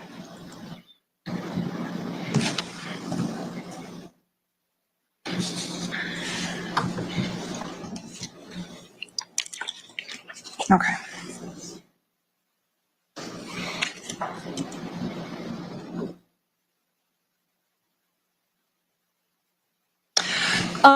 Where, in this photo, it's kind of the side to the backyard, correct? Yes, it'd be the backyard on the north side. Okay, and there's a wooded area in the back there, right? That's correct. Tell me about, what do you know of this property to abut to? The backyard of this property is roughly like the doghouse, University in Asbury.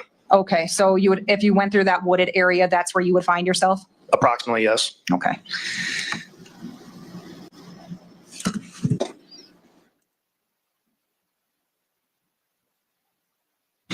Okay, Lieutenant, anything else you did to assist in this investigation after you held perimeter? So after I held perimeter, I put up crime scene tape outside the front of the residence, so investigators had some room to work. Later on that morning, I was tasked with going to find and interview Miss Dazey's son and daughter, which is Nicholas Frey and Kylie Frey. So I ended up having contact with Kylie at 1605 Avoca Street, transported her down to the police department where I conducted an interview with her. Later on in the afternoon, Nicholas Frey met me at the police department and I conducted an interview with him as well. Okay, and did you do any of the follow-up investigation work with either Nicholas or Kylie? The only thing that I did is I spoke with Kylie initially the very next day. I spoke with her to obtain a little bit more information on her whereabouts. And I also obtained some video surveillance from Quickstar, which is a gas station here in Dubuque. And that was the extent of my follow-up. Okay. And did you know at that point, was any follow-up on their whereabouts assigned to the Criminal Investigations Division? Yes, the follow-up was assigned to the Criminal Investigation Division. Okay. Do you know if they were ultimately able to exclude the two of them as suspects? Yes, they were. Okay. I have no additional questions.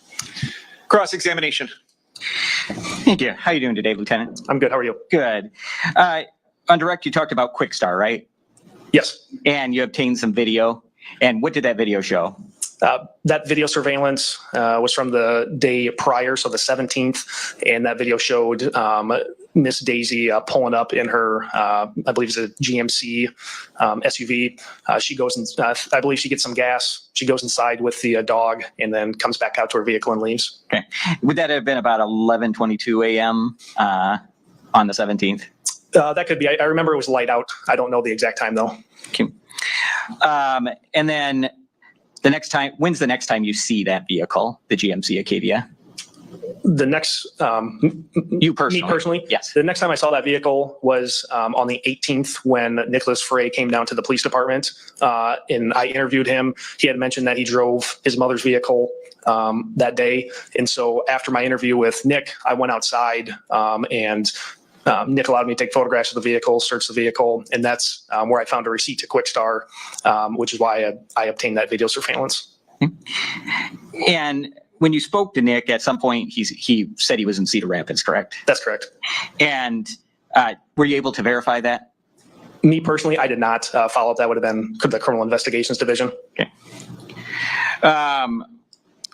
And I'm going to go, if we can look at number 8.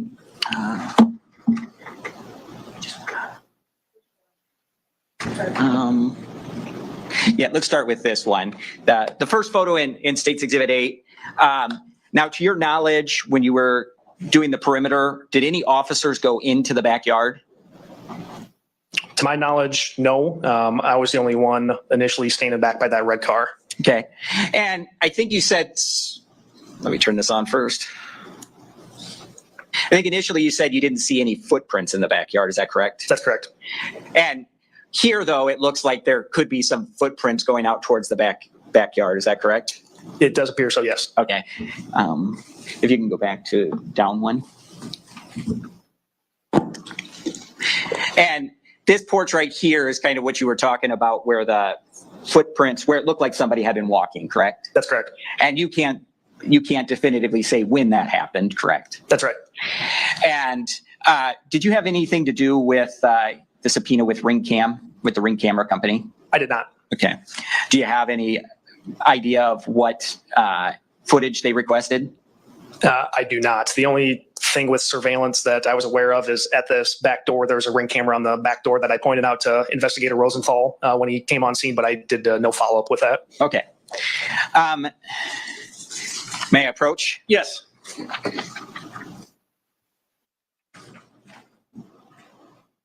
What's been marked as Defendant's Exhibit A. And I understand you didn't take this picture, but do you recognize kind of the area that this picture would have been taken? I believe in reviewing photos from before, I think it was right outside this side door, but I can't say for 100%. Does it appear to be an accurate depiction of what you observed as far as footprints on that area? I didn't look very closely at the footprints there. I could just say that it appeared someone had walked there, or obviously with the snow being patted down. Okay. And is this picture consistent with snow being patted? Yes. Okay. Your Honor, I'd ask Defendant's Exhibit A be admitted. Any objection? No. Exhibit A is admitted. May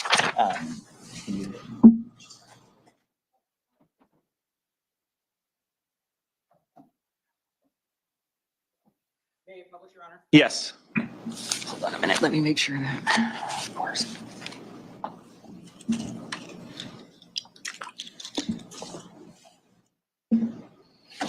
Okay. And this is the footprints that you observed, correct? That appears consistent with what I observed outside that side door. Okay. Yes. Do you remember the last time that it snowed before this? I do not. Okay. Would it refresh your recollection if you saw a report from the Weather Service? That could help remember when it snowed last, yes. Okay. May I approach? Yes.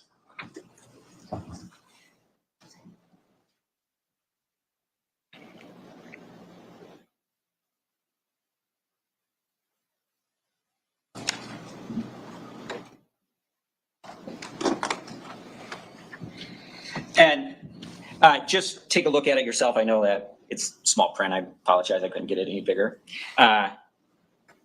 But if you can look, right here would be the 18th. And if you could just look up from there. Okay. Prior to the 18th, would have been right here is the new snow. So on the 18th, it indicates that there was, the new snow was 0.9. I don't know what the measurement is. What would have been the time before the 18th?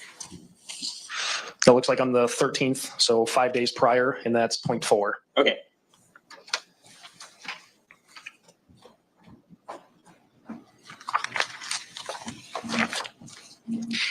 And so these footprints probably would have had to been within the last 5 days. Is that correct? Objection. Calls. Max was witness.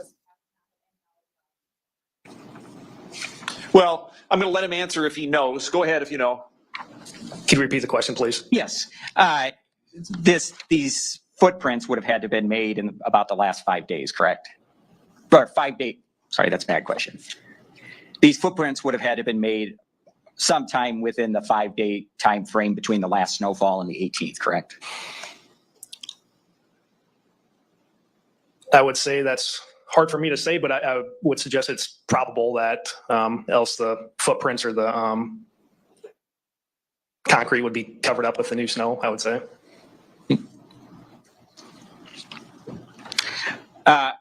May I approach? Yes.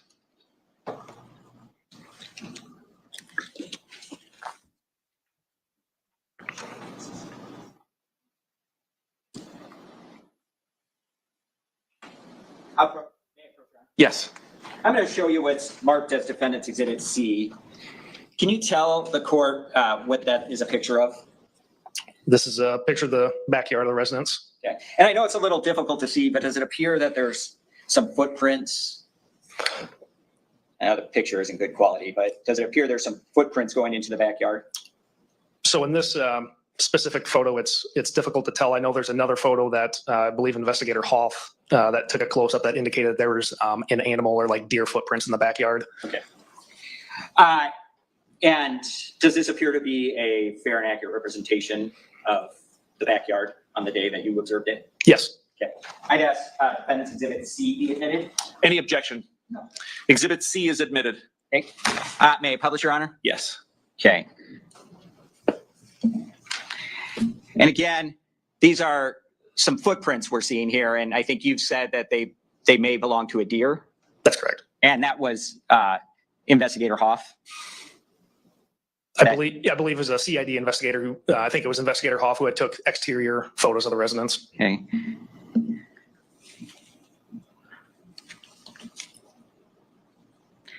We can take it down, Your Honor.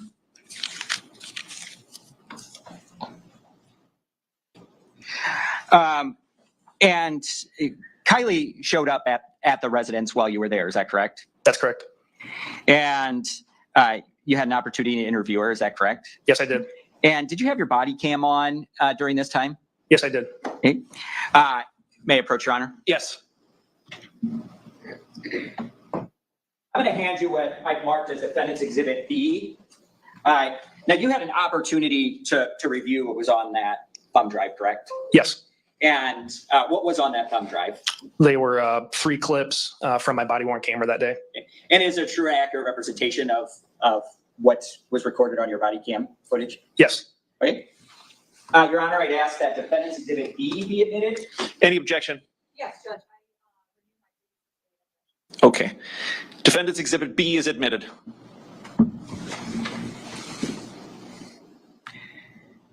And may I publish? Yes. Okay. Lieutenant Krael, I'm going to show you just this first clip. Okay.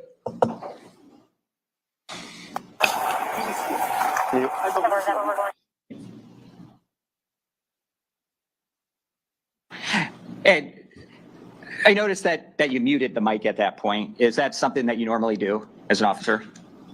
Whenever I would mute a mic, Officer Handbaum, who's in this photograph, and I were probably discussing the case or strategy or something, so that's why I muted it. Okay.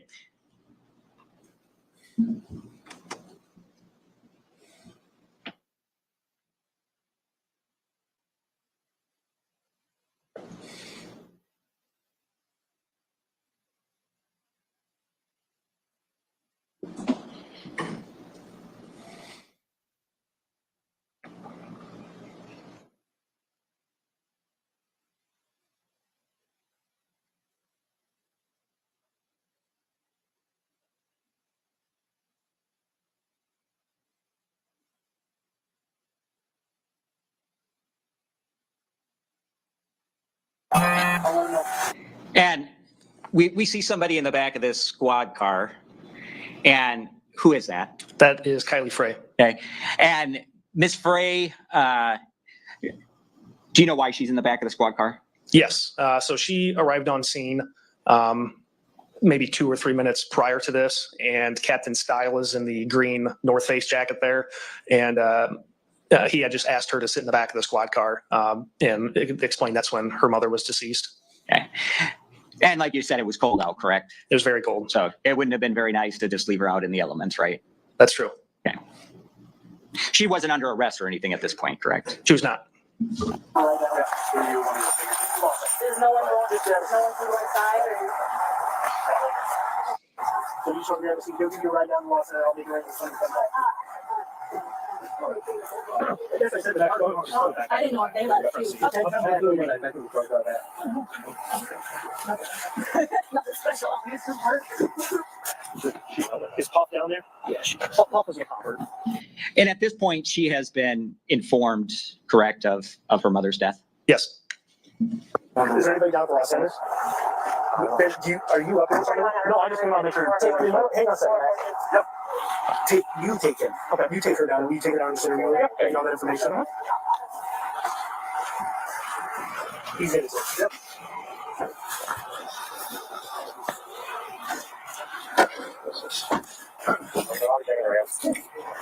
Go ahead up here. Sorry for bouncing your own car. It's all good. You're just doing your job. I'm Chad. What's your name? Hi. Nice to meet you.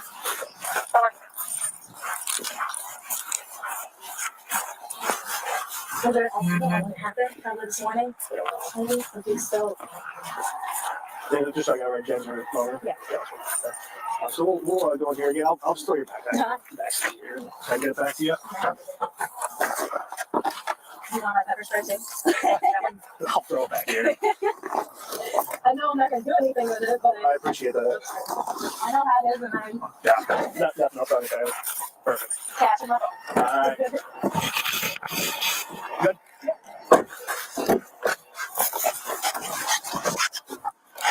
I want to get some heat going. Are you cold? Not too bad in here? Okay. Oh, I wouldn't mind. Good morning.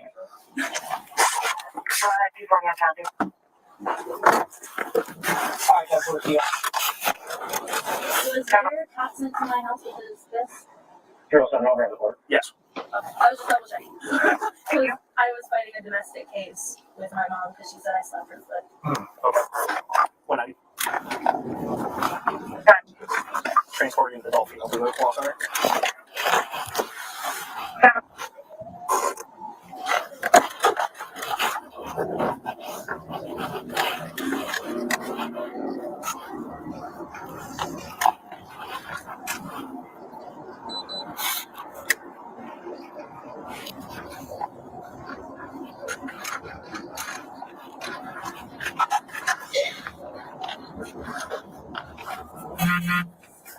And if you recall, was there anything on the drive that was evidentiary value? There was not. I think we just kind of had small talk on the way down. Okay. Now I'm going to show you clip 2, and if you can kind of give an idea of. I'm just gonna set this bag outside here. Okay. Is there anything else on you that I should know about, like just phone and? Perfect. Okay. Like, I don't think I have anything else. Sounds good. Can I get you a water pot or anything like? And where are you now? This is at the Dubuque Law Enforcement Center in the CID area in an interview room. Okay. And so far what we've seen as far as on the first clip and this clip, was that kind of the demeanor of Ms. Frey throughout the interview?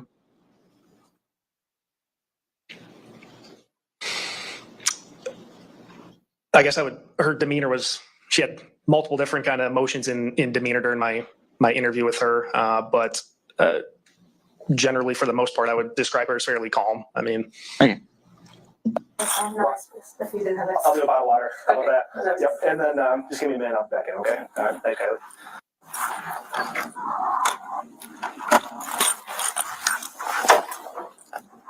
Any more guys out here? Oh. If so, can you start that? Yeah.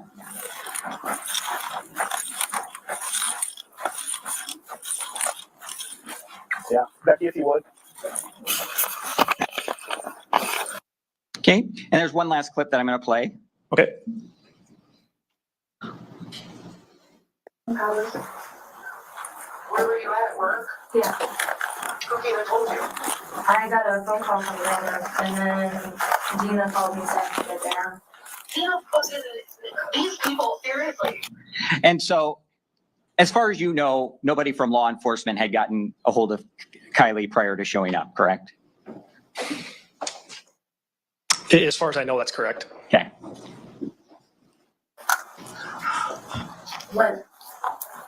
Gina and all them, they need to stop calling people. Well, they didn't tell me. I told them to tell me. Oh. But I'll call you once I'm done. Are you okay? Yeah, I'm good. Well, I'm gonna call them over grandma. Do you need us to get you somewhere or you just gotta go to grandma? I'll let you know. Probably will need to come and get me. What? Probably will need to come and get me. I can't drive my car. My wheel drive needs to be fixed. Okay. Never mind. Never mind. Never mind. I have a ride. What? I have a ride. You have a ride? Yeah, just go down there. I'll meet you down. Okay, go to grandma's when you're done. All right, love you. Love you. Bye. Yeah, we can do that for you. You're welcome. Again, my name's Chad. Were you there when I called about the guy going to my house down across the whiskey? How long ago? Not that long ago. I don't think so. I wish it was longer. The last time I was down at Comiskey was probably a couple, 3 weeks ago when there were some juvenile kids that broke out like the bus, that bus little head thing, where like they were throwing some rocks at the glass where the bus comes picks them up. Oh. And they had broke that. So that was the last time I was down at Comiskey. I did not. There was a guy at my house that I used to work for, or not work for, one of my customers actually came to my house to mess with their love manic, and the guy that slipped my tire before that was one to drop off. Not good. Yeah. Gotcha. But while I'm here, I'm so sorry, I'm following the word. While I'm here, would I be able to ask about police report after this is? Yes, absolutely. Yep. Yeah, we'll knock this out. I'll get a little information from you, and then we can go on and see what I can help you with. Okay. So let me describe your name here. It's Kylie. Kylie. K-Y-L-I-E. What's your middle name? Anne-A-N-N-E. And last name? Frey, F-R-E-Y. Go by Daisy. Okay, but so the last name is officially Frey, but you go by Daisy. Gotcha. Okay. And what's your date of birth? 3/18/2005. And what's your address? 2457 Jackson Street. Is that a house or apartment? It's a house, duplex. Duplex. Upstairs or downstairs? Downstairs. My brother lives upstairs. Okay, so that's considered the half then. Okay. And what's the phone number for you? 563-580-1950. Okay. All right. So yeah, basically I was just asked with trying to get some more information from you about what's going on today. Again, I'm very sorry for your mother's passing.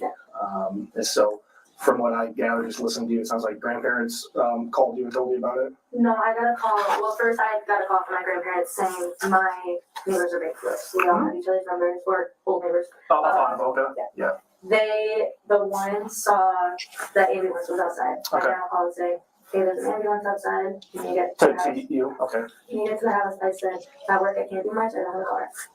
Then I texted Gina, which is the one that said she saw the ambulance. And I said, hey, what's going on? I don't know. There's ambulance. And I would want to say she said Tyler was in cuffs. Pretty sure. And then I got a call from, who was it? I want to say I called Gina back, or she called me. Someone called me, one of them. And they said, you're in here now. I said, what's going on? And of course, what's going on? Then they told me. And who Gina told you? I want to say Ron was on the phone, but it was on Gina's phone. Gotcha. Okay. What time did your grandma call you saying that there's an ambulance at the house? It's called,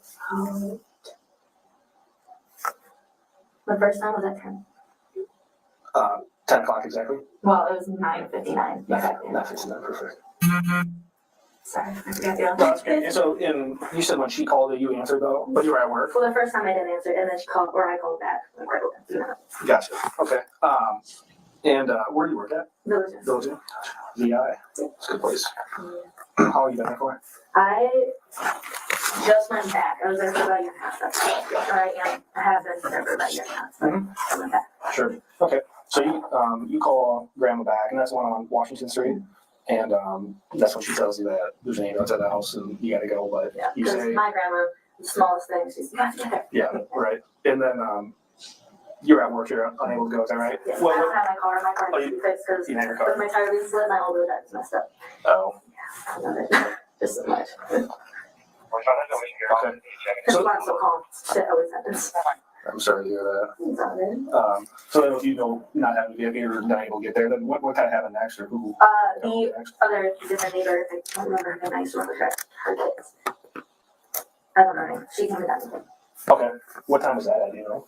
I don't know if I have the 361 myself.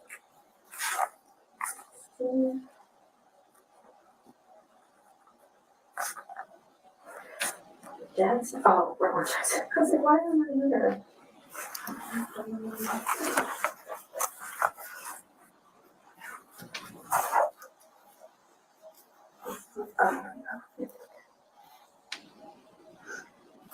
It was at 10:56, or no. Yeah, 10:56. I was thrown off because I thought the time was before my grandma calling, but 10:56 is what I left. And I got there at 10:59. And that's why I fucked up. Oh, and that's when you talked to us there. Okay. Yeah, and by that time you already knew about what happened. I knew on the phone because she said, or Ron was like, come. I was like, can't really, being a waitress is kind of hard. Sure. And me personally, I don't really do that.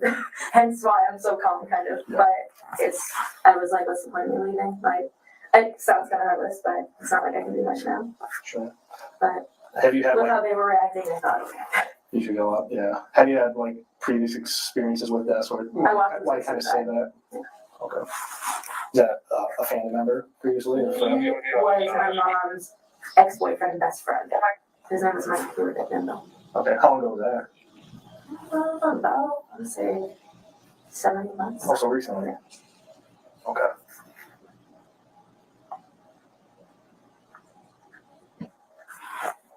That didn't happen on, was that Wood Street? It was across the bridge. It was in Marina or whatever that area is. I can't remember. Okay, in, East of Dubuque there? Yeah. Gotcha. He was an instrument. Okay, I'm sorry. Okay.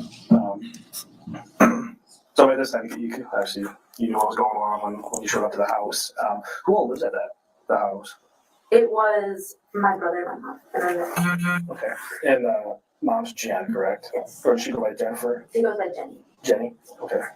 And then brother is who again? Tyler. Tyler. And dog name? Echo. Echo? Okay. How long is it Jenny's house then? Yeah. And how long she lived there? Okay, you can take down the.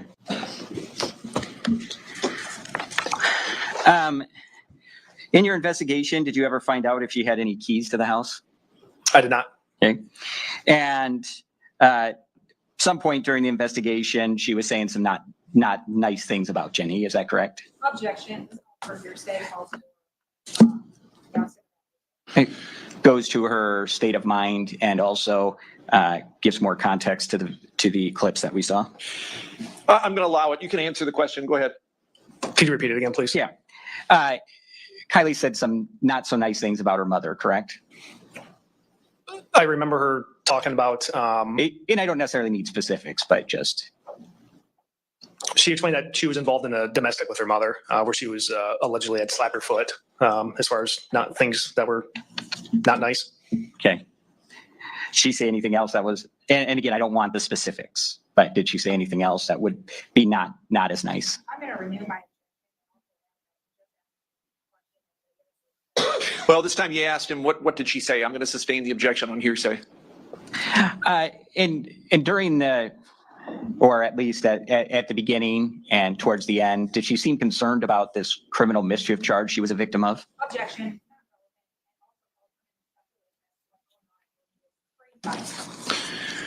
Well, I think your question was, did she seem concerned? Yes. You can testify about what you observed. Go ahead. At the beginning of our interview, she did ask about like a status update on her criminal mischief case that she reported in December. Yes. And did she ask about it again at the end? I do not remember. Would it help refresh your recollection if you saw a copy of your report? Yes.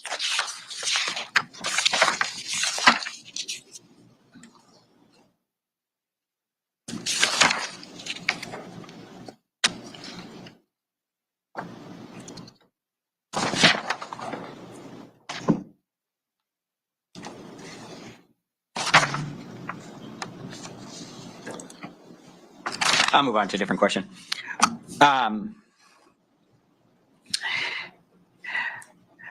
Were you able to get possible passcodes for Jennifer Dazey's phone? Kylie provided me 2 potential passcodes for her phone that I passed on to Criminal Investigations Division. And do you recall if she mentioned anything about the Ring doorbells? I do not. Okay. Would that refresh your recollection if you saw a copy of your report? Yes. These questions are calling for hearsay, basically diving into. Well, this question is, would it refresh your recollection? He said yes. Go ahead with your next question. Okay. May I approach? Yes. And just for clarification, you're just saying go forward? Yes. Go ahead and ask the next question you were going to ask.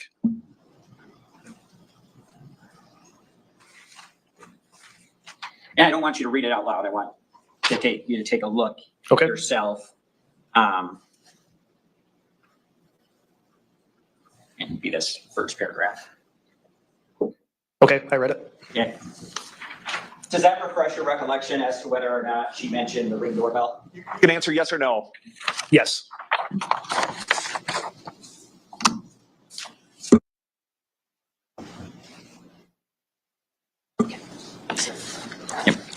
And did she end up mentioning the Ring doorbell? Yes, she did mention the Ring doorbell. Okay.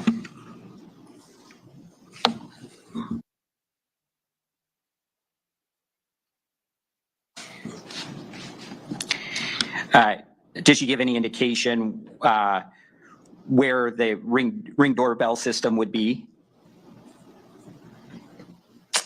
I don't remember. If I read that line in my report, I could probably tell you. Okay, may I approach again, Your Honor? Yes.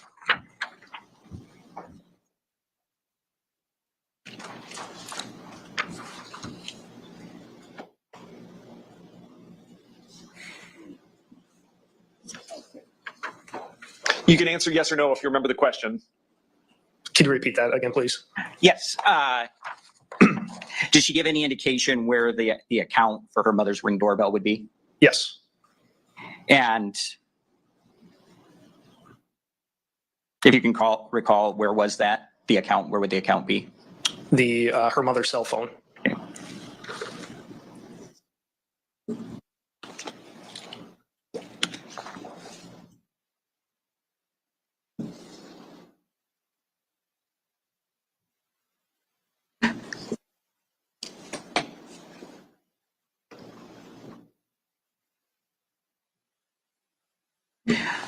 No further questions. Thank you.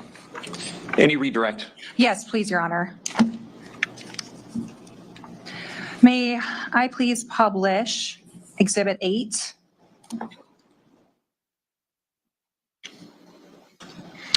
Okay, Lieutenant, can you tell from these photos what the material of those steps is? Appears to be wood. Okay. Mr. Hoover, can we put up that photo of the prints?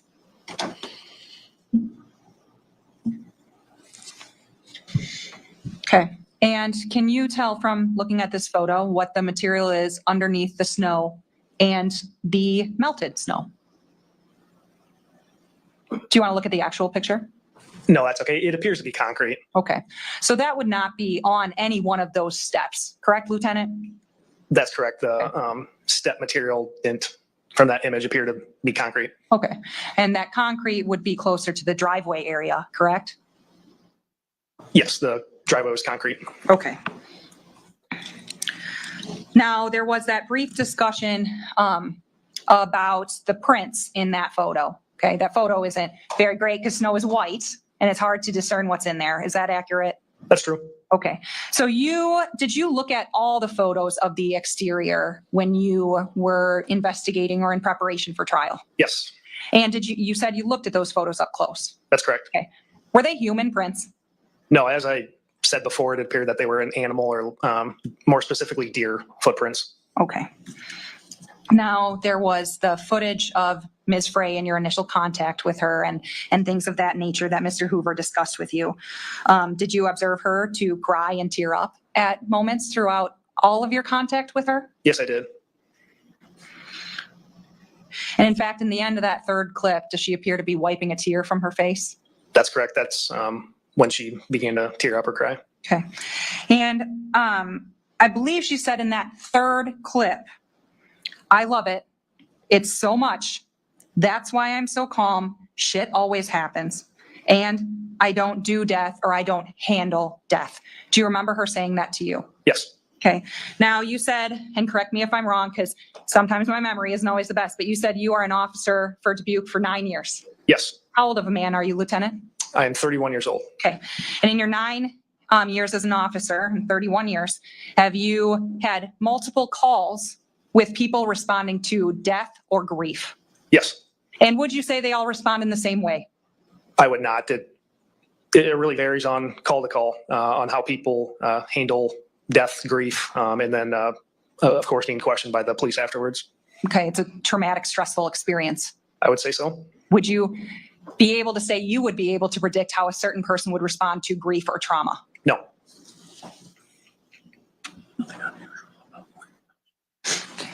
So you wouldn't say that the way she reacted is unusual, generally speaking? No. Nothing else. Mr. Hoover? Would you say there's a difference in how women and men react to bad news?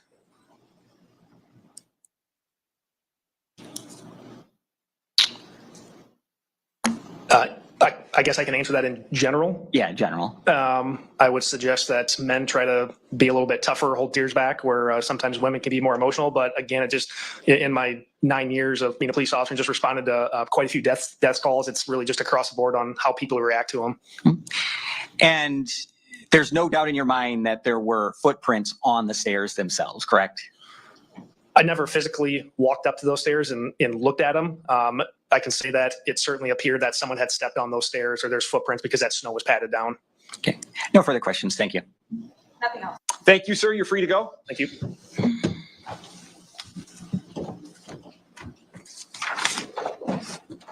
Another witness for the state?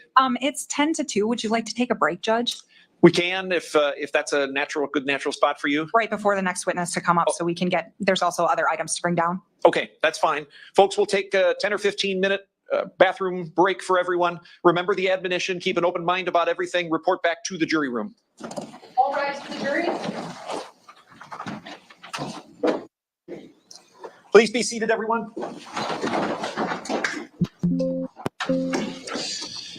Okay, another witness for the state. Thank you, Judge. State calls Investigator Isaiah Hoff.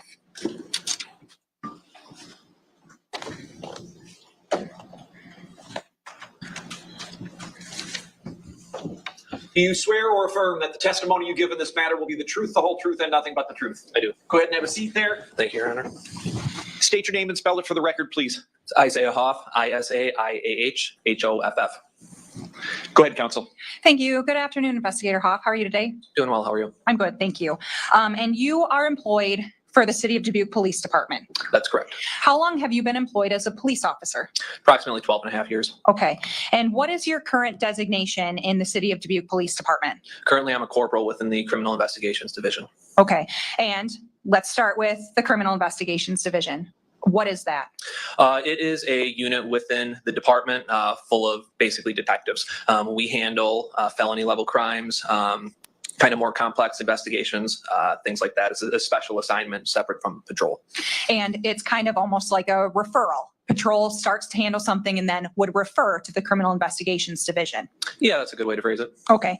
And prior to you, how long have you been employed then in the Criminal Investigations Division again? This is my second stint. I did 18 months in the unit back in 2018 to 2020. I took a promotion, returned to the street, and then I returned again back about 2 years ago. Okay. And just like the others, it goes corporal, lieutenant, captain, correct? Correct. Okay. And so in order to become a police officer, what kind of training did you or certifications did you receive? Well, I got my bachelor's degree in criminal justice. I was hired on by the Dubuque Police Department back in 2012. I attended the Iowa Law Enforcement Academy where I got my law enforcement certification. Passed the FTO, the Field Training Officer Program, became a police officer here. And then that's really what you need to become a police officer. Okay. And you are also required to maintain certifications, get updated trainings and things of that nature. Are all yours up to date? Yeah, I mean, part of the being in the in CID, it does require some additional trainings and certifications. So once you're selected as a detective, you get sent to certain trainings like sex abuse investigation, crime scene investigation, homicide investigation, interview and interrogation, kind of these specialty trainings that you're going to be called upon to use as a detective. Okay. And just to clarify, when you say CID, that's a shortened way of saying Criminal Investigations Division. Yeah, that's the acronym that we use for the department. Okay. And so why don't you just tell me generally about how CID takes on a case? So there are really two different ways that CID can get involved in a case. The first would be kind of that referral form. A patrol officer may respond to a theft or a robbery. They may take the initial report and recognize, hey, there's no need for immediate action on this tonight, but this is going to require some specialty training. So that will get sent off to the CID division. That will then be referred off to us, a day, a week later, and then we would pick up that investigation. The other way that we get involved in investigations is if there's a major crime that had just occurred, there's an active crime scene, there's leads that need to be followed up with immediately, we are called out to the scene. So patrol will basically, they'll initially respond, they'll recognize, hey, this is something we need some additional expertise in. We need CID to respond to the scene. If we're on duty, we'll leave the station and respond to the scene. If it's after hours, they'll call us at our home, middle of the night or whatever, and we're told to come and respond in. Is it fair to say that any type of potential homicide would be something referred to the Criminal Investigations Division? Yes, it's pretty standard for any unattended or suspicious death to at least require one, if not two, investigators to come out and just kind of review the scene and assist in processing. Okay. And on January 18th, 2024, you were called in to assist to a case investigation, just like you described. Yes. And where was that at? 1605 of Oka Street. And what county is that in, investigator? Dubuque County. And what was, I'm assuming you then responded to 1605 Oka Street. Yeah, so what had happened was we were all, many of the investigators were in the basement at the law enforcement center doing an unrelated training. Officers down there did have radios on. We could hear that patrol units had responded to 1605 of Oka Street for a suspicious death. Listening to the radio traffic, it wasn't quite clear what was going on, but it was evident from the radio traffic that it was kind of a chaotic scene. Lots of officers were responding. They were requesting additional units. We basically got up, left the training, went upstairs, grabbed our go bags, which is our evidence processing gear, and we all hopped in the car and headed out to 1605 of Oka Street to assist. Okay, so once you arrived, what happened? So I arrived on scene. Officers were still an active scene. I made contact with a couple of officers on the perimeter, one of them being Lieutenant Krael. Tried to gather some additional details about what was going on. As we're kind of talking, it's communicated to us that there was still possibly one individual inside the house who was unaccounted for, the person that had been witnessed by Christy Fulman upon her arrival. As we're standing out there, one of the officers comes on over the radio and basically says, we have one in custody inside the house. It was at that time. I'm going to pause you for just a second. One in custody in the house. Tell me very generically what that means. That is just a very generic term. If someone is placed in handcuffs, detained, it's just one in custody to alert the other officers outside that there is one person detained inside the house. Okay, and I want you to continue explaining. So you said that you heard over the radio one was in custody. And as you're explaining, I did set up State's Exhibit 4A, which is the diagram, if you want to point out areas that will assist you in your explanation. Okay, so after you heard we have one in custody, what did you do? So I'm assuming you guys are all kind of familiar with the layout of this. This area on top would be of Oka Street. I was kind of gathered outside of the house up here. When we had heard that there was one in custody, I then entered through the front door into the enclosed porch and then into the house. I drew my service pistol to basically assist with the clearing of the home. Okay, and so once you arrived inside the home, what did you do? So officers they were in this bedroom on the back side of the house. So again, I came through here into that little hallway and into this bedroom. What did you see when you walked into the bedroom? So Officer Slight had one person detained in handcuffs. This individual was completely nude. He was on his left side, kind of facing the wall away from me. And he was more or less trying to talk to or communicate with this individual. Okay. And did you know at that point who that individual was? I did not. Officer Slight was calling this individual Tyler, kept using his name. I learned later that, again, Christy Fulman had informed officers that Tyler was the individual inside the house who was still unaccounted for. And I believe Officer Slight had some prior interaction. Sustained. Ask another question. Okay. So you had heard him referred to as Tyler. Did you learn his full identity at some point throughout the investigation? Yes, he was positively identified as Tyler Dazey. The defendant in this case? That is correct. Okay, so you saw him in the corner of the room, and you heard Officer Slight talking to him a bit. What did you do at that point? Well, officers were still in the process of clearing the residence. When I had arrived, the basement had been cleared and the main level was cleared. One thing that isn't shown on this diagram is I'm gonna try not to hit you with this laser. I'm really sorry if I do. So in this back bedroom, there is a door that leads to a stairwell that leads up to an attic. When I entered into the residence, that still hadn't been cleared. So there were multiple patrol officers who were in the process of clearing that attic. I basically stood by with Officer Slight while we waited for the house to be fully cleared. Okay. And did the other officers clear the whole house? Yes, no one else was located inside the home. Okay. So after that was completed, what happened next? Mr. Dazey, Tyler, he was rolled over onto his side. Okay. And what did you observe about him? So again, he was fully nude, as I stated. When he was rolled over, Mr. Dazey did have an erection.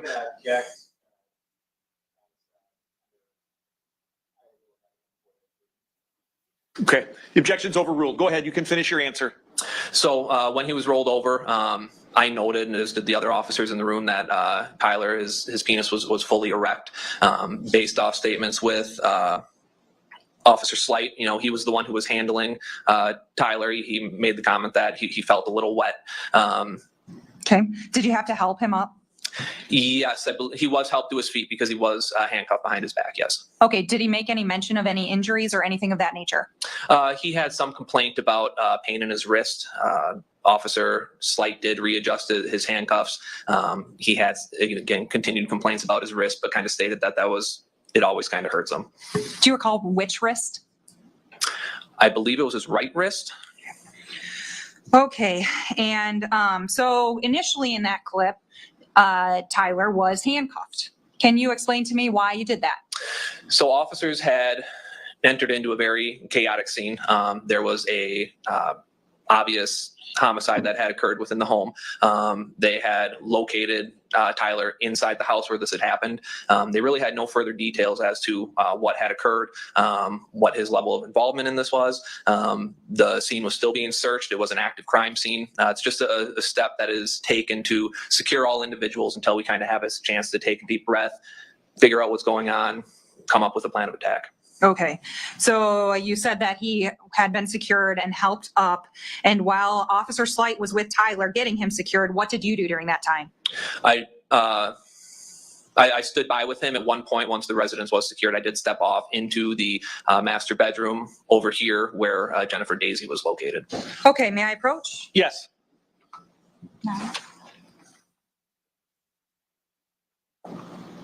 Investigator, I'm handing you what I previously marked as State's Exhibit 9.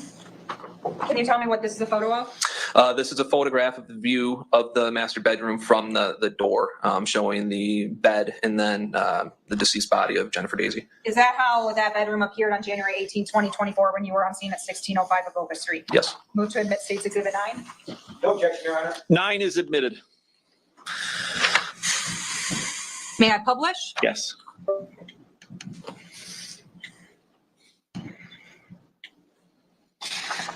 Okay, can you use your laser pointer there and point out what you were looking at in this photo while you were on scene? Yep, so this would be a view if you were standing in that door right here looking into the room. You can see the large bed. You can see Jennifer Dazey. You can't tell from these photos, but it was clear in person that she was missing 2 of her fingers on her right hand. One had been completely severed. The other one was just barely hanging on by a small amount of flesh.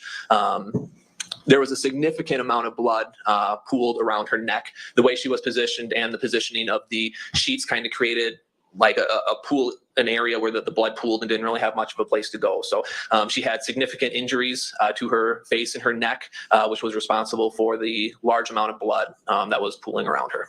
Okay, and at this point, you're still dealing with Tyler. You just went in for a cursory view of that scene. You hadn't started processing it at this point. Exactly. Okay, so you took a look of the bedroom. And did you return then to assist with Tyler? I did. What did you do with him?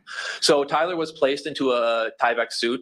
We just knew based off the totality of the circumstances that we were not going to allow him to remain in the home while we processed the scene.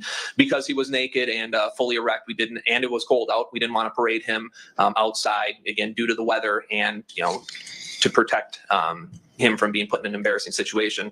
We wanted to get him covered up. We were also concerned about any possible trace evidence on his person. Trace evidence would be any smaller evidence, such as, dirt, small amounts of blood, hairs that could be damaged or brushed away easily. The decision was made at that point to put him in what we call a Tyvek suit. That's basically a full jumpsuit that kind of seals everything in. It's kind of what you see like hazmat guys wear. They've got the booties, zips up, covers up the hands. It's a hood and everything. And so we made the decision to put him in that one to fully cover him up so he wasn't naked when he left the home. And also if there was any physical evidence on him, that would then be left in the suit and couldn't be destroyed or tampered with. Okay, so, and he was still in his bedroom when you officers put him in the Tyvek suit? That's correct. Okay, and then where did y'all go from there? So again, the decision was made to bring him out of the home. He was escorted from his bedroom into the living room. And while we were standing in the living room, we more or less we're working to determine what exactly should happen with him, whether he should be brought directly to the law enforcement center for possible processing and an interview, or if he needed some additional medical attention. Okay, and did he say anything to you while you were observing him, or did he say anything while you were observing him? We asked him numerous times if he had taken any drugs or anything like that, if he was doing okay, if he was hurt. He denied taking any drugs, denied being hurt other than his wrist, which was previously addressed. He made the comment, I'm good, I'm good. At one point, he told us that he had to urinate. We asked him if he would be willing to wait for a little bit until we got him somewhere where he could do that. And basically, he made the decision to urinate in a suit while we were standing in the living room. So his appearance gave law enforcement some concerns that he needed to be checked out at the hospital. Yes, there were numerous reasons why we were concerned. He didn't appear to grasp the gravity of the situation. The fact that there were multiple officers inside his house, that he was being detained in handcuffs, that he was being escorted out of his home, didn't really respond the way you would expect someone to respond. Did not ask a lot of questions about what was going on, why we were there, what was going on. We were unsure if he had, again, taken some sort of drug or some other substance, alcohol, something like that. If he had possibly witnessed something traumatic happened in the home, had something happened to him, had he witnessed something, was this some sort of PTSD type of response? We had no idea. We're not doctors. We just wanted to get him in front of some medical professionals who kind of better evaluate him. Okay, so did you take him to the hospital? I did not. Okay, do you know who did? I'm not positive who transported him up there. That's okay. Did you have any other personal contact with the defendant after he was taken to the hospital? After he left the house, no. Okay. So Tyler is now gone from the scene. What happened next? We kind of regrouped inside the home, kind of talked about what needed to happen next, kind of talked about what everyone's observations were. We recognized that we were going to need to apply for a search warrant before we could process the scene. Basically, there's two ways that we're able to go into a private residence and remain there and basically do our police work. One is to be invited in and allowed to do that. The other would be to obtain a search warrant. We knew in this case it was going to require a search warrant, so we kind of met up, talked about what everyone had seen so that we had all the available information when it came to drafting the search warrant. Okay, and you were the one who drafted all those search warrants, right? Yes. Before you did that, did you observe anything noteworthy in the house? I did. So there was like a nylon sheath or a holster on the dining room table. Again, the dining room would be located here. At the time, there was a table in the corner. On that table was a black nylon sheath that said SOG, S-O-G. I was not familiar with that brand, but Officer Slight informed me that this is Sustained. Ask another question. Okay. You learned that matches some kind of an item. Yeah, so through... Well, yeah. I mean, you're asking what he was told by someone else. Ask another question. Did you on your own do any investigation as to what that item was? Yes, I performed numerous Google searches. I located a brand called SOG, which specializes in tactical knives and hatchets. Okay, may I approach? Yes. 10. Handing you what say is marked as State's Exhibit 10. Can you take a look through those? I think there's 3 there. Okay, and what are those photos of? It's 3 different photos of basically the same thing. It's kind of an overall photograph of that dining room area. It's a closer view of that table in the corner of the dining room, and then it's a close-up shot of the nylon SOG brand tactical hatchet holster. Okay, and does this appear the same way as it did to you on January 18, 2024? Yes. Move to admit State's Exhibit 10. No objection. 10 is admitted. And publish? Yes.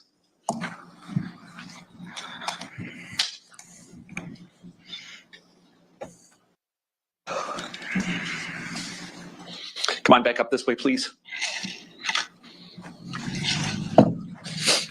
Just go ahead and have a seat. You've already taken an oath. Do you understand you're still under oath? I do. Okay, very good. Counsel, whenever you're ready. Thank you, Judge. Where we left things, we had just been talking about all the items you collected and the ones you selected to send for testing. Yes. Okay, so after that, you packaged the items, you decided which ones you wanted to do. Did you guys conduct any follow-up investigation? We did. And again, we had kind of touched on this before as far as the additional money in the home. Again, prior to leaving, we searched I'm talking about after. Like, did you guys do any neighborhood canvas? What did you do to follow up on your investigation of the scene? Gotcha. So, Sorry. Yes, the neighborhood canvas was completed after the fact. Okay, and you talked to family members, you talked to various people? Yep. Part of any homicide investigation is, we kind of talk about their circle of contact. Getting to know the victim helps us better understand what would happen if we can kind of understand the victim. And so part of that is speaking with roommates, family members, friends, ex-boyfriends, anything like that. Okay, and in anyone that you talked to or followed up with or canvassed, did anyone have any direct knowledge about what had happened to Jennifer? No. Okay. Did you learn from your canvassing about the makeup of the household members? Yes. Okay, what was that? So we knew from speaking with numerous people who lived in the area that Jennifer had lived there for several years, that Tyler had recently moved in with her, 6 or 7 months ago, and that those were the two that were currently living in the home. Okay, any complaints of any noises or fights or any dramatics at 1605 Avoca from your neighborhood canvas? No, that's part of our canvas, is to ask if anyone heard any disturbance or anything like that. No one was reporting that. That primarily Tyler and Jenny kept to themselves?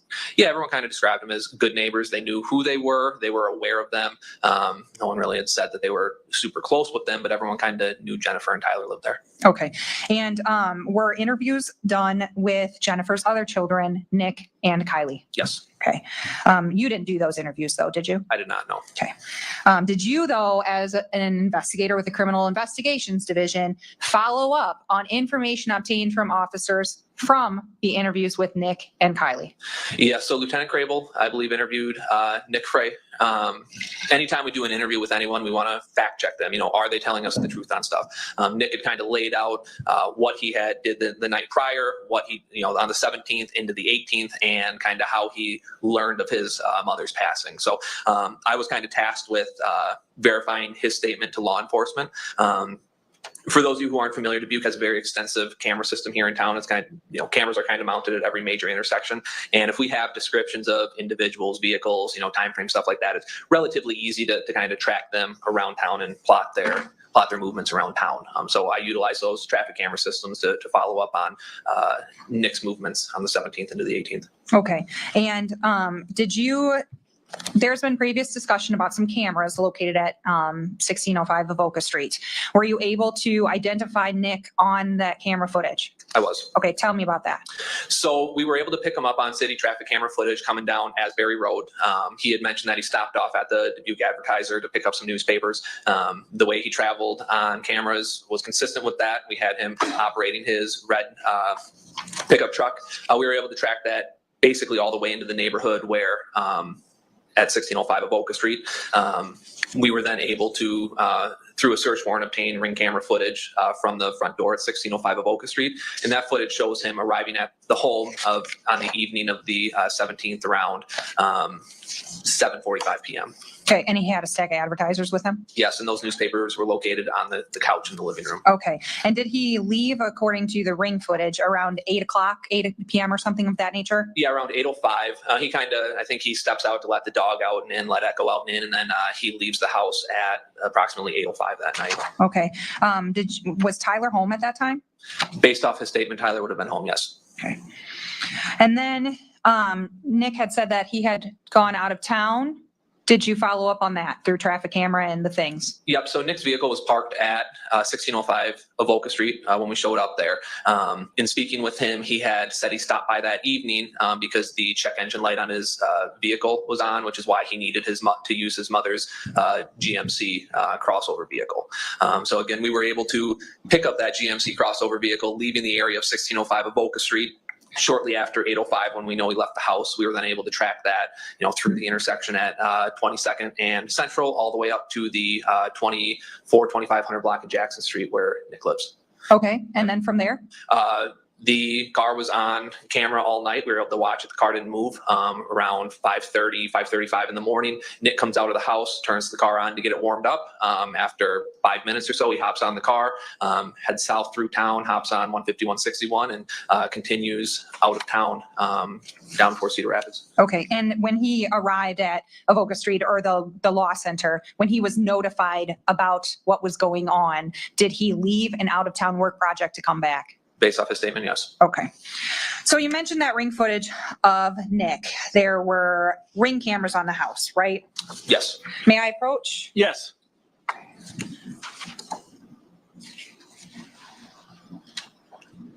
Andy, what I marked as State Exhibit 20. What are those generally? The exterior photos at 1605 Avoca Street. Okay. And that's how it appeared on January 18, 2024? Yes. Move to admit State's Exhibit 20. No objection. 20 is admitted? May I publish? Yes. Okay, investigator. First photo in Exhibit 20. What are we looking at? So if you're standing on the walkway up to 1605 Avoca Street, facing the front of the house, this would kind of be that entrance into that enclosed porch. Okay. And here? This would be a view from inside the enclosed porch, looking at the front door leading into the living room. Again, as mentioned in that previous photo, this would be the ring camera that's mounted on the door. And I think it's previously been referred to as a ring doorbell. Yes. Okay. Can you explain generically, if you know, how one of these cameras would function? You purchase one of these cameras, you mount it, and you have to download the Ring app with that, and that gives you access to kind of view the footage. These cameras are you can set how much motion triggers the camera, but they're often triggered by some sort of motion or by someone ringing the doorbell. Okay, and in order to have access to that footage and your experience as a law enforcement with ring footage in your investigations, is that something you have to pay to access? Yeah, so there's two different ways you can kind of use these Ring cameras. The first would just be to more or less live stream them. If you were to install one of these at your house, download the app, create an account, if you were to pull up that app, you could kind of view it live, but you are required to purchase a subscription plan if you want to access the cloud storage. So if you don't pay, I believe it's like $49.99 a year, none of the footage will be saved. Okay. The next photo? So this is the back of the residence. The photographer would be standing in the driveway. These are steps leading up to that rear door. Up here is a Ring camera. Okay. And this? Just a closer view of the Ring motion camera. Okay, so we briefly discussed that front camera, and we also talked about footage that you reviewed from that front camera. What about this camera? So Corporal Stair obtained a search warrant requesting all saved Ring footage that was stored in the cloud. Ring did provide us with any and all activity from the front doorbell. Ring did not supply us with any footage from this rear camera.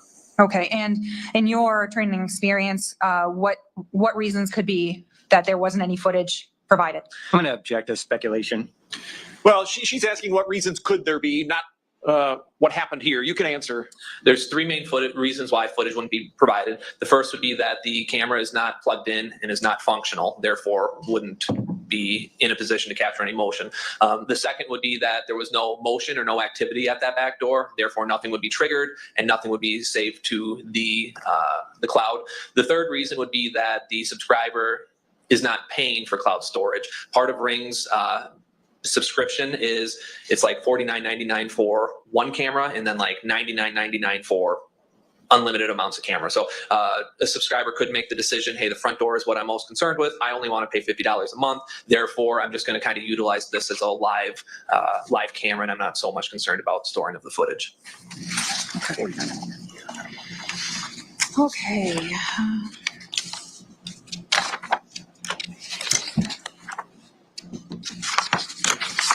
May I approach? Yes.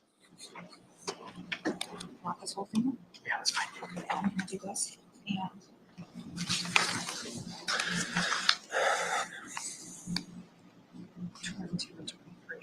Yeah, that's fine. all right, I'll first hand you what I marked as State's Exhibit 21. Is this the certificate of authenticity that Ring provided you, accompanying the footage that they provided you from the front camera at 1605 Avoca Street? Yes. Okay, so this certifies that they are authentic, correct? Yeah, so anytime people will provide us with business records, footage, or something like that, someone will actually go through and sign a letter saying, what I'm sending you is true and accurate and everything that you requested. Okay, and there was a clarification within that document later with follow-up requests about this second camera and them stating, we provided you everything we have. That's correct. Again, we did reach back out to Ring in an attempt to verify why no footage was provided from that rear camera.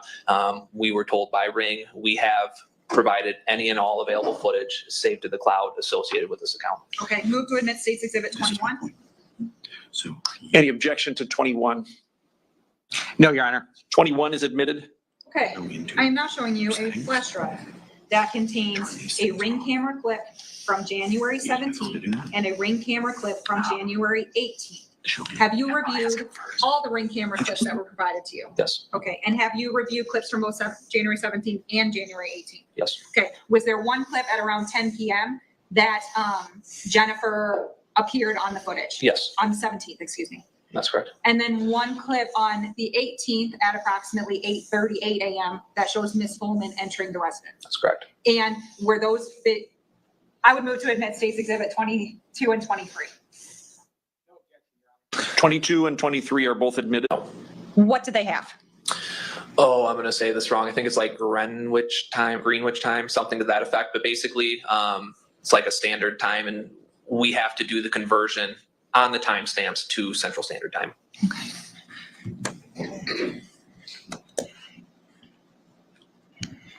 Okay.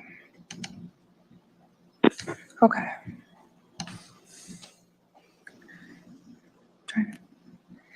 You reviewed this clip and the timestamp on it was 10 o'clock p.m. Is that correct? Once the conversion was done, yes. Okay. And who is in this photo walking out the door? That is Jennifer Dazey. Okay.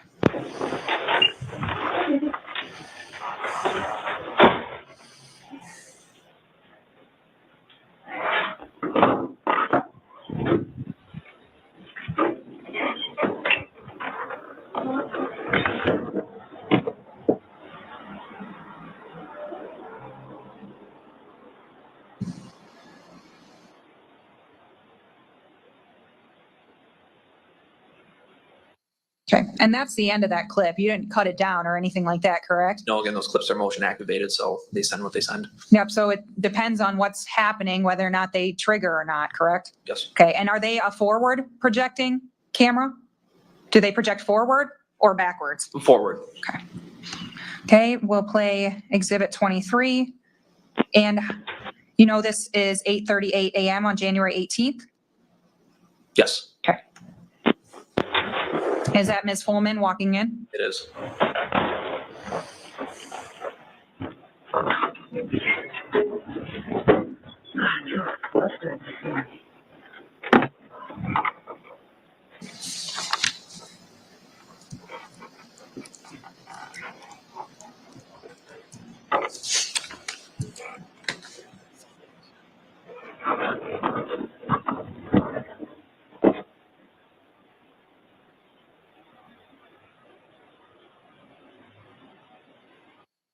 Okay, and that was the end of that clip? Yes.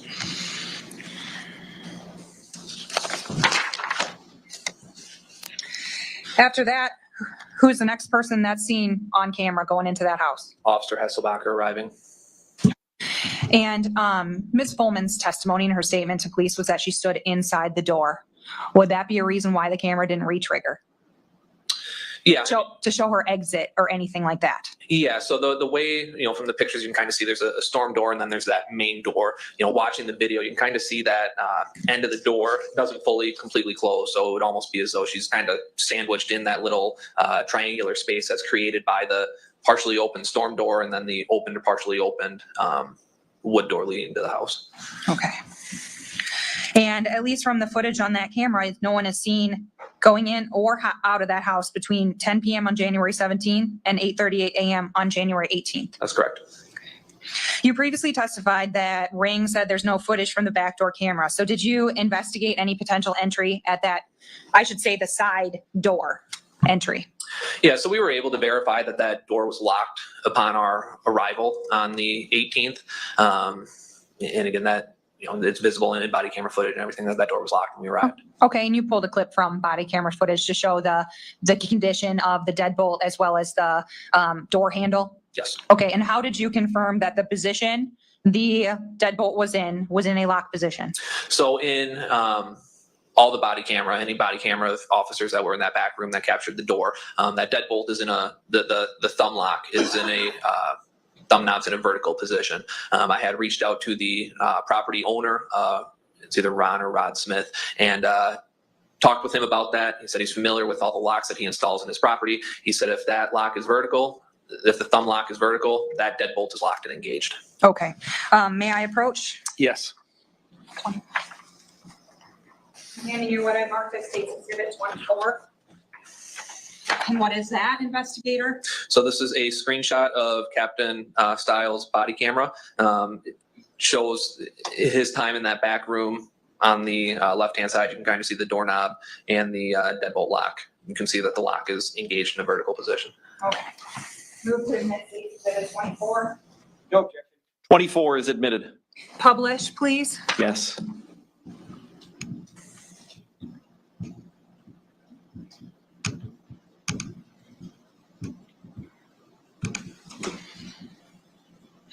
All right. Show the jury, please, what you were referencing. So again, this is just a still image of a body camera. This is the deadbolt. Again, it's clearly in the vertical position, that style of lock. If it's in that vertical position, it would show that that deadbolt is engaged. Again, this knob lock has the electrical tape on, which I believe was already explained why that was relevant. Okay. All right. So other than the lock, any observations on the exterior in that area or the outside of the house that you observed to determine whether or not there was any forced entry or any disturbance or any other access point? Yeah, there was a door leading from the steps going down into the basement that led to the backyard. It was clear that there was absolutely none of the snow outside of that door had been disturbed. No one had come in and out of that door. Okay, hold on one second. I'm going to put up another photo for you to show them what you're talking about, okay?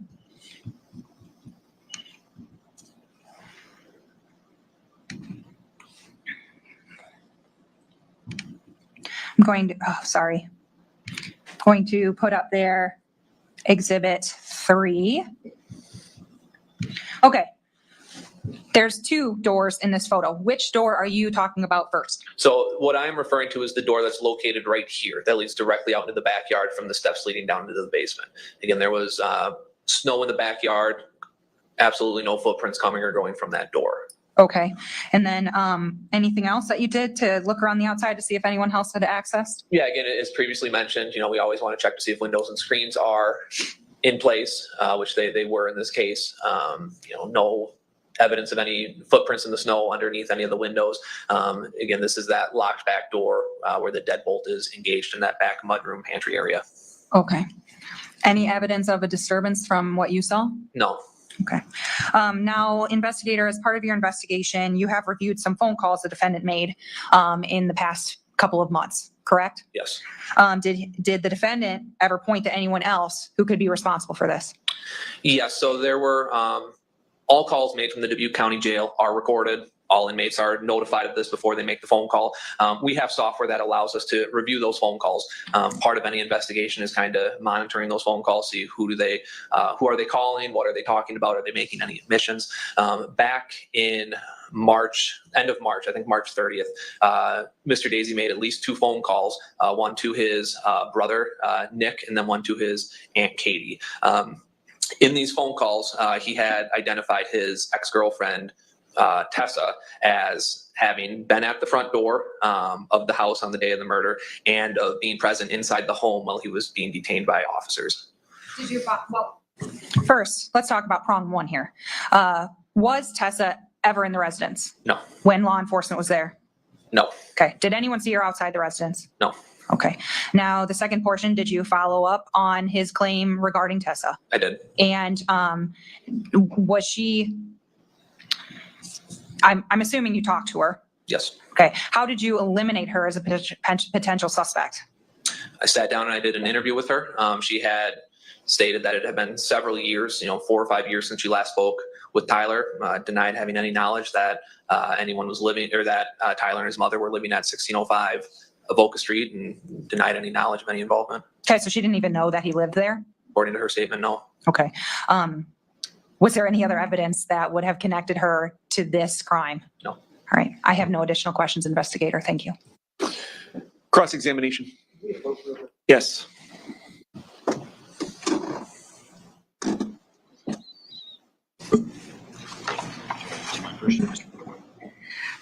Yeah, go ahead and do yours first.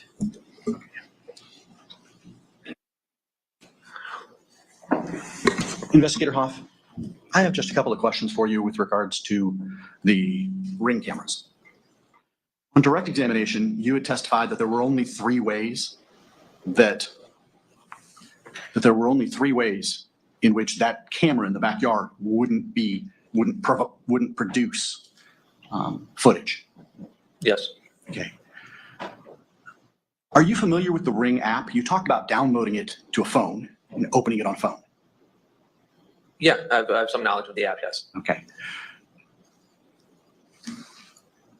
To your knowledge, is it also possible to go into the settings on a camera in your app and turn off motion sensitive and the various recording functions for a particular camera governed by that app? Yeah, again, I had mentioned that you have the ability to kind of adjust how sensitive it is, what triggers it, stuff like that, yes. Okay. So somebody, in addition, there's a fourth way. Somebody could go into the camera and go into that particular camera's functions and stop that camera from recording, couldn't they? That is true, isn't it? Yeah. And the app isn't just limited to one phone. It can be put on, well, for example, I could put it on my phone and my wife's phone and my daughter's phone, couldn't I? Yes, if you share login information, yes.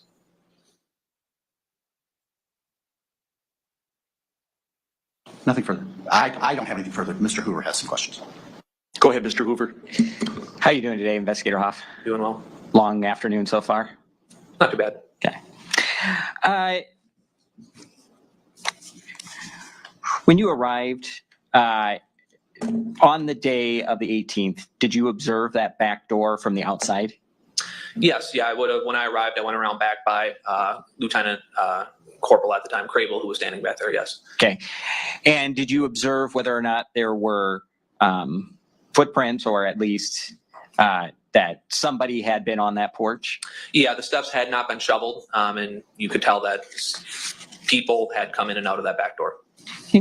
And do you know, prior to the 18th, when would have been the last time that it snowed? And for the record, maybe I should say January 18th of 2024. I don't know when it snowed before that, no. Okay. Would it refresh your recollection if you looked at some data from the weather service? Sure. Okay. May I approach, Your Honor? Yes.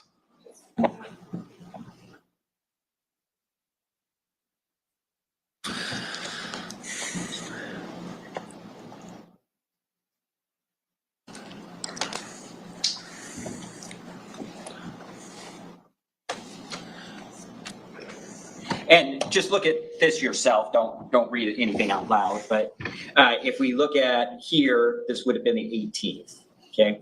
And I'm not interested on the snow that happened on the 18th, because we can't verify it. And this is new snow. We can't verify when that happened. But if we go above the 18th, can you find the date where next it would have shown some new snow? Would have been the January 12th or the 13th. Okay. Significant amount on the 12th, some on the 13th. Okay. And so if my math is right, that'd be about 5 or 6 days from the 18th, correct? Yes. On the Ring doorbell subpoena, do you know how wide of a range Corporal Stair, right? Yes. Corporal Stair requested? I'd have to look at the specific what is named in the search warrant, but it was before, a few days before the 17th and the 18th. Would it refresh your recollection if you had a chance to look at the search warrant? Yes. May I approach? Yes.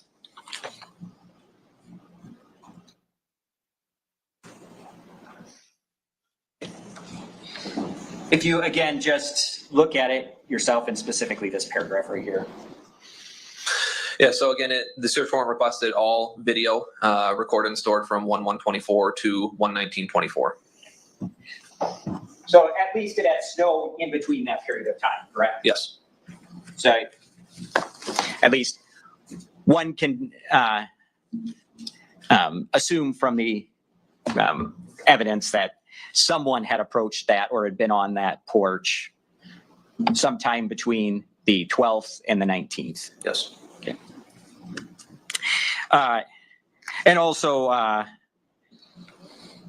more than likely, the officers on the scene would have triggered the camera on the 18th, correct?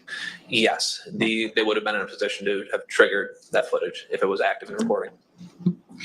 And that back door, did you take any fingerprints off the deadbolt? We did not know. Okay.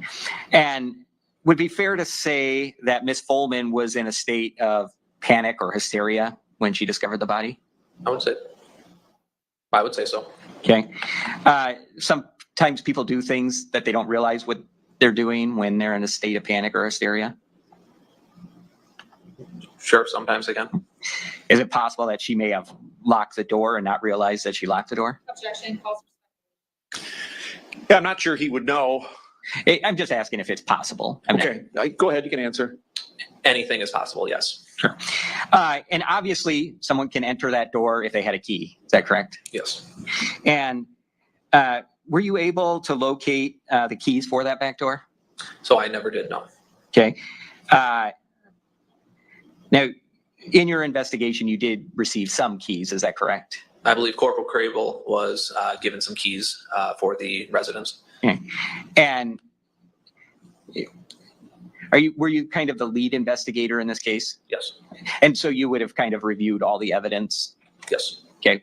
And do you know if anybody had tried any of the keys that Corporal Krael got? I don't believe anybody tried them for the back door. I know they did work to engage the deadbolt on the front door, but I don't believe he or I tried them on the back door. Do you know if any keys were ever recovered from Kylie? I don't. Okay.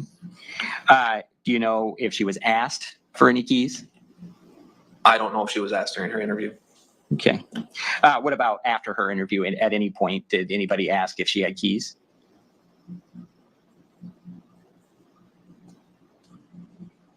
I don't believe law enforcement ever asked her that, no. Okay. And you talked to a number of people that were associated either as a neighbor or associated with Jennifer, correct? Yes. And one of those people was Gina, I'm going to butcher this name, but Schellscher? Schletty, I believe. Schletty? I believe. Am I? Okay. I'm mispronouncing it, so I'm sorry. Okay, yeah, and I know I am too, so. And you kind of, why did you speak to her? Based off my conversations during my canvass, a lot of people had told me she's the unofficial, neighborhood leader, kind of knew what was going on in the neighborhood and was close friends with Jennifer. Okay. Did she have knowledge about Tyler and Jennifer's relationship? Yeah. And did she give any kind of indication what kind of relationship they had?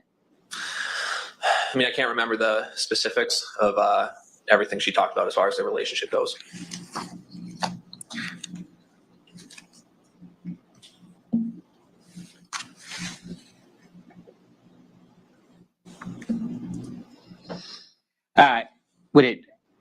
Would it help refresh your recollection if you had a chance to look at your report? Yep. Objection. Well, I'm going to let him answer yes or no. It does call for hearsay.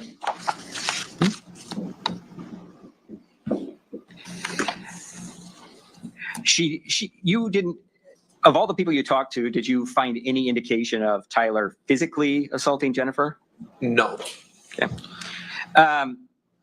Did she give you any information about who maybe has keys to the house? I believe she had mentioned that there was some dispute over Kylie having the keys and not returning them. Again, whether or not those were keys that had been turned over to the family that ended up in her hands after the incident, I'm not quite sure. Okay. And you also stated that you interviewed Tessa George. Yes. And she didn't have any valuable information, correct? No.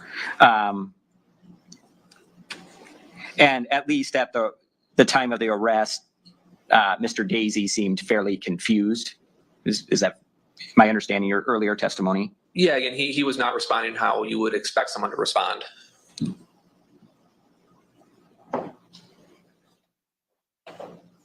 Is it possible that he was mistaking someone else for Tessa George? I don't know what he was thinking.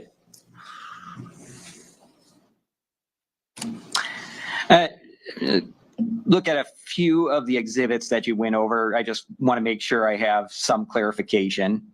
Let's start with State's Exhibit 13.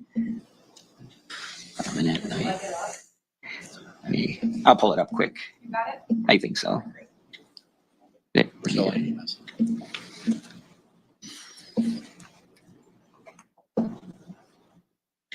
Okay, on State's Exhibit 13, there appears to be like some kind of reddish or some color here on the shelf. Can you confirm that that's not blood? It very much appeared to be candle wax or something to that effect. Again, it kind of had that, circular shape of a candle. Could have been candle, could have been nail polish. It did not appear to be blood. And you didn't find any blood spots on the head of this hatchet, correct? That's for the lab to discuss, not me. Okay. You didn't visually see any? No. Okay. And on the knives that you found, did you visually see any blood, or was there any indication that they had been used? Not visibly, no. And you didn't send those into the lab, correct? No. Do you know where Mr. Dazey kept this hatchet? I know based off his statement to investigators, he keeps it in his toolbox, in the cobalt toolbox in his room. Okay. And that was, can you put it down for a minute, Your Honor?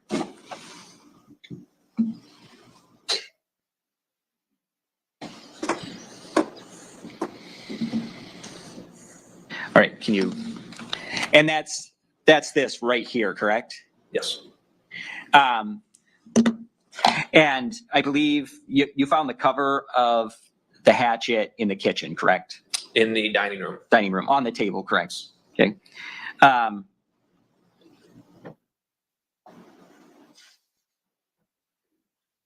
And in your investigation, did you find out if anybody else knew about this hatchet? No, I don't know whether or not anyone ever brought up the fact that they knew that he had a hatchet in his toolbox. Okay. Did you ever find any bloody clothes in the residence? No.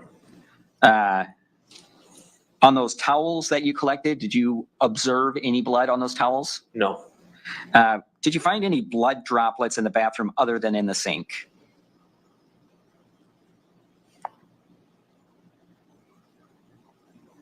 No. Can you put it down for a minute, Your Honor? I apologize. In speaking with, I apologize. Do you know if any search was ever done of Kylie's residence? No. And when you say no, you mean there was no search? There was no search of Kylie's residence, correct? Do you know whether or not she was asked what clothes she was wearing? No. And do you know whether or not she was asked to bring in the clothes that she was wearing? Objection. Investigator Hoff did not interview Ms.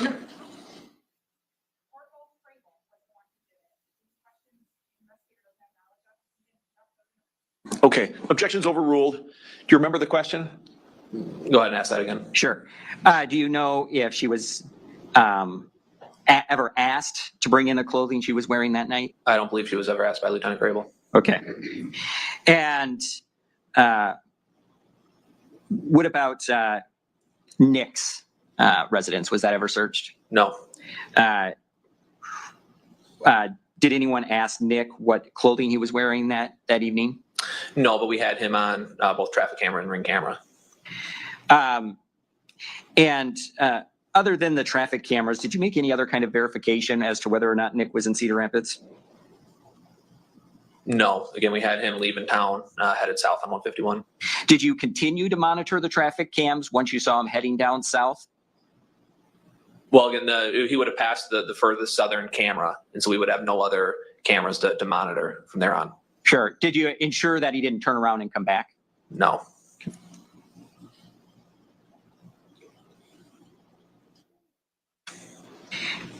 Do you know if that shower curtain was ever tested? It was not.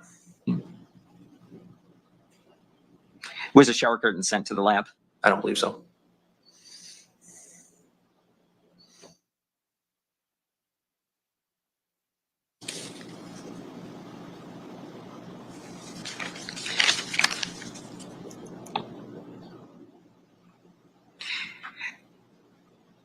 And I know you didn't observe the traffic cams of Kylie, but do you know if the footage was continuously watched throughout the night, or was it based on Kylie's her statements of when she got home? That would be a conversation for you to have with Investigator Rosenthal. Okay. Do you know whether or not Kylie had reported anybody else that could verify that she was home all night? Again, I didn't interview Kylie.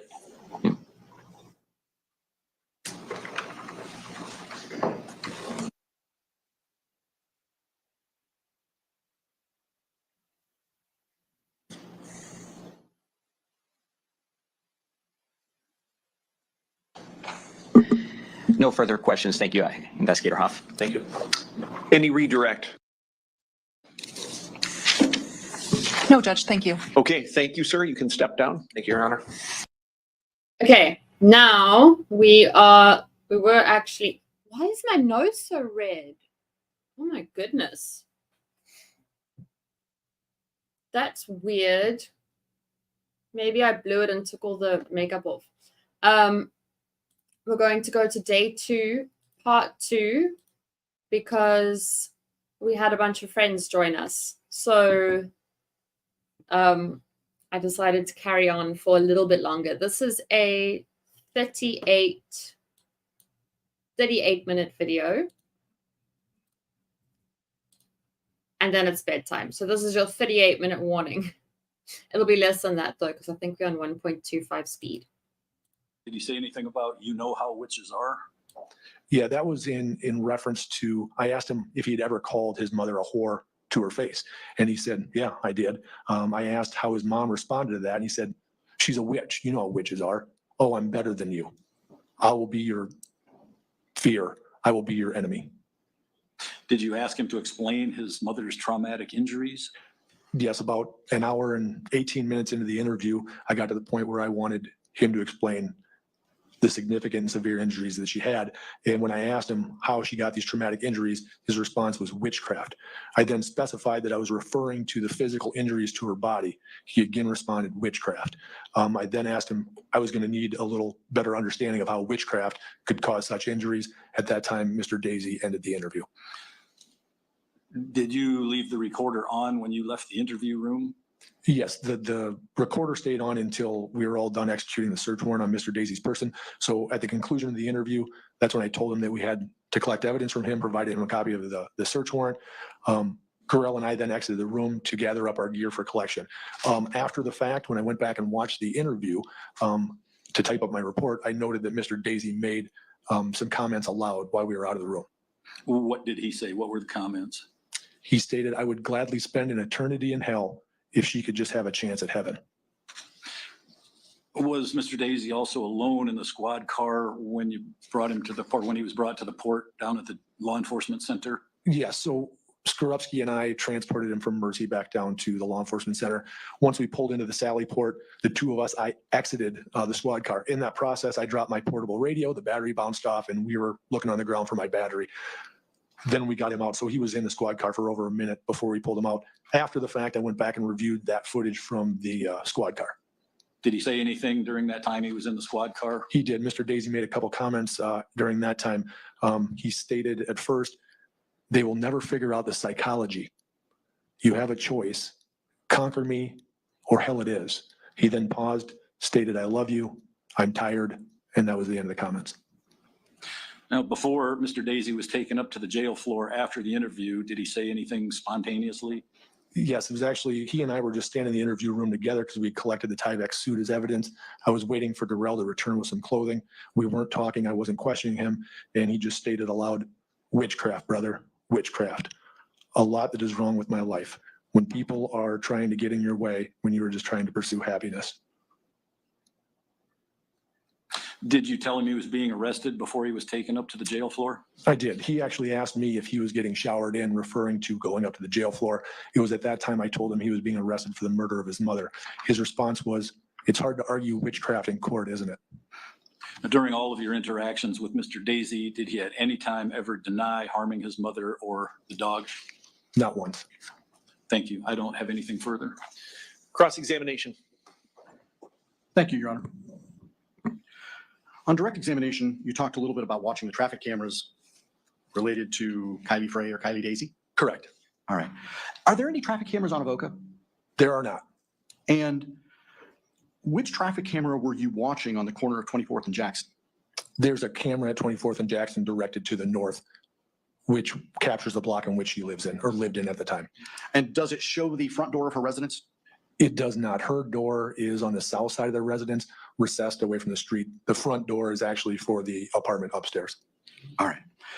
And are there any other exits from her residence? There is a back door on the main floor. Okay. And I take it from your traffic camera, you couldn't observe those? No. All right. Life 360, and I think you talked about this a little bit, but Life 360 only actually tracks the phone, doesn't it? Correct. All right. So if the phone doesn't move, it doesn't track anything. Correct. And is it fair to say that, I know you, is it fair to say that lots of people know about the thousands of traffic cameras in Dubuque? Some do, some that have lived here forever, even actively involved in crimes, somehow don't realize it. Okay. But lots of people do know about them, don't they? Lots do, lots don't. Okay. And they're not exactly hidden, are they? No, they're not disguised in any fashion. Okay. They're right out there sitting on top of the light poles. Correct. Now, you talked a little bit about quantum entanglement. That was something Mr. Dazey stated to me right before he started urinating in the bathroom at the law enforcement center. Did he explain to you what quantum entanglement was? Tried to. Okay. What did he tell you? It's hard for me to explain. If I were to show you your report, I think it appears in at least 2 different places in your report. Would that help refresh your memory? Absolutely.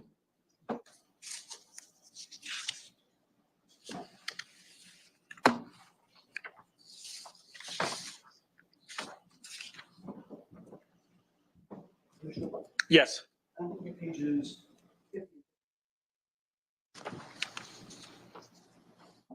I'm ready, Mr. Blair. Now, did he kind of explain to you what he meant by quantum entanglement? From what I captured from that is, if I was sitting at home and I was doing something, say I was drinking a beer, and I thought about you, Mr. Blair, then all of a sudden, wherever you were on this earth, that you would get the urge to drink beer, that I could put thoughts onto you. Okay. He also used that term in reference to kind of a possession, didn't he? And I'll refer you to page 50. He specifically talked as it related to possession. Are you referring to someone trying to take over your being? Is that? Yeah. Okay. He did make note of that.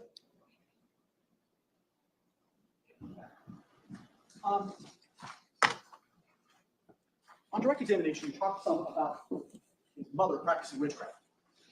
Did he explain to you how she practiced witchcraft? From her bed, on cell phones with the other persons in the covenant, and that she would practice witchcraft upon him. Well, and didn't he say that she did that by meditating upon him and putting thoughts in his head and possession and things like that? Yes, he went into that.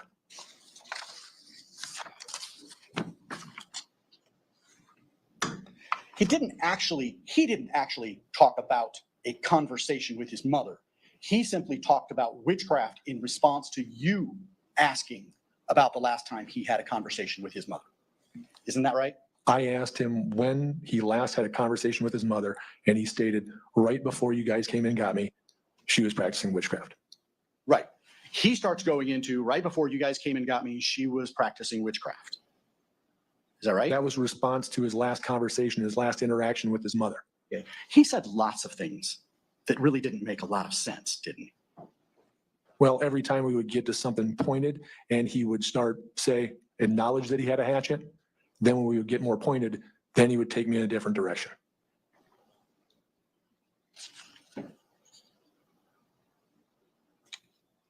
He also talked about being worshipped, didn't he? Yes. And that tied in with the quantum entanglement and the witchcraft, didn't it? Yes. And I think also somehow tied into when he took his medications. Correct.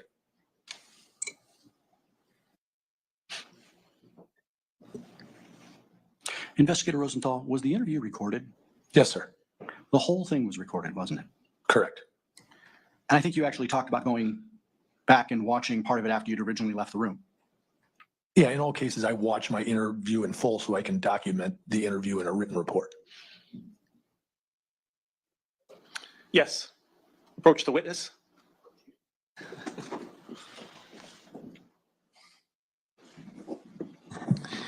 Okay, folks, we're going to take a short break to discuss a legal issue outside your presence.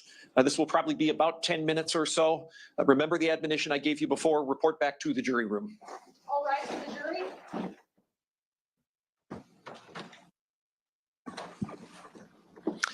Let the record reflect that we are in the courtroom in the presence of all the attorneys. The jury has been excused. Mr. Blair, you have an issue you want to discuss outside the jury's presence? Your Honor, I have a recording of that interview, and I would like to offer that into evidence, and I would like to publish it to the jury. I would point out to the court that the state has opened the door to allow us to do so, that the rule of completeness allows us to do so, that the rule of completeness overcomes the hearsay objection. It doesn't overcome other evidentiary objections, but it does overcome the hearsay objection. That's specifically what it's addressed, what that rule addresses. And it's basically, I mean, you don't need me to explain the rule of completeness to you. You know what that means. You make whatever record you want. Essentially, Your Honor, the gist is that if they put in part of the story, we get to put in the rest of the story. And understanding this is one of the situations, a statement taken from a defendant, this is one of the situations where the rule of completeness directly comes into play. Mr. Nelson, if you want to respond. Certainly. This is not a situation where it's about completion because we did not play any portion of that interview. Had we done that, perhaps the completion might apply. It does not. Wanting to play part of that recorded interview is pure hearsay. There are no exceptions to that in the rules. And just because their client refuses to testify doesn't mean that they can come in and use hearsay to get that before the jury. If they indeed want the rest of the story, as they say, then the defendant can testify. He can say whatever he wants through testimony so that we can cross-examine him. That's what this system is all about, not about having testimony come in without the ability to cross-examine. Mr. Blair, do you have any authority, any case law, or any rules that you want to cite to in support of your request? I can get you the rule for rule of completeness. I kind of assumed that you knew which rule that was. Do you need that? No, you made the statement that the rule of completeness automatically trumps any hearsay. If you read the rule, that's what it's addressing. It's addressing situations where evidence would otherwise be kept out under the hearsay rule. And by implication, it overcomes the hearsay objection. That is specifically what it's addressing, is it's addressing situations where evidence would otherwise be kept out under the hearsay rule, under the rule against hearsay. And then that evidence is allowed to come in to complete the record, to allow the other side to respond and complete the statement. There is no restriction on whether that has to be done with witness testimony or whether it has to be done with, whether it can be done with a video recording of the statement that the witness was testifying about. The other thing about it, I would point out, Your Honor, is that my client has not, as of right now, has not refused to testify, and that's not the issue here. That's not an issue that's part of this decision, and it doesn't go into, it's not part of this. We're dealing with the fact that the state has put on part of it, has made assertions that are rebuttable with this, and we're proposing to complete the record and rebut those presumptions, those assertions. You said the state has put on part of it. I think we can all agree the state has not shown any part of the video that you would like to show. They have talked about what's on there. Okay. So two components to this. Do you concede that what you want to play for the jury and offer into evidence is hearsay? I would say that under the rules related to the rules of evidence, this would be an out-of-court statement by the defendant, not being offered by the state, so it's not by a party opponent.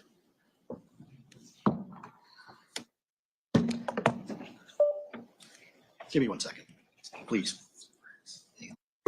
I am going to refer you to one piece of relatively recent case law. State versus Flores, Iowa Supreme Court case from January 26th of 2024. Deals directly with the rule of completeness. It was a situation where the defendant brought up in testimony certain aspects of a statement within a CPC interview, I believe. The state was then allowed, in order to complete the record, to play the entire CPC video. CPC video. The only significant difference between these two situations is who's asking. Give me a second. I found Flores. It looks like it's 2 Northwest 3rd, 287. I think the portion of that case you're talking about, the Iowa Supreme Court says the rule of completeness applies regardless of which party opens the door. And I think that's the point you're making. That is the point, Your Honor. That is at least part of the point that I'm making. And also the fact that you'll note that they went from somebody testifying about a statement that was made to being allowed to play the video, even though the defense hadn't played any portion of the video.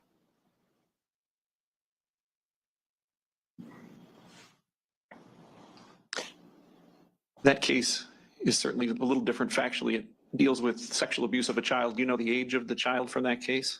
I do not off the top of my head. Okay. But I would note that they're not talking about in their analysis, at least in this portion of it, they're not talking about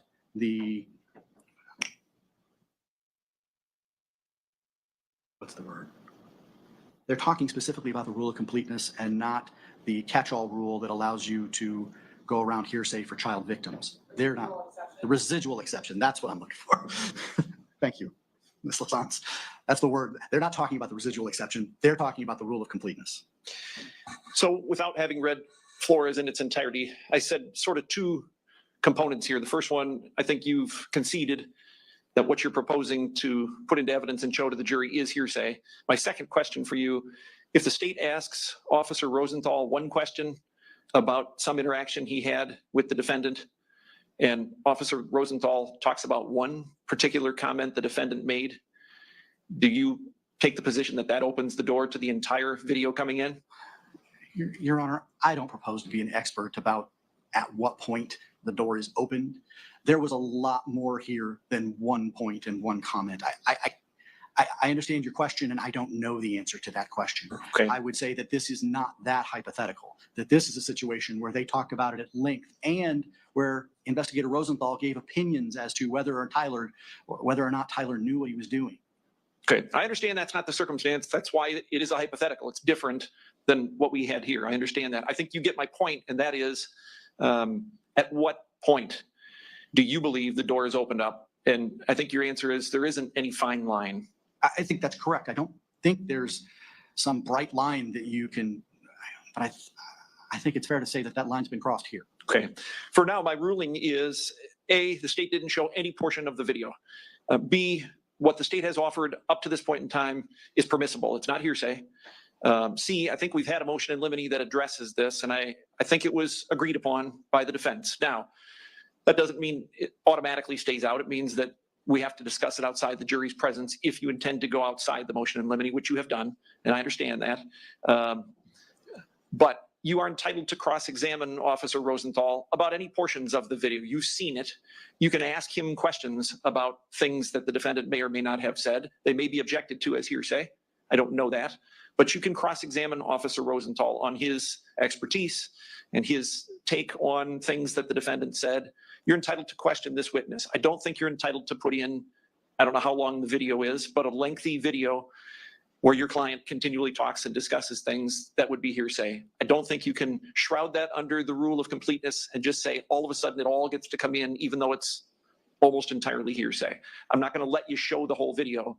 You can offer it into evidence as a court exhibit if you want for purposes of completing the record and for appeal, but I don't think it's appropriate to let all of that come in when it is hearsay, and you have the right to cross-examine this witness. May I make one point, Your Honor, in Yes. response? I would note, Your Honor, that while I can cross-examine him, I can't make him change his opinion. And he has made opinion statements about that. The jury is entitled to form their own opinion, but they're not being allowed to watch the actual interview. I agree with everything you said. What's your And point? therein is the problem. The jury's right to form their own opinion has now been abrogated. It's now been curtailed. They're not being given that right. Well, to the extent that he offered his opinion, he did so without objection. So if there was a question that called for an opinion and you don't believe that he was authorized to give that opinion, I didn't hear any objection, so it came in. You said I can't get him to change his opinion. I don't know if you can or you can't. That's cross-examination. But I understand your point. Any other record you want to make on this issue? Your Honor, at this time, we're going to offer this as a court exhibit. Let's call it E.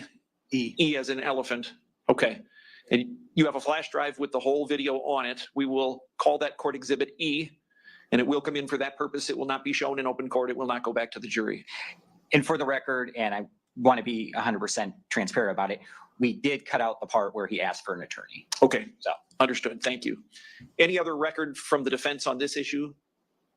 I believe there is one reference in there that we were planning on cutting out, although we hadn't gotten that done yet, but there is one reference in there to his diagnoses, and that could easily be cut out. Okay, understood. It hasn't been on that exhibit, but it could. I mean, I was not proposing to show that portion to the jury. Anything else from the state on this issue? Yes, Your Honor. The fact that this interview was recorded really has nothing to do with the testimony. The recording was not mentioned except by the defendant. The state didn't play the video and didn't refer to it. And if what defendant is standing on is correct, then anytime there's a statement against interest, then a defendant would be free to play any recorded interview regardless of whether it's hearsay or not. It would just be a complete defeat of the hearsay rule, and it would defy hundreds of years of evidentiary jurisprudence. So I'm asking the court to overrule that and not allow that to be done, not allow it to be played. Okay, and that's what I've already ruled. Mr. Hoover, do you want to give the court exhibit to the court reporter, please? Okay, are we ready for the jury and to resume cross-examination? Yes, Your Honor. Okay. Okay, that's fine. Let's bring the jury in.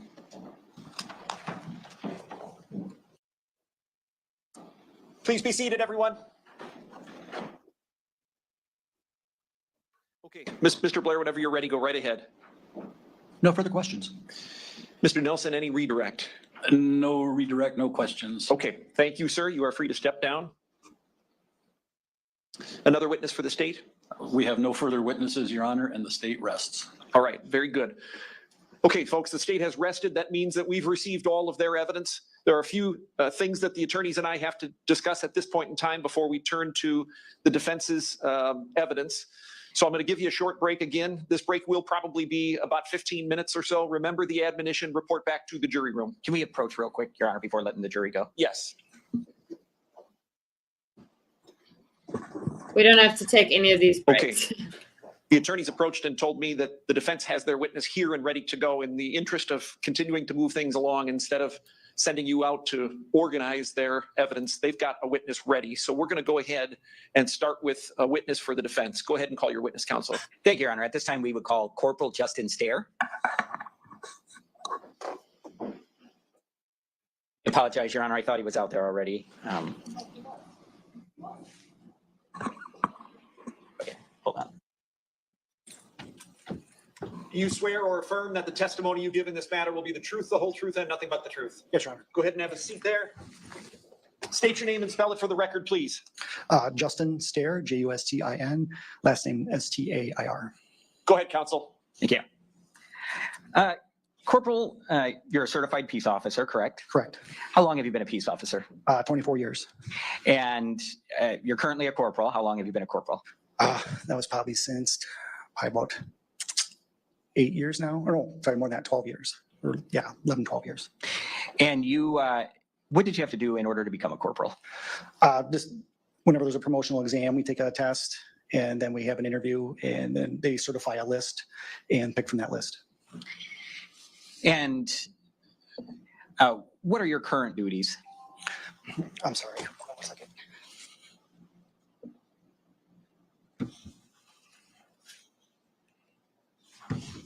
Okay, right now I'm a street corporal. And how about back on January 18th of 2024? What was your assignment at that time? I was a corporal back in criminal investigations. And on that particular day, did you take pictures? Yes, I did. And do you have any idea about how many pictures you took? Not right offhand, a lot. Okay. I'm going to show you what's been marked as Defendant's Exhibit A.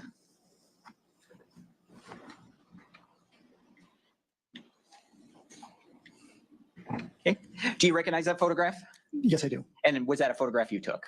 Yes, it was. And can you tell the jury where, in conjunction of the house, was that photograph taken? So if you're looking at the house, it would be on the left-hand side by the driveway area.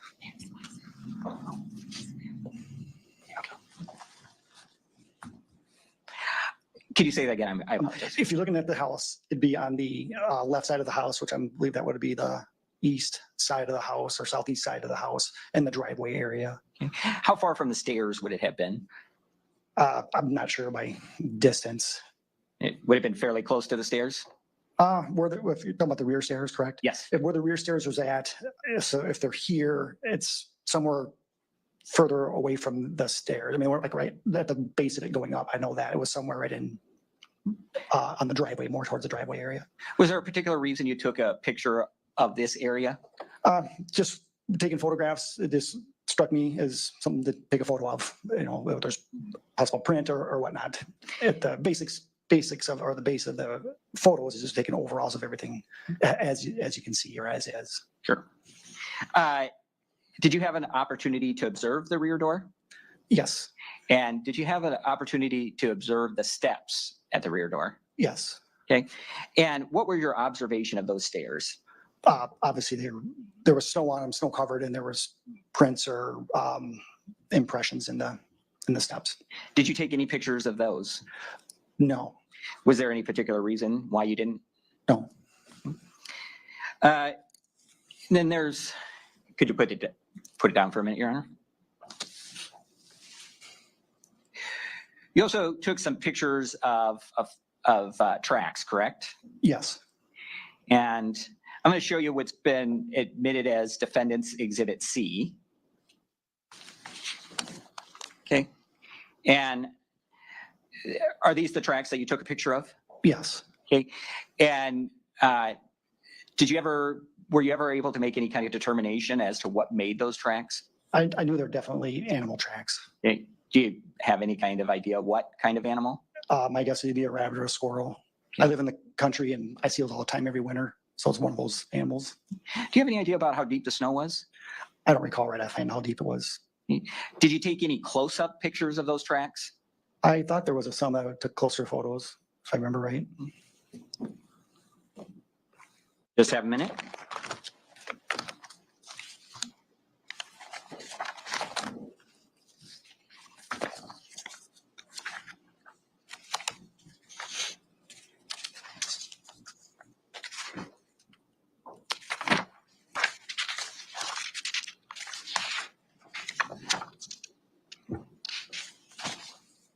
I don't have any further questions. Thank you, Corporal. Cross-examination. Thank you, Judge. Good afternoon, Corporal Stair. How are you today? Good. Good. Okay, so one thing we can see from these photos is that it is definitely, can I keep that up? Mr. Hoover, thanks. It's definitely snow covered out there, right? Yes. In your experience as a person and a officer, how great are photos taken in white snow? Not very good. Okay. You did take close-up photos of those tracks though, correct? I believe I had some that were a little closer. All right, may I approach? Yes.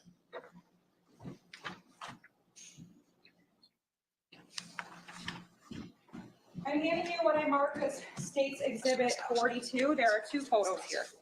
Can you take a look at those? Can you tell me what those are, Corporal? Yes, like the animal tracks that I saw before. That you took a close-up of these tracks in Defendant's Exhibit C? I believe so. Okay, can you see in those photos the tracks up close? Not really. It's difficult, Yes. but can you make them out? And this one, yes. And at an angle, yes, you can kind of see them here as well. Okay. It's faint, but you can see them. And in those photos, what do those tracks appear to be to you? Animal tracks. Okay, move to admit State's Exhibit 42. Any objection? No, Your Honor. 42 is admitted. Can we take that? Take the picture down. Are you done with it? Yeah.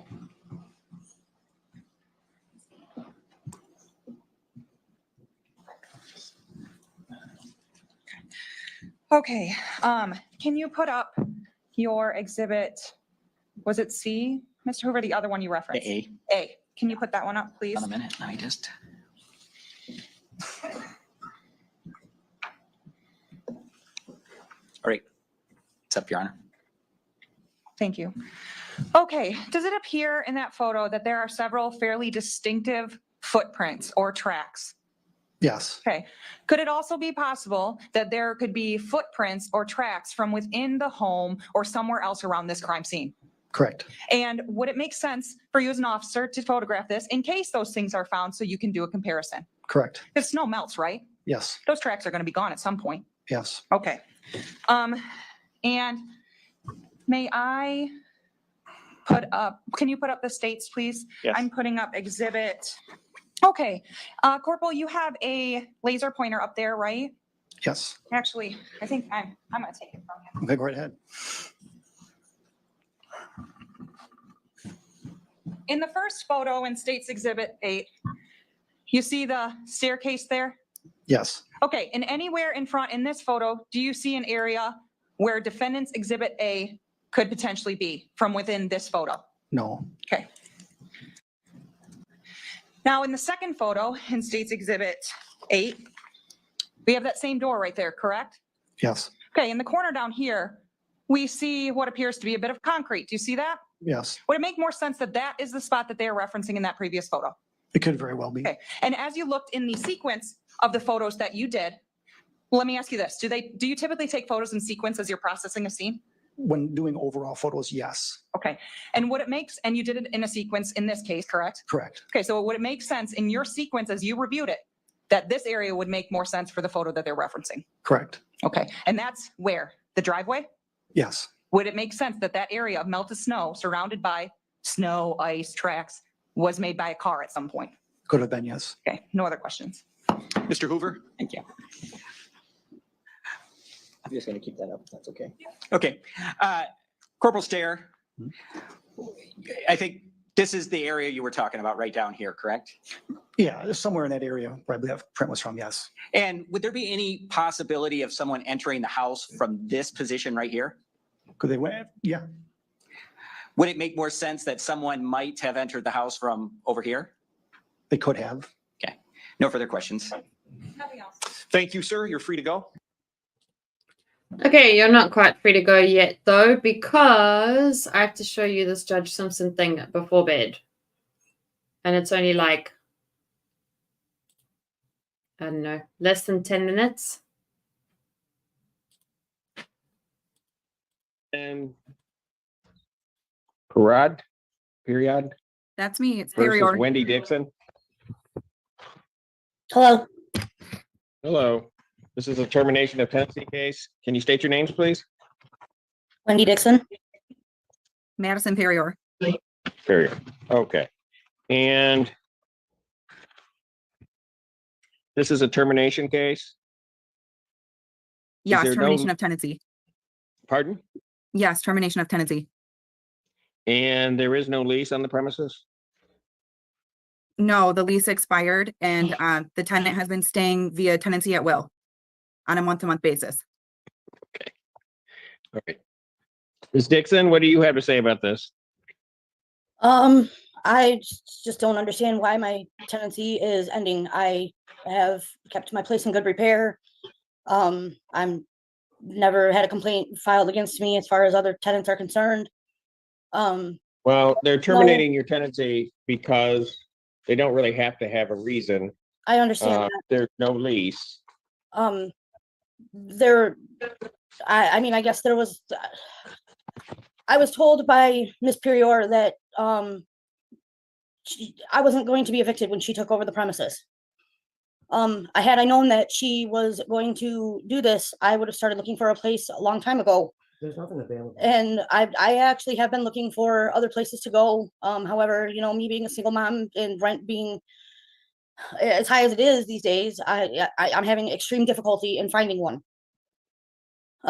This has been my home for the last 3.5 years. And Okay, let me ask this. Is rent all paid? yes, Or what? Not for the month of July. because she told me she was terminating my tenancy Got in it. July. That's what, But up All until right. before July, it was paid in full. pardon? Up until the month of July, yes, it was paid in full. You have to. Okay. And I have July's rent. But you can't pay rent and move. All right. So ma'am, how much time would you need to try to find a place? I honestly don't know. It at least probably 30 days or so. I'm hoping How long have you been in the unit? 3.5 years. Okay. And ma'am, are you willing to give her time to move or no? She was given 30 days notice on June 8th. Okay. So we've had 5 weeks. Ma'am, I know that. Yeah. I just need an answer to my question. I think that if she was willing to pay rent for July and then in addition needs another 30 days and is willing to pay rent for August, we could give her that till the end of August. Can you, Ms. Dixon, can you do Yes. that? Yes. Pay rent and move. I don't, I mean, I hate to bring this up, but I am a single mom and I only make $16 an hour at my job. I can't really pay rent and have the funds to move as well. Cause you know, as most people would know, when you move, you have to pay first and last month's rent, usually plus a security deposit. Okay, so here's what I'm gonna do. And I'm trying, I think you- I will file, so- I'm sorry, I will Ma'am, file ma'am. for SER too, if I have to, or some All kind right. of assistance. Right, I understand that. But I want you to call Hawk and put the number on the thing and see what assistance they may be able to give you regarding relocation assistance. I don't know if it would be available to you, but you can certainly contact them. Okay? It's called Hawk. Yes. Okay. And you got that number when the video was playing or no? I'm not seeing it, no. Okay, so if you got a pen, it's 961-1999. Okay, 961-1999. Okay, I can remember that. Okay, we put it also in the chat. So what I will do is I will adjourn this matter out to the 26th, 2024 at 3 p.m. And you can check into the relocation services and whether or not there's a way in which you can fundamentally try to pay, as I understand what would be agreed to, get July rent paid, get August rent paid, and then buy yourself time to the 31st of August. Okay. Okay? Okay, thank you very much, Honor. Can I ask that she unblocks my phone number or that she puts a payment in the mail? I don't have your phone number blocked, Miss Period. I actually got a new phone number. How do you If plan this on? matter gets, if this matter gets delayed any longer, then what I would do is I'll indicate that you're reserving the right to escrow, but I'm not gonna have her pay anything right now because I can't order her to do that except in the court escrow. All right, thank you. Is that it? Yeah. Court stands in recess. Fucking bitch. What did you say? I can't order to pay anything. Who was that? Miss Dixon, Yeah. Yes, sir. turn your camera back on. Yes. That kind of language will never, ever be used in this court. I apologize. Ever. I apologize. Am I My understood? camera's off. Am I understood? You absolutely are. My apologies. My deepest apologies. Now sign off and sign off correctly. I will. Thank you. Court's in recess.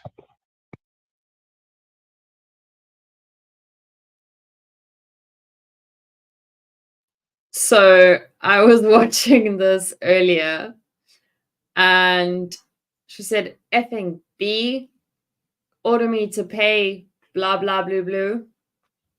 And I was recording it on my phone because when I went into the video to listen, I saw comments saying like, geez, that last lady was really trying to get some sympathy there. And I was like, oh, I know this is going to be good.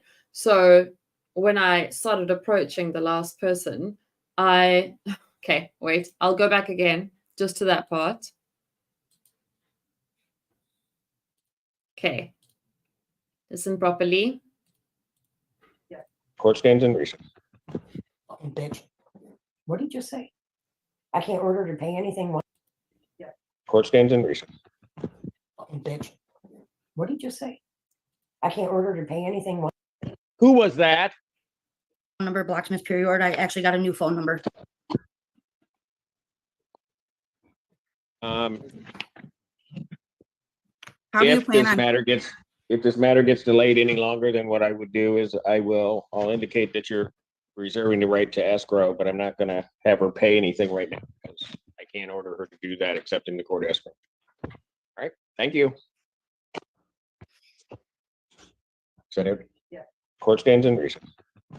Fucking bitch. What did you say? I can't order to pay anything. Who was that? Miss Dixon, Yeah. Yes, sir. turn your camera back on. Yes. That kind of language will never, ever be used in this court. I apologize. Ever. I apologize. Am I My understood? camera's off. Am I understood? You absolutely are. My apologies. My deepest apologies. Now sign off and sign off correctly. I will. Thank you. Court's in recess. So I saw a load of comments like, oh my gosh, that last lady was really trying to get sympathy, etc., etc. So when I started approaching the end of the video, I was screen recording and I was holding it while I was doing things. And I tried to look so fast, I actually like dropped my phone because I was like, who said that? And then I thought maybe there was like Judge Simpson had left the call, but when I heard him come back, I was like, oh, he actually heard it. He actually heard it.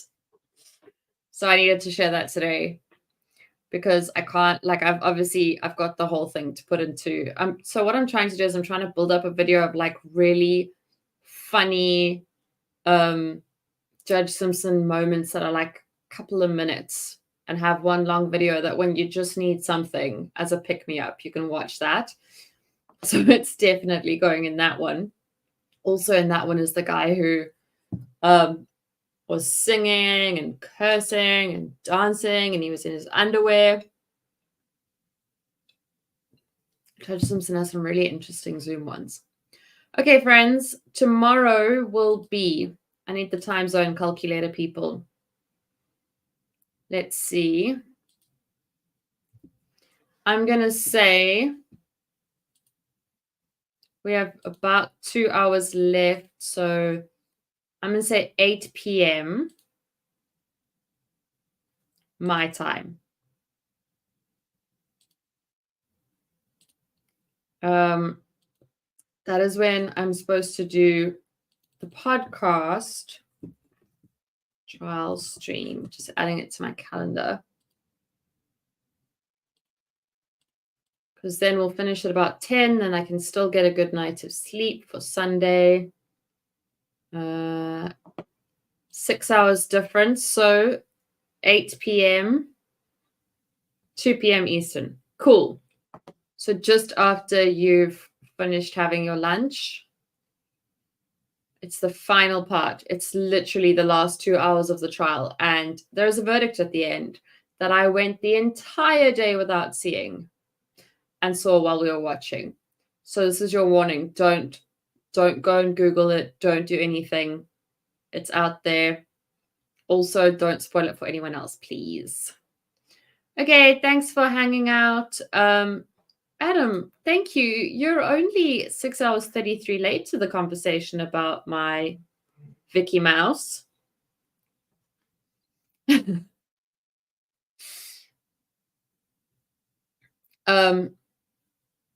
Thanks for hanging out. Have a great Saturday evening or whatever time zone you're in. And I'll see you tomorrow. Bye.